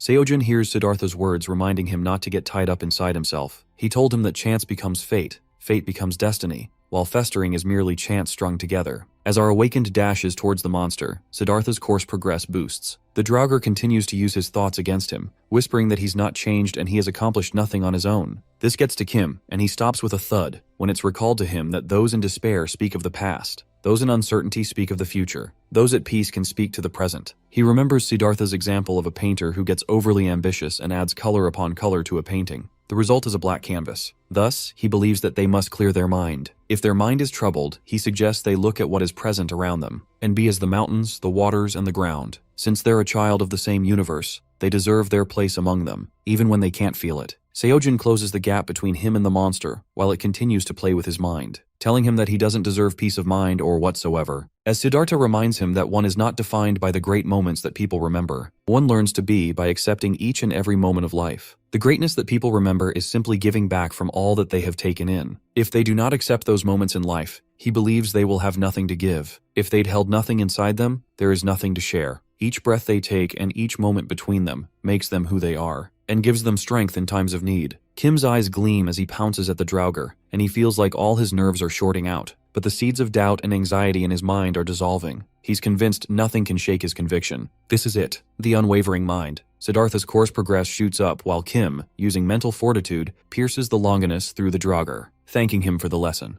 The after effect makes all the screens go blank. Everyone is left shaken while the association head is in disbelief, wondering how the heck Kim was able to defeat Draugr. Draugr, a 10-star psyche monster. Not a single one of these scouts could handle its psyche attack. And physical attacks don't work against them since Draugrs have no form. It took spirit techniques to clear the 8 Draugr dungeons in the past, but our Awakened managed to clear it in one blow. Realization hits the association head as he laughs out loud, proclaiming that he doesn't think their guild could handle him. Meanwhile, in the contest waiting room, all the contestants are in disbelief, including Siwoo Jong. He's aware that a 10-star monster, and that too artificially created, tops out at 8 or 9 stars, or max can only be handled by A-class hunters, and past that, they'd have to be S-class. He contemplates maybe if it were Haeyoon Lee it would have been possible, but he realizes soon enough that no one in the world could do this. On the other hand, Seojin's body trembles, but he's glad that at least he didn't faint like with the Dryad. He guesses that is maybe because of Siddhartha's course progress. Our guy barely managed 17.5% during the initial 90-day free pass, but now he's at 31.7%. He made this progress in such a short time and acknowledges that Draugr was the best teacher. Just then, Minyul and Suyeon snap out of their trance, wondering where they are. When they see their captain all worn out, they are in utter shock as they realize that he beat the Draugr by himself. They get out of there, helping Seojin walk, and stepping out of the dungeon, they witness many guild managers out there offering them to join their guilds. They all hover over the dream team when the contestant supervisor rushes towards them, wondering what in the blazes are they all doing. He reminds them that the dream team just suffered a psyche attack and they need to get them checked out right away. Shoving them aside, he makes it through the crowd while they persist in making offers. In the hospital, we see a worried Seoyun arriving there, concerned if they all are okay. Kim ensures her that they're okay while those two are just napping, informing her that they were checked out and cleared. Seoyun wonders what about him, and he lets her know that he's fine, just a bit tired though. She takes a sigh of relief as she hears that. It seems that she was so scared he'd really been hurt this time. The B-rank hunter is well aware that Seojin may not have taken the pro hunter exam yet, but he's clearly not a student anymore. Probably only a few months left till then. Seoyun knew this day would come. She got what she needed out of it, and that should be the end of it. She supposes she should be happy for him, but it seems like she's not, wondering why she's feeling this way. Our guy asks her if something's wrong, and she assures him that it's nothing. At that moment, the president of the association walks in, leaving both of them taken aback as they ponder what brings him here. The president confesses that he heard about the accident and was worried. Our dude asks him if he came all the way here for the Draugr, while he's only focused on him, remembering how he got hold of the Blue Dragon sword, the Sword Star's prized weapon that he never let anyone touch. When the Draugr report came in, he thought there was a good chance Seojin was dead, but he defeated it alone, and the president now sees why the Sword Star cherishes the boy. On the contrary, we see the Sword Star getting goosebumps. Seeing how our guy is with the Sword Star's granddaughter, whom he believes he also holds dear, the president is glad he came in person. Seoyeon wonders if Kim knows the president of the association, and he fretfully reveals that he lent the Blue Dragon sword to him. The association prez asks him how he's doing, and he believes he is fine but is curious about what the heck happened, wondering where the Draugr came from, and why wasn't a revenant used. It is revealed that the dungeon's magic core was overloaded, as Jim and Jong's mutation research was applied to this competition for the first time. This makes our guy ponder if the anomalies are created in the same way, by overloading the dungeon's magic cores to research mutations. And supposing if the anomalies can be created artificially, he contemplates if that has been the cause of the Great Cataclysm. The president bows apologetically, declaring that he won't ever let this happen again. And assuming that words aren't enough, he asks our fella, who thought they were enough coming from the president, if there's anything he wants, or anything he can do. Seoyeon already knows what's going to happen next, and Seojin pulls out 3 fingers, indicating that he wants 3 billion won, and even though the president thinks that seems very reasonable, he verifies that he's really focused on money. That's when our dude breaks it to him that they're talking about 3 billion per person. This catches the prez, who processes what he just heard, as he agrees to it at last. A raid battle for the ages came to an end, and the results turned out to be a display of skills easily surpassing the elite from the big 3 academies. The dramatic defeat of a 9-star monster, Draugr created by overloading a magic core, left everyone shook. Everyone from the guilds to the general public was clamoring to find out more about the Dream Team, the Dream Academy, and Kim Seojin. The guilds are willing to do anything to get a hold of the Dream Team, offering them whatever they can. And those at the center of all that attention are busy splitting and arguing over the prize money. Suyeon, after a lot of convincing, is ready to accept 3 million, and Minhyul as well. She objects that our guy and Lee did everything in the raid battle while she was just there to fill the head count, as she feels bad even taking this much. And Minhyul adds that he didn't do much while he took care of the last round alone, and if it weren't for him, they'd be dead. Seojin thinks of them as little angels hugging them. They weren't paying any attention to what was going on outside. Later, we see Kim calculating the original first prize of 3 billion, plus winning the proposal that gave them second, third, and fourth prizes, which is 3.5 billion, plus the 3.5 billion from the organizers and guilds, and finally the 9 billion promised by the president of the association. That's 9 billion minus 3 billion each for Suyeon and Minhyul, with the 9.5 billion he already had. That makes 22.5 billion won. Our dude is delighted as he now needs 4.5 billion more to take the Monkey King's course. He peeks inside Seoyeon's office, asking her if the Dream Academy moved up to Division 1. Seoyeon lets him know that they are in Division 1 now, wondering why he'd ask. He realizes that means they can do 6-star dungeons now, but the B-rank hunter informs him that that'd be possible only if they had a registered A-class hunter. Seojin realizes that she's a B-class hunter, hence they can't go on those raids. Seoyeon quickly apologizes when he stops her and reassures her that they only managed to join the last raid because of her, as he tells her not to worry about it. He steps out, feeling bad that he asked, and contemplates about what he should do now. With 6-star dungeons out of reach, there's no way to make big money. Kim ponders if he should just wait and save the 4.5 billion he needs, even if it takes a while, or if he should just sign up for magic courses now. Deciding on asking Mentor about it, he messages him, and just then, Mentor pops out of the phone, scaring the living crap out of him. Our guy holds his chest while Mentor is confused as to why he's so surprised. Kim wonders if he always has to pop out like that, and he thinks it's more fun this way. Nonetheless, the little assistant asks him why he'd contact him, and it is brought to light that he's not sure what to take next. Mentor thinks hard and wonders if he's good enough yet, and when Seojin asks him what he means, he reveals that if he gets a karmic discount, he could get both courses. It seems that a karmic discount is a discount on his karma. It's a special deal that allows him to get a discount on the karma calculation assigned to him. Our guy is in utter disbelief to discover that the Transcendent had sales all this time. Mentor lets him know that the sales are rare though, and it turns out that he can get up to 100% off. Kim gets all worked up as he learns that he could take the Monkey King's 27 billion won course for free and decides to claim the discount right away. But the little dude flicks his fingers on his forehead, breaking it to him that they don't just give the discounts away. Seojin is confused as to how he gets the discount then, and it's announced that the Transcendent Academy does have a special promotion right now. It's a promotion for outstanding students. Our dude guesses it's like a scholarship for good students, and Mentor lets him know that it's based on the student's score in the mock exam. Getting to know that, all the energy in him deflates as he realizes that his discount is based on the mock Transcendent exam, like the one he failed miserably last time. Though he's learned footwork from Zhang Sinfeng and the strength of the gods from Hercules since then, and he made huge progress in Siddhartha's unwavering mind technique, hence he's sure he'd score higher this time. However, he whimpers as he concedes that there's no way he would score high enough to rank among the outstanding students. Noticing him sulking, Mentor elaborates that outstanding students aren't judged by how high the scores are, but by how much they improve. It seems that the students are judged on how much their score improved from the previous mock exam.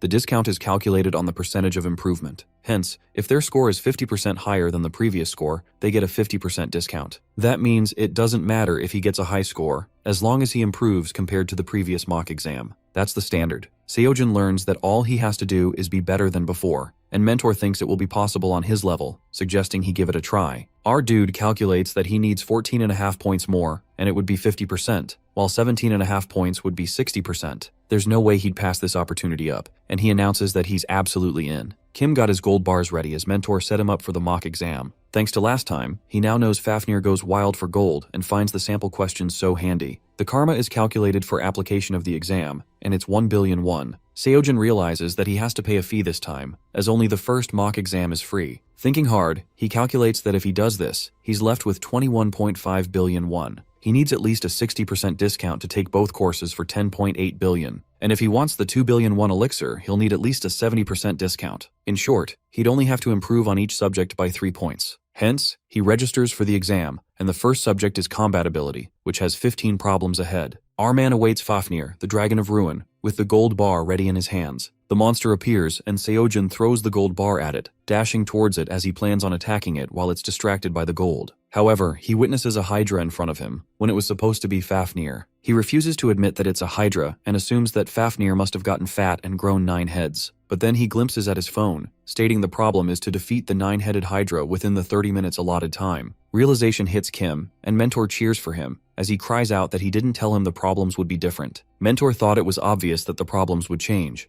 Otherwise, everyone would just memorize the answers, and wonders if that's why Seojin brought gold bars. Our dude complains that he should have said something when the hydra directs its attack towards him. He fortunately dodges it and decides not to be greedy, as he just needs exactly 3 points more. Using the Stairway to Heaven and the Way Beyond Emptiness technique, he manages to dodge its attack pretty smoothly. And Mentor is delighted to see the footwork, amazed because he only recommended the course a little while ago. So far, all Kim is able to do is dodge, and as he tries to avoid the hydra's flames, it grazes him a little. But the pain that is caused is beyond what he can ever imagine. His body throbs with pain as a painful scream escapes his mouth, making him wonder what's going on. The pain is too much to handle for Seojin that he prefers to die, and with that, level 1 fails. Our boy lies on the floor, bawling his eyes out, when Mentor reveals to him that the hydra has one of the strongest magical poisons. He says it must be pretty painful, but Seojin corrects him, saying it goes far beyond pain. And now that he thinks about it, when Kiran was poisoned by the hydra, the pain was so bad he begged to be killed, saying he had no need for immortality. Kim mutters that death really would be better, and seeing Jang Sung-gang's course progress, he guesses that he's still a beginner if that was enough to make course progress. He believes if he keeps doing this, he can get the karma discount and build his training progress at the same time. Deciding to give it a try, his fingers freeze when he guesses he can't just quit now. Mentor clarifies that he can quit if he wants to, but doubts that he's hit the score he wanted. Seojin sobs and attempts the second try, and since the subject is combat ability, ultimately he'll have to land damage on the hydra to get a decent score. Hence, if that's the case, he pulls out Gungnir and uses the aura blade. It ends up cutting one of its necks, and Kim believes if he gets the other heads one by one, he will have a chance. However, the hydra grows its neck back, and our man is in utter disbelief. Thus, level 1 fails again, with him gasping for his life, wondering how the hell he deals with that. He realizes that he's doomed because he managed to get his previous score of 4.2 by stabbing Fafnir. Our fella doesn't know how the scoring works, but assumes if they only measure power blows, the standard could be anything. Seeing him having a breakdown, Mentor reminds him about the tutorial courses. And as Seojin sees a beam of hope,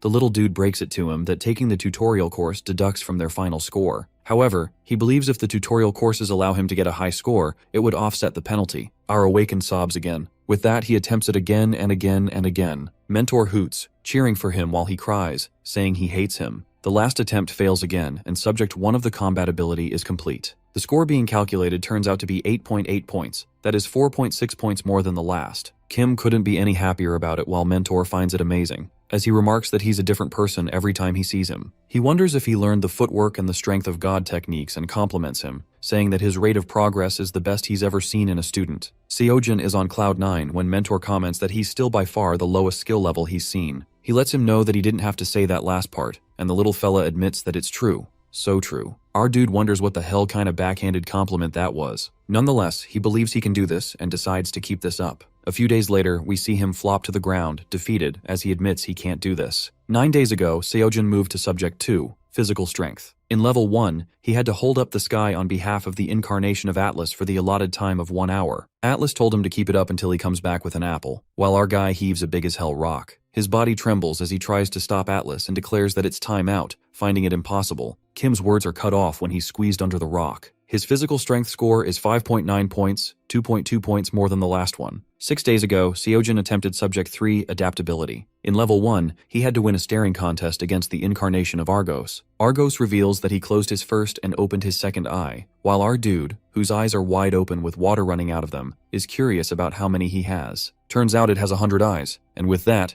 Kim fails the test. His adaptability score is 4.2 points. That is 1.9 more than the last one. 3 days ago, our Awakened moves to Subject 4, Magic Skill. In Level 1, he has to endure the mana drain of the Archlich for the allotted time of 10 minutes. The Archlich slurps onto his magic, and it seems that he ran out of it almost immediately. Our fella confesses that he hasn't taken a lot of magic courses yet. His magic skill score is 1.6 points. That is 0.4 better than the last one. And now, Seojin realizes that he's screwed, as he's only managed to improve by 9.1 points, 11.2 points shy of his goal of 20.3. He reconfirms with Mentor that if his score doesn't get at least 50% better, does that mean he won't get any discount at all? And the little fella lets him know that he has to be more than 50%, or he doesn't get the discount. Kim realizes that he's screwed for real, and he's gonna lose his 1 billion for nothing. Mentor suggests that he start with today's exam, that is, Subject 5, Mental Fortitude. For Level 1, he has to listen to the Archlich's Requiem for 30 minutes. The Archlich hopes he won't be as disappointing as before, as last time, and Seojun knows that he has to make points here. Hence, he tells himself to keep it together. It seems that he fortunately passed Level 1, but he did that last time too. That's why he focuses on the prize. In Level 2, he has to shake free from the control of the Demon of the 9 Hells in an hour's time. The demon calls our dude his puppet, while he wonders what he's blabbering, cleaning his ears. With that, he passes Level 2 as well, and moving on to Level 3, he has to resist the temptation of Aphrodite. Aphrodite tries to seduce him, wearing revealing clothes, when Kim asks her if she's not cold. Hence, passing Level 3 as well. Meanwhile, Mentor is in utter shock to witness what's happening. In Level 4, Seojin has to endure the scream of infinite hell for the allotted time of 30 minutes. The infinite hell cries out, screaming that it's all his fault, when our dude asks him if he knows him. At last, Level 4 is cleared too, and in Level 5, he has to resist the pleasures offered by the incarnation of the Demon King Mephistopheles for an hour. Kim is welcomed to the parade of 7 desires, and the first one is lust, the hell of lust, a paradise that rejects no desire. Our guy makes it through the lust, and next is greed, the hell of greed, where anything can be his, a paradise where nothing is lacking. Succeeding in controlling himself, he's moved to gluttony, the hell of gluttony. No matter how much he eats, the food never runs out, a heaven of endless plenty. Next is sloth, the hell of sloths, where the angels smile their brightest, a paradise of endless rest and lazing. Making it through, Seojin is moved to rage, the hell of rage, where he can torture his enemies forever, a paradise where those who seek vengeance are set free. Clearing that, he's moved to envy, the hell of envy, where all the things he was denied are his forever, a paradise where all his dreams come true. Our Awakened has impressively held out till now and decides to do it a bit longer when the last desire is unraveled to be pride. And that hits him, as he fails Level 5 and admits the last one was way harder than the rest. Seojin tries again and again and again, and when he's sure he's gonna win for sure, he fails again. With that, Subject 5 is completed, and in the end, he couldn't resist the hell of pride's pleasures. Mentor is shocked as to how the heck he even got to Level 5, and our boy realizes that his unwavering mind has really improved. The little assistant, with boredom, wonders how much progress he could have possibly made in that time period. As Kim reveals that it's at 31.7% now, he's left in utter disbelief, finding it impossible. He remembers it was at 15.5% last time and refuses to believe what Seojin is saying is true. Snatching the phone out of his hands, Mentor decides to see for himself. Witnessing it's real, he's taken aback, clueless as to how he did that. He glimpses at the Hercules course progress that is 53.7 and doesn't know what's happening anymore. Our guy believes he got a little lucky there, while Mentor goes through an emotional breakdown. He can accept all the courses, but the course progress for Siddhartha is unbelievable because even the other transcendent students would struggle to make this progress. Just then, Seojin's mental fortitude score is calculated to be 22.8, which is literally 13 points more than the last.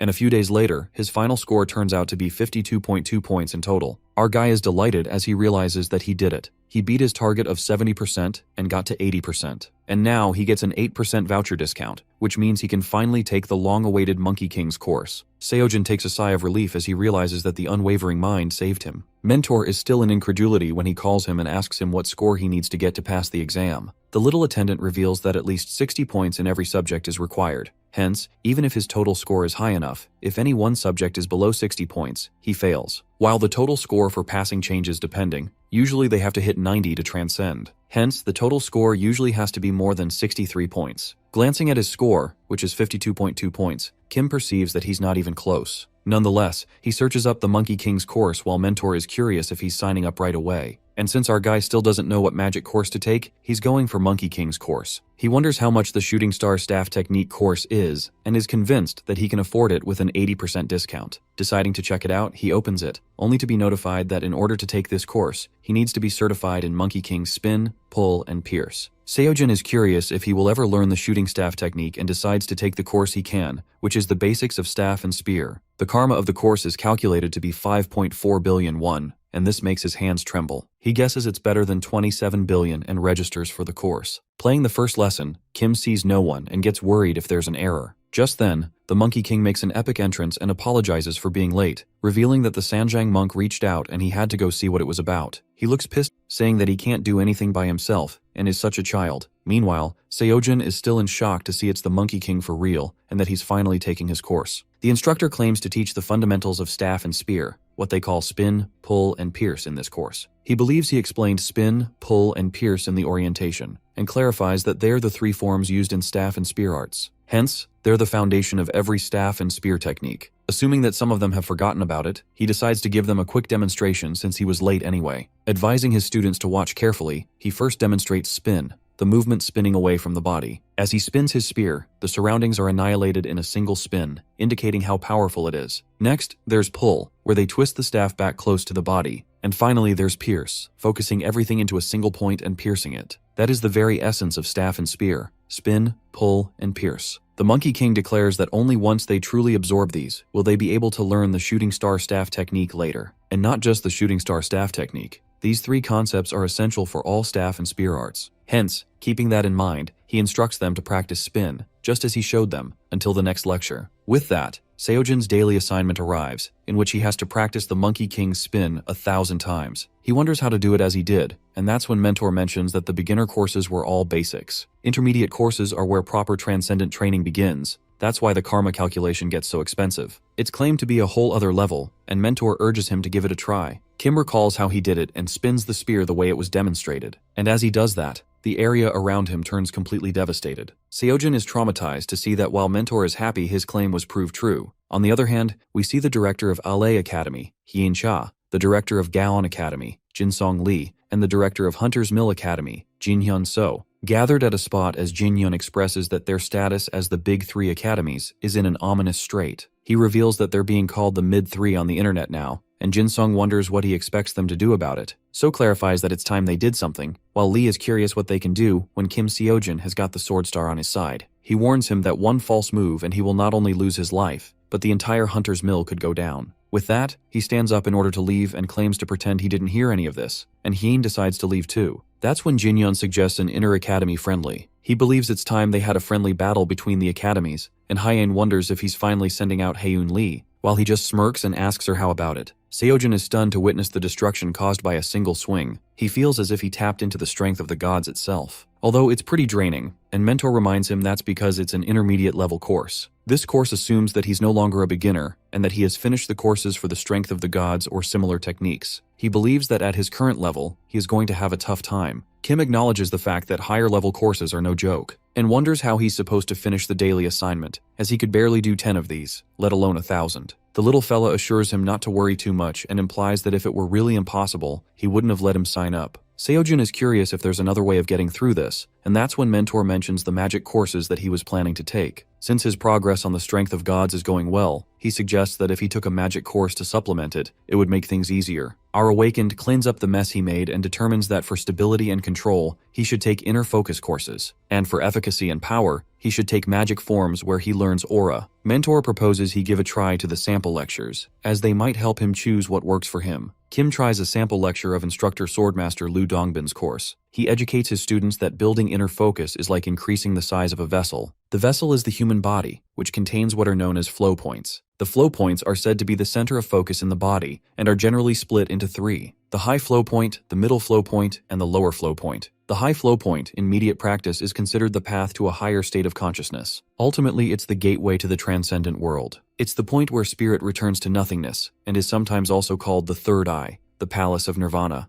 or the brain. Of the flow points, it's often considered the most important, but unfortunately, the high flow point is beyond the scope of this course. Seojin is confused about what that means, but he thinks he gets the general feeling, guessing that Merlin's course helped after all. Assuming the high flow point is controlled by the brain, he believes it falls within the realm of the mind. The high flow point is the brain, the middle flow point is the heart, and the lower flow point is the stomach. Hence, if Lu's lecture is summarized about inner focus, the high flow point can't use inner focus as well as the middle flow point, but it's easier to build it up there. Therefore, inner focus is to be learned for control or magic forms for power. Kim feels that something's off, and seeing a sample video of Siegfried's course, The Raging Strength of a Dragon, he finds it weird. Mentor wonders what's the problem, and he reveals that he's curious about why he can't take both of these courses. Because according to Master Lu, the high flow point is within the realm of the mind, so it means it plays a role in Siddhartha's unwavering mind. And if the unwavering mind is an essential course for the transcendent process, that means all the transcendent students are training the high flow point through Siddhartha's unwavering mind. Hence, whether it's the middle flow point or lower flow point, any magic course is training two flow points at the same time. That's why our dude wonders what's stopping them from training all three. It does make sense to Mentor, but he doesn't seem sure, as the deeper into a course, the fewer details he knows. Just then, Seojin's progress is notified to rise up in Merlin's course, which indicates that he's right. He's curious if none of Mentor's other students said anything, and it seems they all just took the courses they felt were right for them. But since no one has said anything before, he believes it shouldn't be a problem. Kim implies that he should ask the instructors about it, as he can't post something on the message board since he can't sign in. He feels he can get a clearer answer from the instructors themselves, and is curious if it's not possible. The little attendant supposes it is possible, but seeing him hesitating, our guy reminds him that it's normal for students to ask questions about the course. Mentor decides to go and ask about it,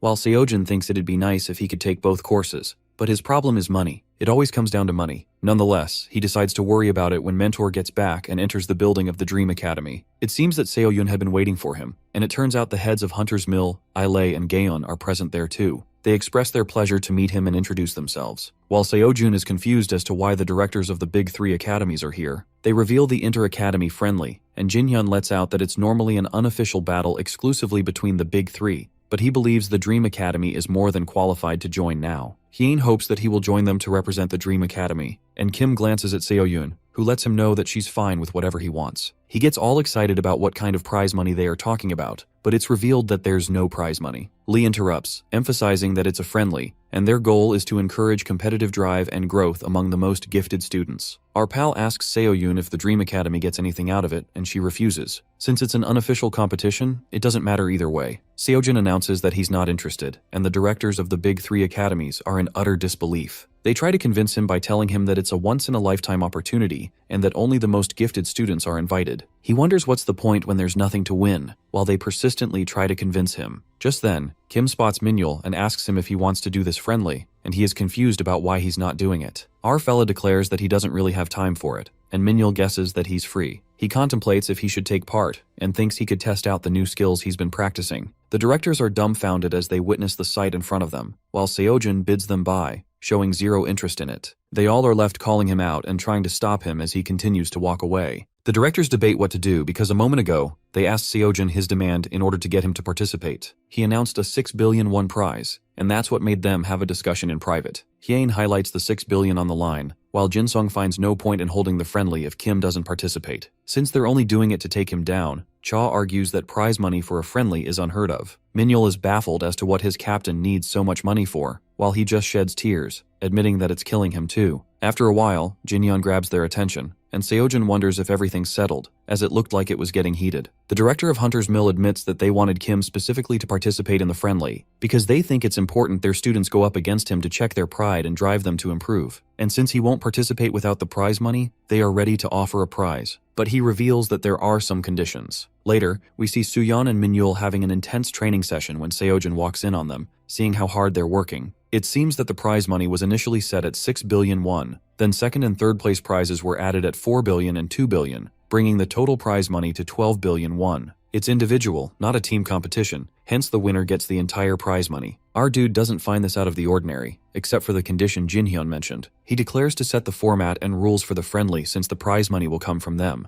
It seems fair to Seojin since they're putting up the money, after all, hence he agrees. It is revealed that they want all the members of the Dream Academy to participate, and both Minhyul and Suyeon agree, having no problem with that. Our guy wonders if there are other conditions, and Jinhyun lets him know that there are not, but they need one more person to agree. Wondering what they are talking about, since it's just the three of them, it suddenly hits him that there's Seoyun too. He's baffled as to why they drag her into this if it's an individual competition, as he calls her out and lets her know that she doesn't have to go out of her way if she's doing this for him. The B-rank hunter assures him that he's been helping her so much and she's getting nothing in return, therefore she feels happy to take part. Kim wonders what she's talking about because she helps him all the time. Seoyun shoves him away, saying that she's fine and ensures him not to worry about her and to focus on himself. While our guy didn't get the chance to protest, he guesses he should also prepare for the friendly. He's busy pondering about Mentor, and just then, his phone rings. It seems to be a message from him, telling him to hold off on the magic courses for now, as he finds it too complicated to explain here, and informs Seojin that he has asked the director for clarity and will get back to him as soon as he hears from him. Our Awakened decides to focus on his other courses for the time being. A few days later, the morning of the Inter-Academy friendly arrives. Kim thought it was unofficial, but seeing the luxury building, it looks like a raid battle to him. Seoyun remarks that this isn't any friendly, and admits that they're called the Big Three for a reason. They spot some reporters gathered at a spot and believe they are just looking to get an official story out.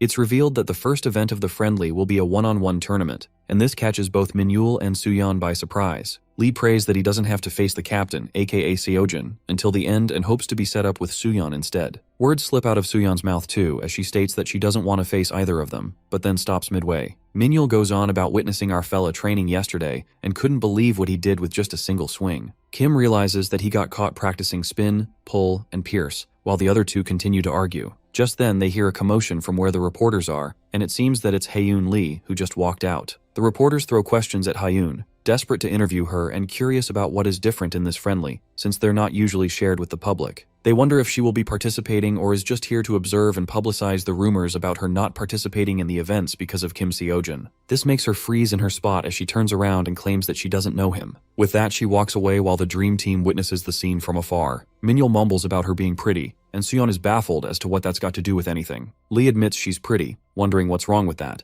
and Park clarifies that she just meant that it doesn't matter, and is curious as to how come he's never said that about her. Minhyul points out that she's still in high school, while she gets kissed, wondering what being in high school has got to do with being pretty. They both continue to argue when things get a bit heated, and Suyeon ends up lashing out at him, asking what's wrong with him. Her loud roar catches the attention of people nearby, and they recognize Seojin and the dream team, confused as to what they are doing here. The reporters realize that they must be the reason why they made a press release, and surround them, bombarding them with questions while Suyeon and Minhyul persist in bickering. They decide to go inside, and in the Dream Academy waiting room, they are reminded that no personal equipment will be permitted in the friendly. The staffer lets them know that Kim will be issued a spear, Seoyun a sword and twin daggers, and archery equipment will be given to Minhyul. He asks Suyeon if she will be needing any equipment, and she believes she's good. Lee finds the gear nice, but it's not what he's used to, and it seems that Seoyun feels the same. The Demon Star's disciple proudly remarks that only a poor craftsman blames their tool, but Minhyul doesn't think it's true and asks her if she's ever seen a master of their craft using shabby tools. He's curious if she thinks she's better than them because she doesn't use equipment, and she admits that she does feel that way. Seeing Seojin, Lee speculates if he's going to be okay, and is curious if he's not worried about using these. With that, they both start arguing again while Kim is concerned if his gear will be okay. Later, we see our guy up against a student from Hunter's Mill, who doesn't see him much and is confused why they'd go so far as to ban personal equipment. And on top of that, Siwoo refused to take part in the friendly, and his friend thought he was scared of Haeun Lee, but it turns out he was actually afraid to face Seojin. Seeing him standing in front of him,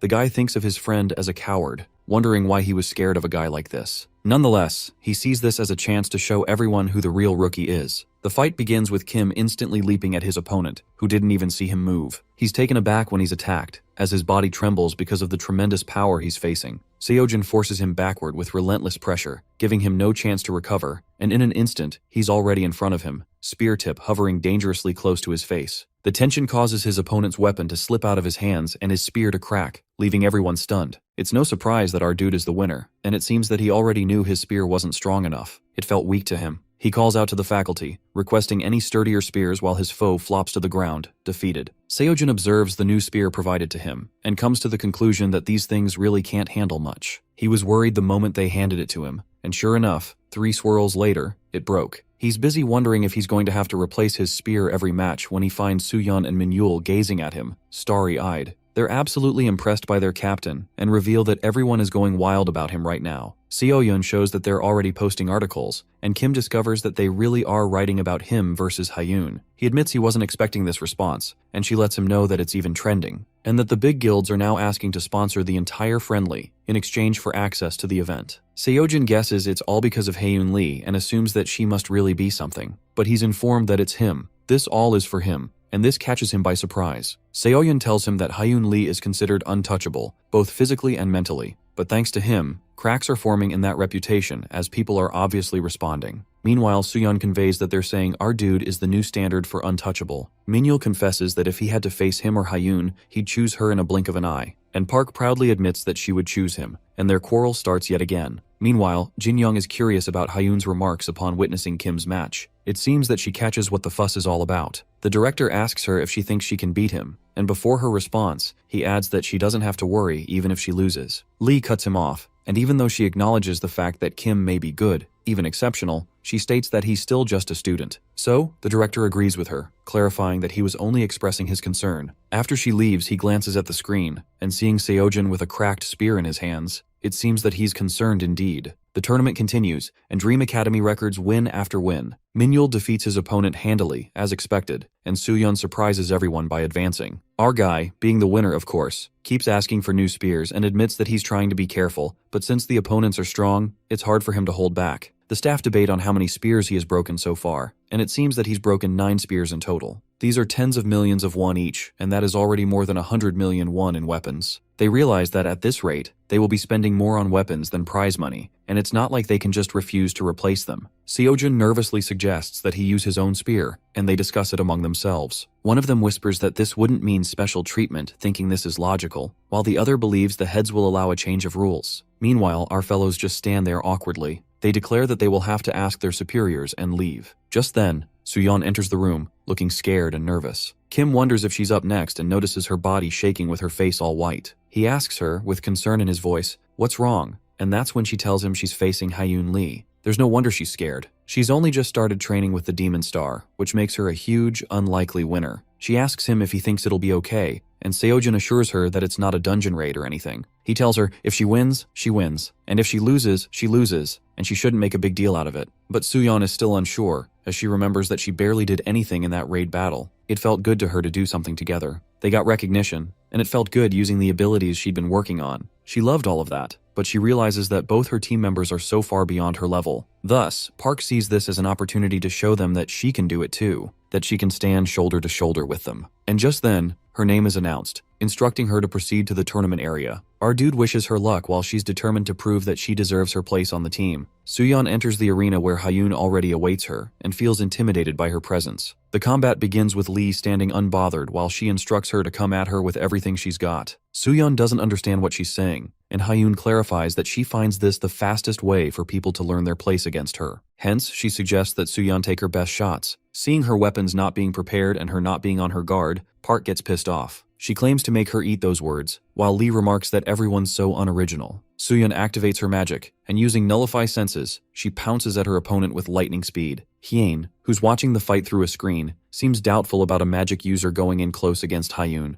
Out of all people, Park attacks her multiple times while she dodges all of them. Cha observes her moving like that while casting spells, even though she's just a student, and as much as she hates to admit it, she's seeing why their students are losing. A magic user's main role is to cast buff effects for party members from a safe distance, but real fights never go to plan. She witnesses a magic user who focuses on adaptability over theory, and Seojun is reminded of the Demon Star, whose approach disappeared. Demon Star, considered the greatest magic user of the Great Cataclysm. This was exactly his fighting style. At the height of the Great Cataclysm, he brought down a reign of terror on the monsters, and thus, the Demon Star was often called the War Mage. Suyeon delivers a powerful hit that Hyun still manages to dodge, prompting her to question if this is truly Suyeon's best. With that, Lee strikes her, forcing a cough of blood from her as she clutches her body for support. As Hyun assumes she is done, Park casts a spell on her, and this seems to have pissed her off. Her clothes are barely disturbed, and Lee, convinced they're not even in the same league, slaps her across the face, sending her flying backward until she crashes into the ground with a heavy thud. This shocks everyone, including Seoyun, Minhyul, and Seojun. But Hyun doesn't stop there. She grabs Suyeon by her shirt and smacks her on the face again and again. That was it for Kim, as he clenches his spear, storming into the room. He stops in his tracks when Suyeon tells him to,